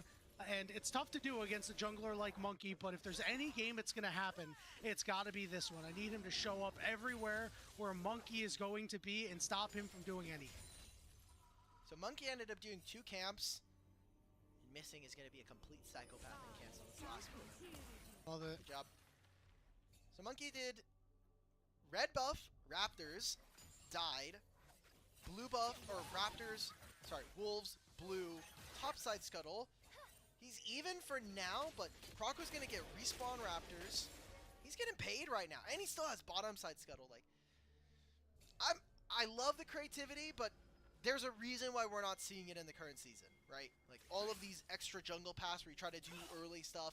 If you fall behind at any point within the first 5 minutes, that potentially jeopardizes your ability to find upgrade smites and contest for early objectives, which, surprisingly enough, on the objective side, we actually haven't seen too much of a focus from either team. We go back to game number 2, and we're talking about a 10-minute first dragon. Yeah, sometimes these teams will lose sight of the objectives. So we have this dragon coming up in a minute. We'll see if that trend continues, but they are more than willing to use these objectives as a vehicle to fight rather than try to get the objectives and win a fight now. We saw it in that last fight, by the way, but I'm going to say we'll just mention it here. Getting Lethal Temple Ezreal, so just weaving in auto attacks, even with your Essence Flux from your passive, you're going to get a lot of attack speeds. You should be able to duel rather well here. We'll see what 1XN continues to go for. I know we've seen predominantly Trinity forces for our Ezreals, but I'm always a big fan of Essence Reaver. I think it is just a very fun item, and the mana that you get back for it is always nice. Maybe a gank on bottom side, as we see Croco is going to at least put a ward down. Do they go for Dragon? You have Cryo on bottom side, and you kind of have an idea that Monkey's camps aren't available either. You're hitting level 6 and putting work on Sheer right now. Has himself a solid enough lead, and it does look like the dragon is going to be done here by LNG. No contest over on the side of Team WE for the time being. You might see a dive attack. Maybe. He will get spotted, so Sheer's going to just give up the wave. Another turret plate goes over to Cube. And I have not seen a ton of Aurora versus Kennen, but my idea is that Kennen's spells being gated by range slash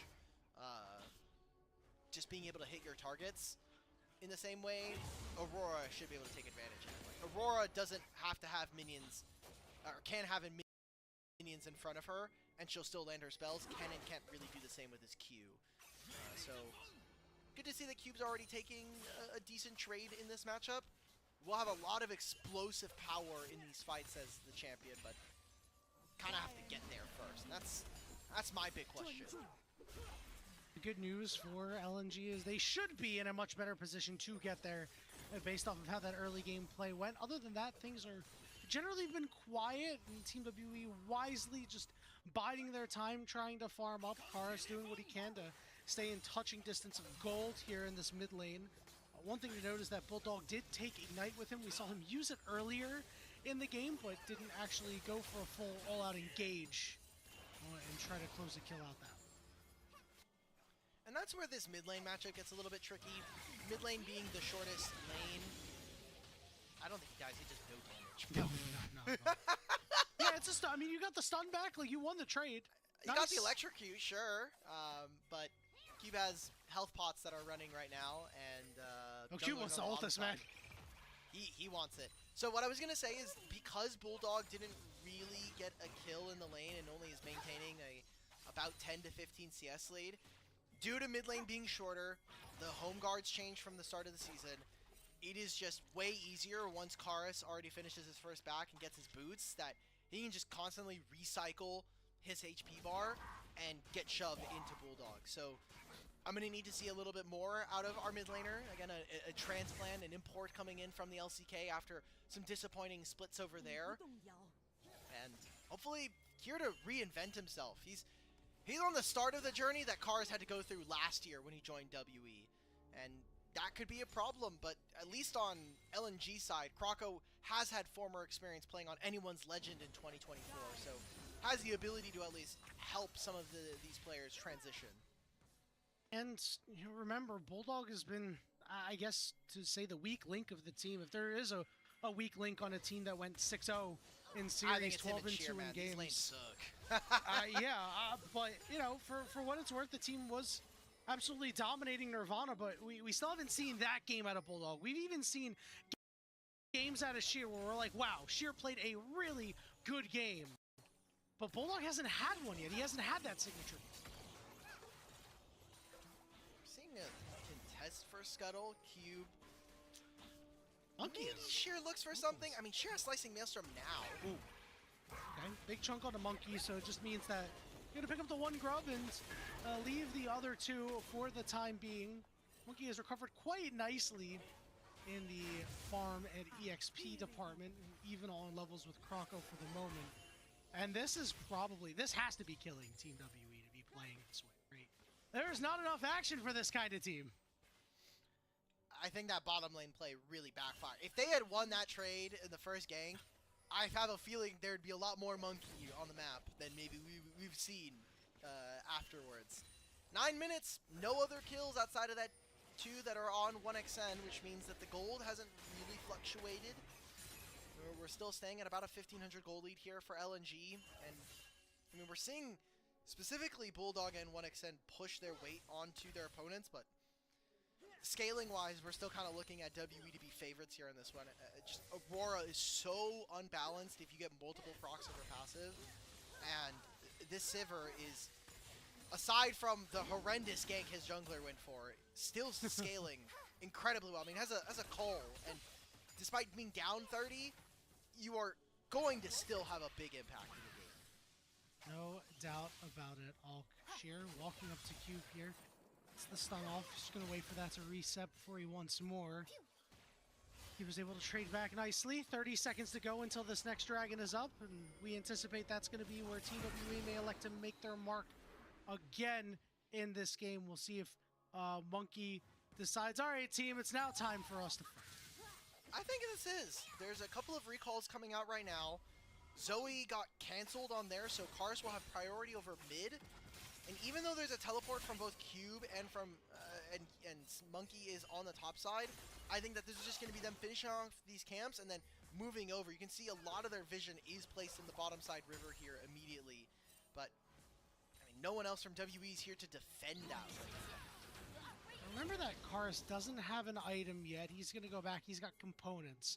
On the other side, 1xN has this Trinity Force. Yeah, we're going to go for Sheer here. We have stolen the Slicing Maelstrom, so we're going to go band for band on the Maelstroms. Cube was the one initially tanking it up. Cube is going to take one more turret shot, get very low. Oh my god. Oh, can we finish him off? We're so close, guys. What's Monkey happening? will be the one to get it done. Patience paying off. Here comes that Ezreal. Oh my goodness. Cube lives on a sliver. 30 HP, Bulldog is here, and Cube, I think you're out, brother. I think you are just leaving. Bulldog, no, we chose wrong. This is not the choose adventure I wanted. Doesn't get to sleep on a Silas, and the recall. Okay, Cube, he will get taken down. It'll go 1 for 1, and I mean, LNG are still stacking Drakes. This was a very well played dive in response here from Sheer, and he just spends enough of WE's time to save his team the play.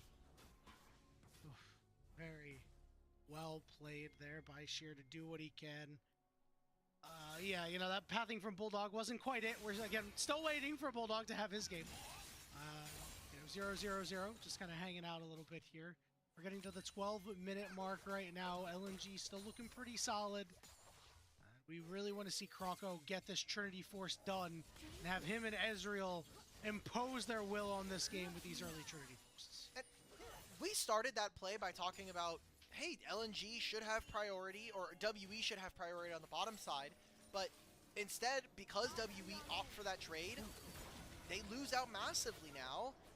Not only here what we're seeing on our screen, but I mean, Sheer was able to at least stay and pick up most of that minion wave, and the fact that LNG are dragon stacking gives them a little bit more wind beneath their sails for trying to stay relevant in this game with what we assumed was a very difficult composition for them to play.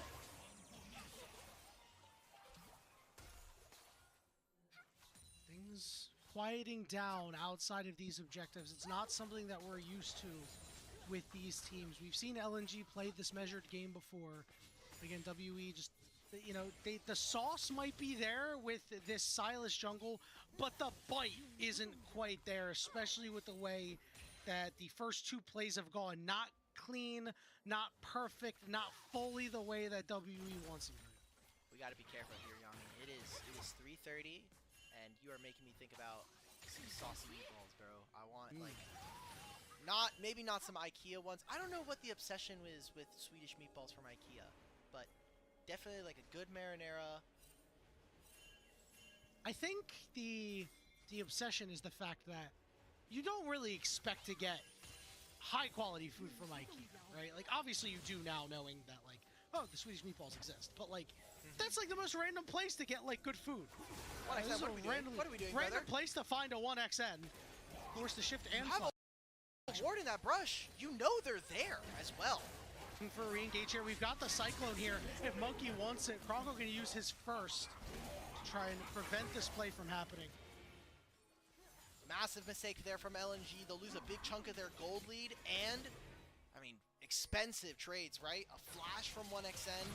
Thankfully, it's Ezreal, right? If there's a champion that I've said that you can lose flash on, it's probably this one, considering you have it on a basic ability.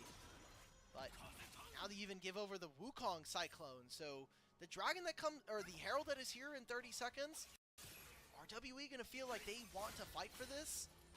And for LNG, is this a dragon in a minute's time worthy, right? Because that's sole point for yourself, but do you want to get into a trade where you're having to play against this Silas, where potentially you're getting engaged upon by what is a 1.5, almost 2 item Sivir? These are big questions that I think need to be answered by both sides. I think if you are on the side of LNG, you have to just go for these dragons. You can't allow WE to get items on these solo laners. You can't allow Sivir to get to the late game mark. We're seeing the Herald getting started up here. A lot of ping is going down for LNG. Missing is the first one on the scene. Remember, he has a Cyclone, Kroko doesn't. And again, no flashing for 1xN. Yow yow! Knockups there, Monkey coming through. Playing a knockups. Multiple members. Karis has joined the fray, but look at Sheer from behind. The slicing Maelstrom slicing through Team WE. Cube is able to get over the wall. Karis is forced to flash away, and it's another win for LNG. They just didn't have the damage there from WE. I thought with the Cyclone it would be enough, but the AP ratios are just not kicking when you have double Hextech Rocket Belt. And I was trying to give some ups to about, but I said 1.5 item Sivir, not 2. If you had the Navori Flicker Blades, there's a little bit of wiggle room there. Just not enough time to really build up, and we didn't see really Karis have much of an impact in this one either. He teleports late to this play. Monkey and Yao Yao try to find this engage, but he doesn't land the Abscond Abduct either. Where does Karis put all his damage into? Q on the missing. Q3's on the missing, so he grabs that kill, but no one's hitting 1xN, and like you had mentioned, Sheer and Bulldog also doing their part in this one. Yeah, the damage just wasn't there for WE in the right spot, so will be no Herald taken, and now Soul Point acquired by LNG. Hold on, this is the Team WE special. They're hovering around And now they need to get out of dodge quickly. Krako moving up here. There's the Cyclone onto Yao Yao, onto Karis.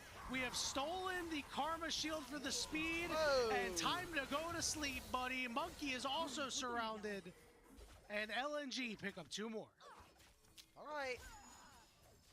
That's good. This is good looking for LNG's hopes here in this series, because we've had one game where it was Sealed is there, but the snapback is not enough to kill Missing. Oh, big damage out of Bulldog. He gets his second.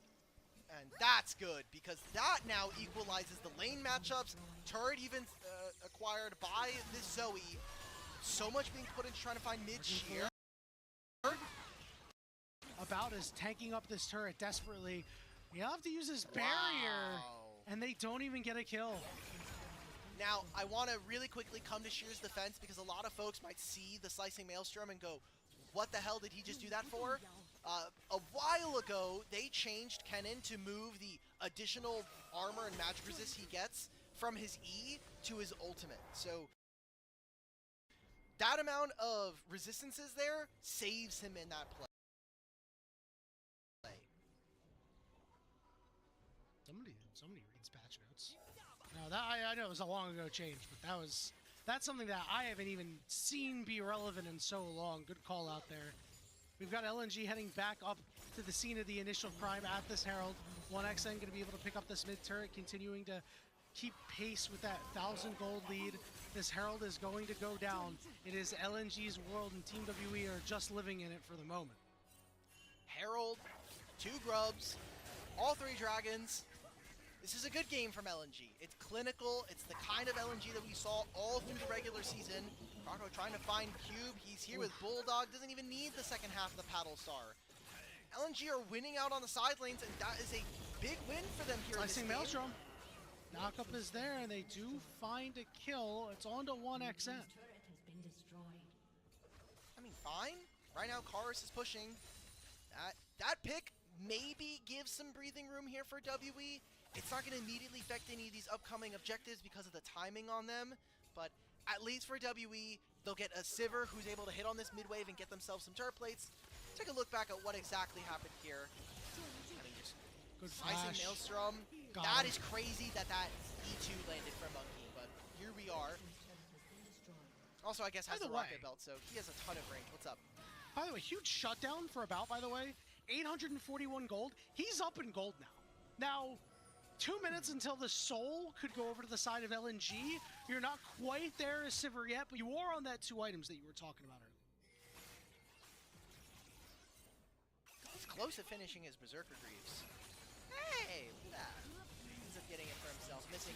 Don't die right now. Fate Come sealed. on! Oh, this is a perfect pick for Team WE. Starting to find their way back in, pick after pick. All right, it's a minute and a half before the Dragon. I'm not too worried about this situation right now. Does mean that LNG will be missing some of the vision that they would have relied upon earlier, but not a ton being placed by WE in trade. Yao Yao is just getting kind of preliminary awards into the entrance of LNG's jungle, but you see a lot of pings right now on that side of the map. They want to try to clear all of this vision out. Krako just used his sweeper, so this ward right here not going to get oh, there we go, Deep Sense ends up letting him see that one, and then the Phaelites end up securing. They'll even get the Scuttled on the bottom side, so Yanni, everything on the map right now is in favor of LNG grabbing this soul. The only thing I can imagine right now is that maybe Karis looks for a play on the side lane, but he doesn't have that Fate Unsealed quite yet, and the only person who doesn't have Flash is Sheer, but he'll have that for this Dragon fight. How big of a deal is this soul going to be for LNG, given the team comp we see for Team WE? Well, and this is me kind of taking grievance with some of our other casters here on the show. I think we tend to get lost in some of the lingo of saying, like, oh, this is a team fighting team, or, hey, Dragon stacking is going to be important in this game. Every game, Dragon stacking is important, guys. Just, it's how the game has been for the last, like, 6 years.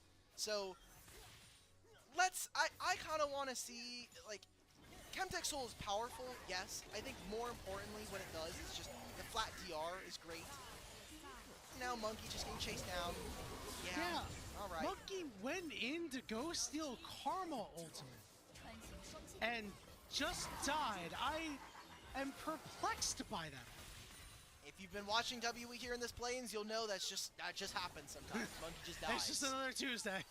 It's just another Tuesday. Technically, it's Wednesday now for both of us. Oh yeah. Oh yeah. You're Yeah, right. they're gonna get the soul here. WE are gonna like fight with them on mid wave, but All right, now comes on to Sheer. Sheer getting bursted. Fate Sealed is there, but he gets a shield and is able to survive through the slicing Maelstrom, but the bouncing blades will get it done.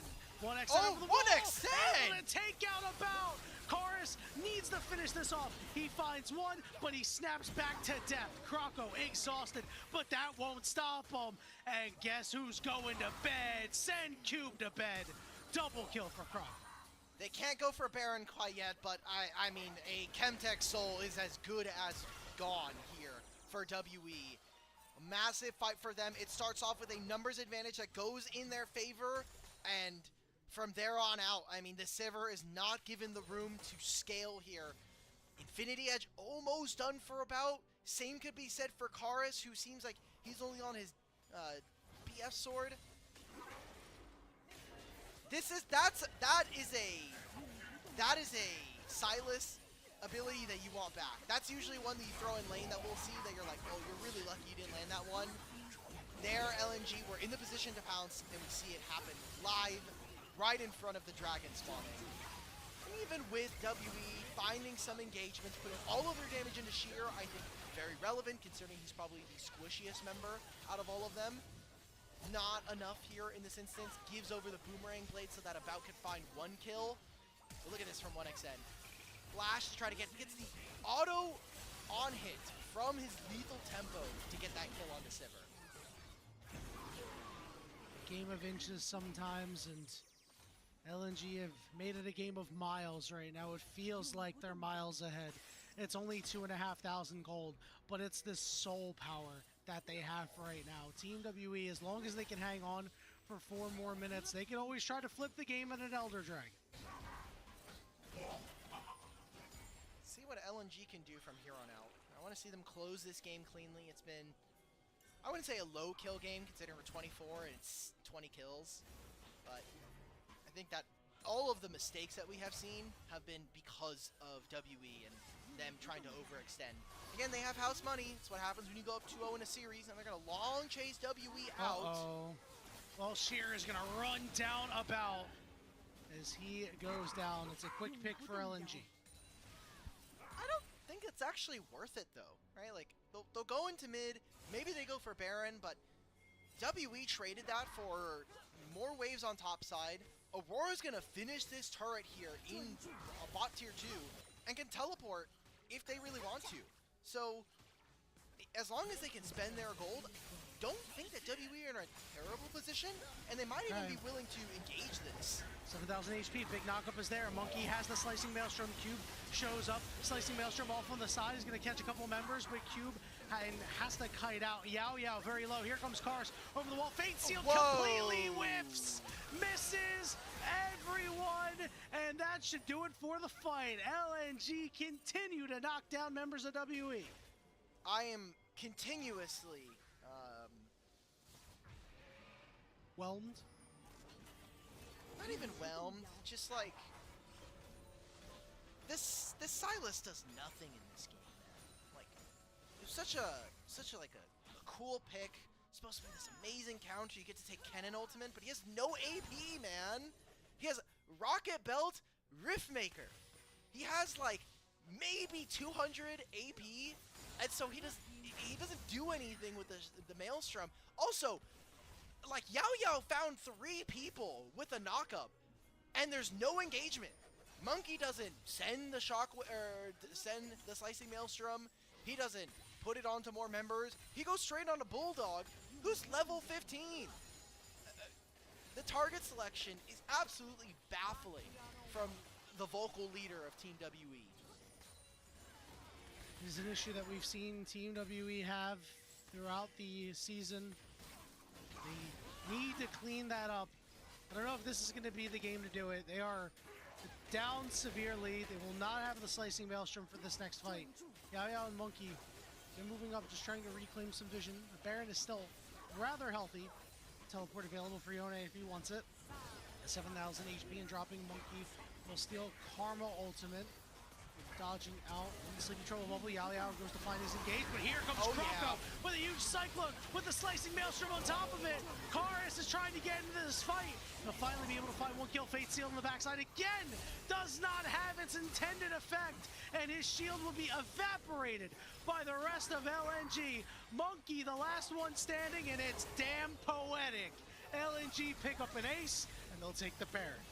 Yeah, this game has been and continues to be cooked for Team WE as a massive ultimate there from Croco, who is unkilled this game. 10-0-7 on this Wukong. We wanted to see him go back onto the classics, and it's hitting like smooth jazz here in game number 3. A massive knockup, but guess what? We don't have Silas Hijack. The slicing maelstrom from Sheer just completely destroys this team. The Cyclone had prepped it beforehand, and I gotta say, Yanni, Sivir and Yone are doing damage, but the rest of this team is not here to play right now. LNG have a full 5-man squad, and WE are trying to pick up the scraps around them. We've seen LNG lose when they were very far ahead. That happened in game 2. I don't know if it's going to happen in game 3, but it's certainly a possibility. Elder up in 5 seconds. WE seem hapless for the moment. Don't have great avenues to take fights. Monkey does not have this Seeker's arm guard. You know LNG is just using this as a means to an end, and they're trying to end the game right now. Yao forced to use his ultimate. We don't have a Cyclone on Croco. He's got the second proc, but he can look for something. He's not going to push more. This is Elder Dragon. This is a very dangerous flip. I talked about the fact that WE do have some things that are going in their favor. 3-item Sivir, Infinity Edge completed for a level 16 Yone. If you lose this Elder as LNG, that could be damn near the game. I think a good thing that WE, the one few good things that we've seen from WE is that they've been very attentive to playing on side lanes. And a monster flank here from not only Karis, but from Monkey right now. No eyes as LNG push down mid lane and are trying to scout any kind of information away from WE. This is the highest stakes series that these teams have played against each other. It's 2021 regional finals. LNG won 3-1, and that started LNG's winning ways against Team WE. 10K no way, Fate no Seal way. doesn't land again. We are missing critical ultimates. Now Cuban about are completely split off. Sheer comes through with a slicing maelstrom, slices through WE, and that is an Elder Dragon for LNG. All right. Again, I think an okay look there from WE, but both pulling the trigger a little too soon and also just a healthy helping of errors from this team, mechanically speaking. Lead to LNG now. Baron, Elder, let's finish out this game, lad. Let's just put these final touches on this one. I mean, death timers are long enough at 20 seconds. Got another minion wave coming. I think this could just be the end here. Double Trinity Force spikes. Like, the turrets could be just deleted. There's the middle inhibitor. LNG are looking for a little bit more. Ezreal skims Yao. He's forced to use his ultimate to try to hold the line. He goes in and gets blasted away by the Dragon's Breath. Cube is up next.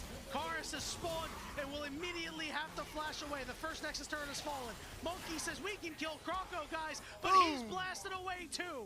4v2. One turret left standing. About and Karis, but there's a slicing maelstrom. It's another one from Sheer. He has his game. That is an LNG ace, and they will take game 3. Croco MVP, just give it to him, brother.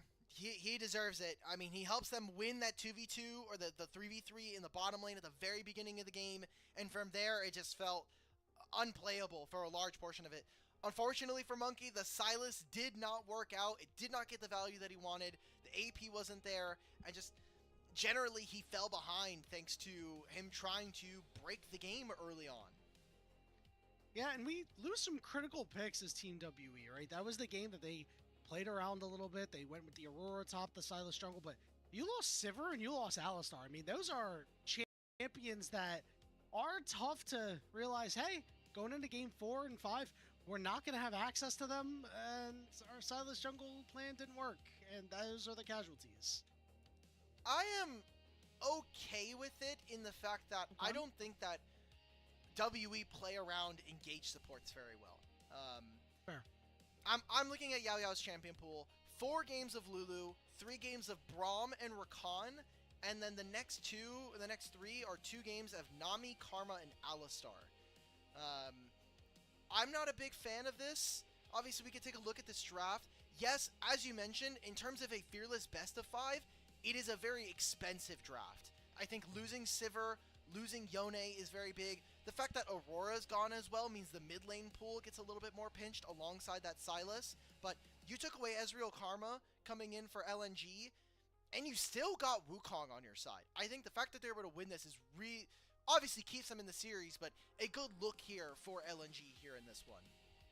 No doubt about it. I like the creativity that Bulldog displayed picking up that Zoe. It's a, one less mid laner that is heavily affecting the pool, right? We're not too worried about losing Zoe to Fearless.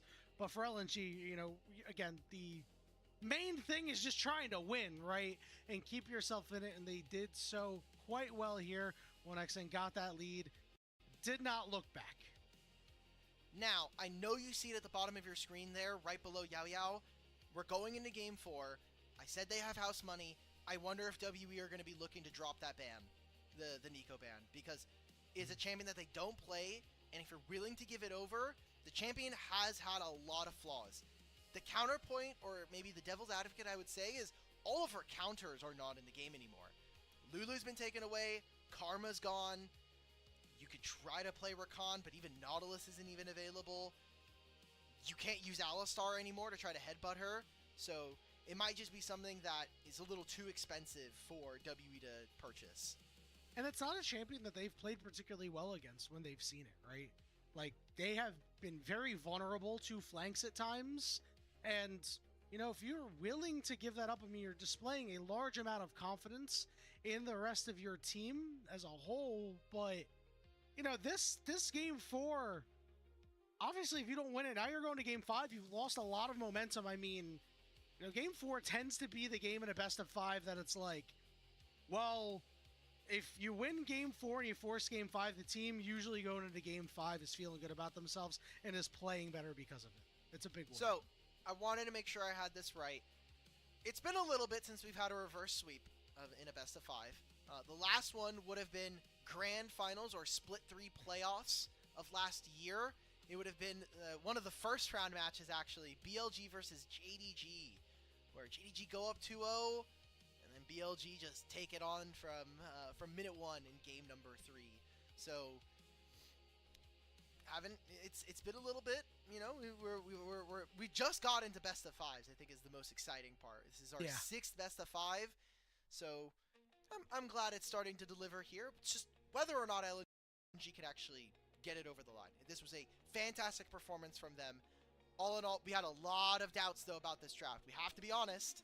We were saying this doesn't look like a draft that we think you can win. They obviously, for LNG, you had a little bit of momentum from winning Game 3. But yeah, they tied it together really well with the Kennen and the Wukong. Credit to them for just determining, hey, we can just get away with this and, leverage our poke.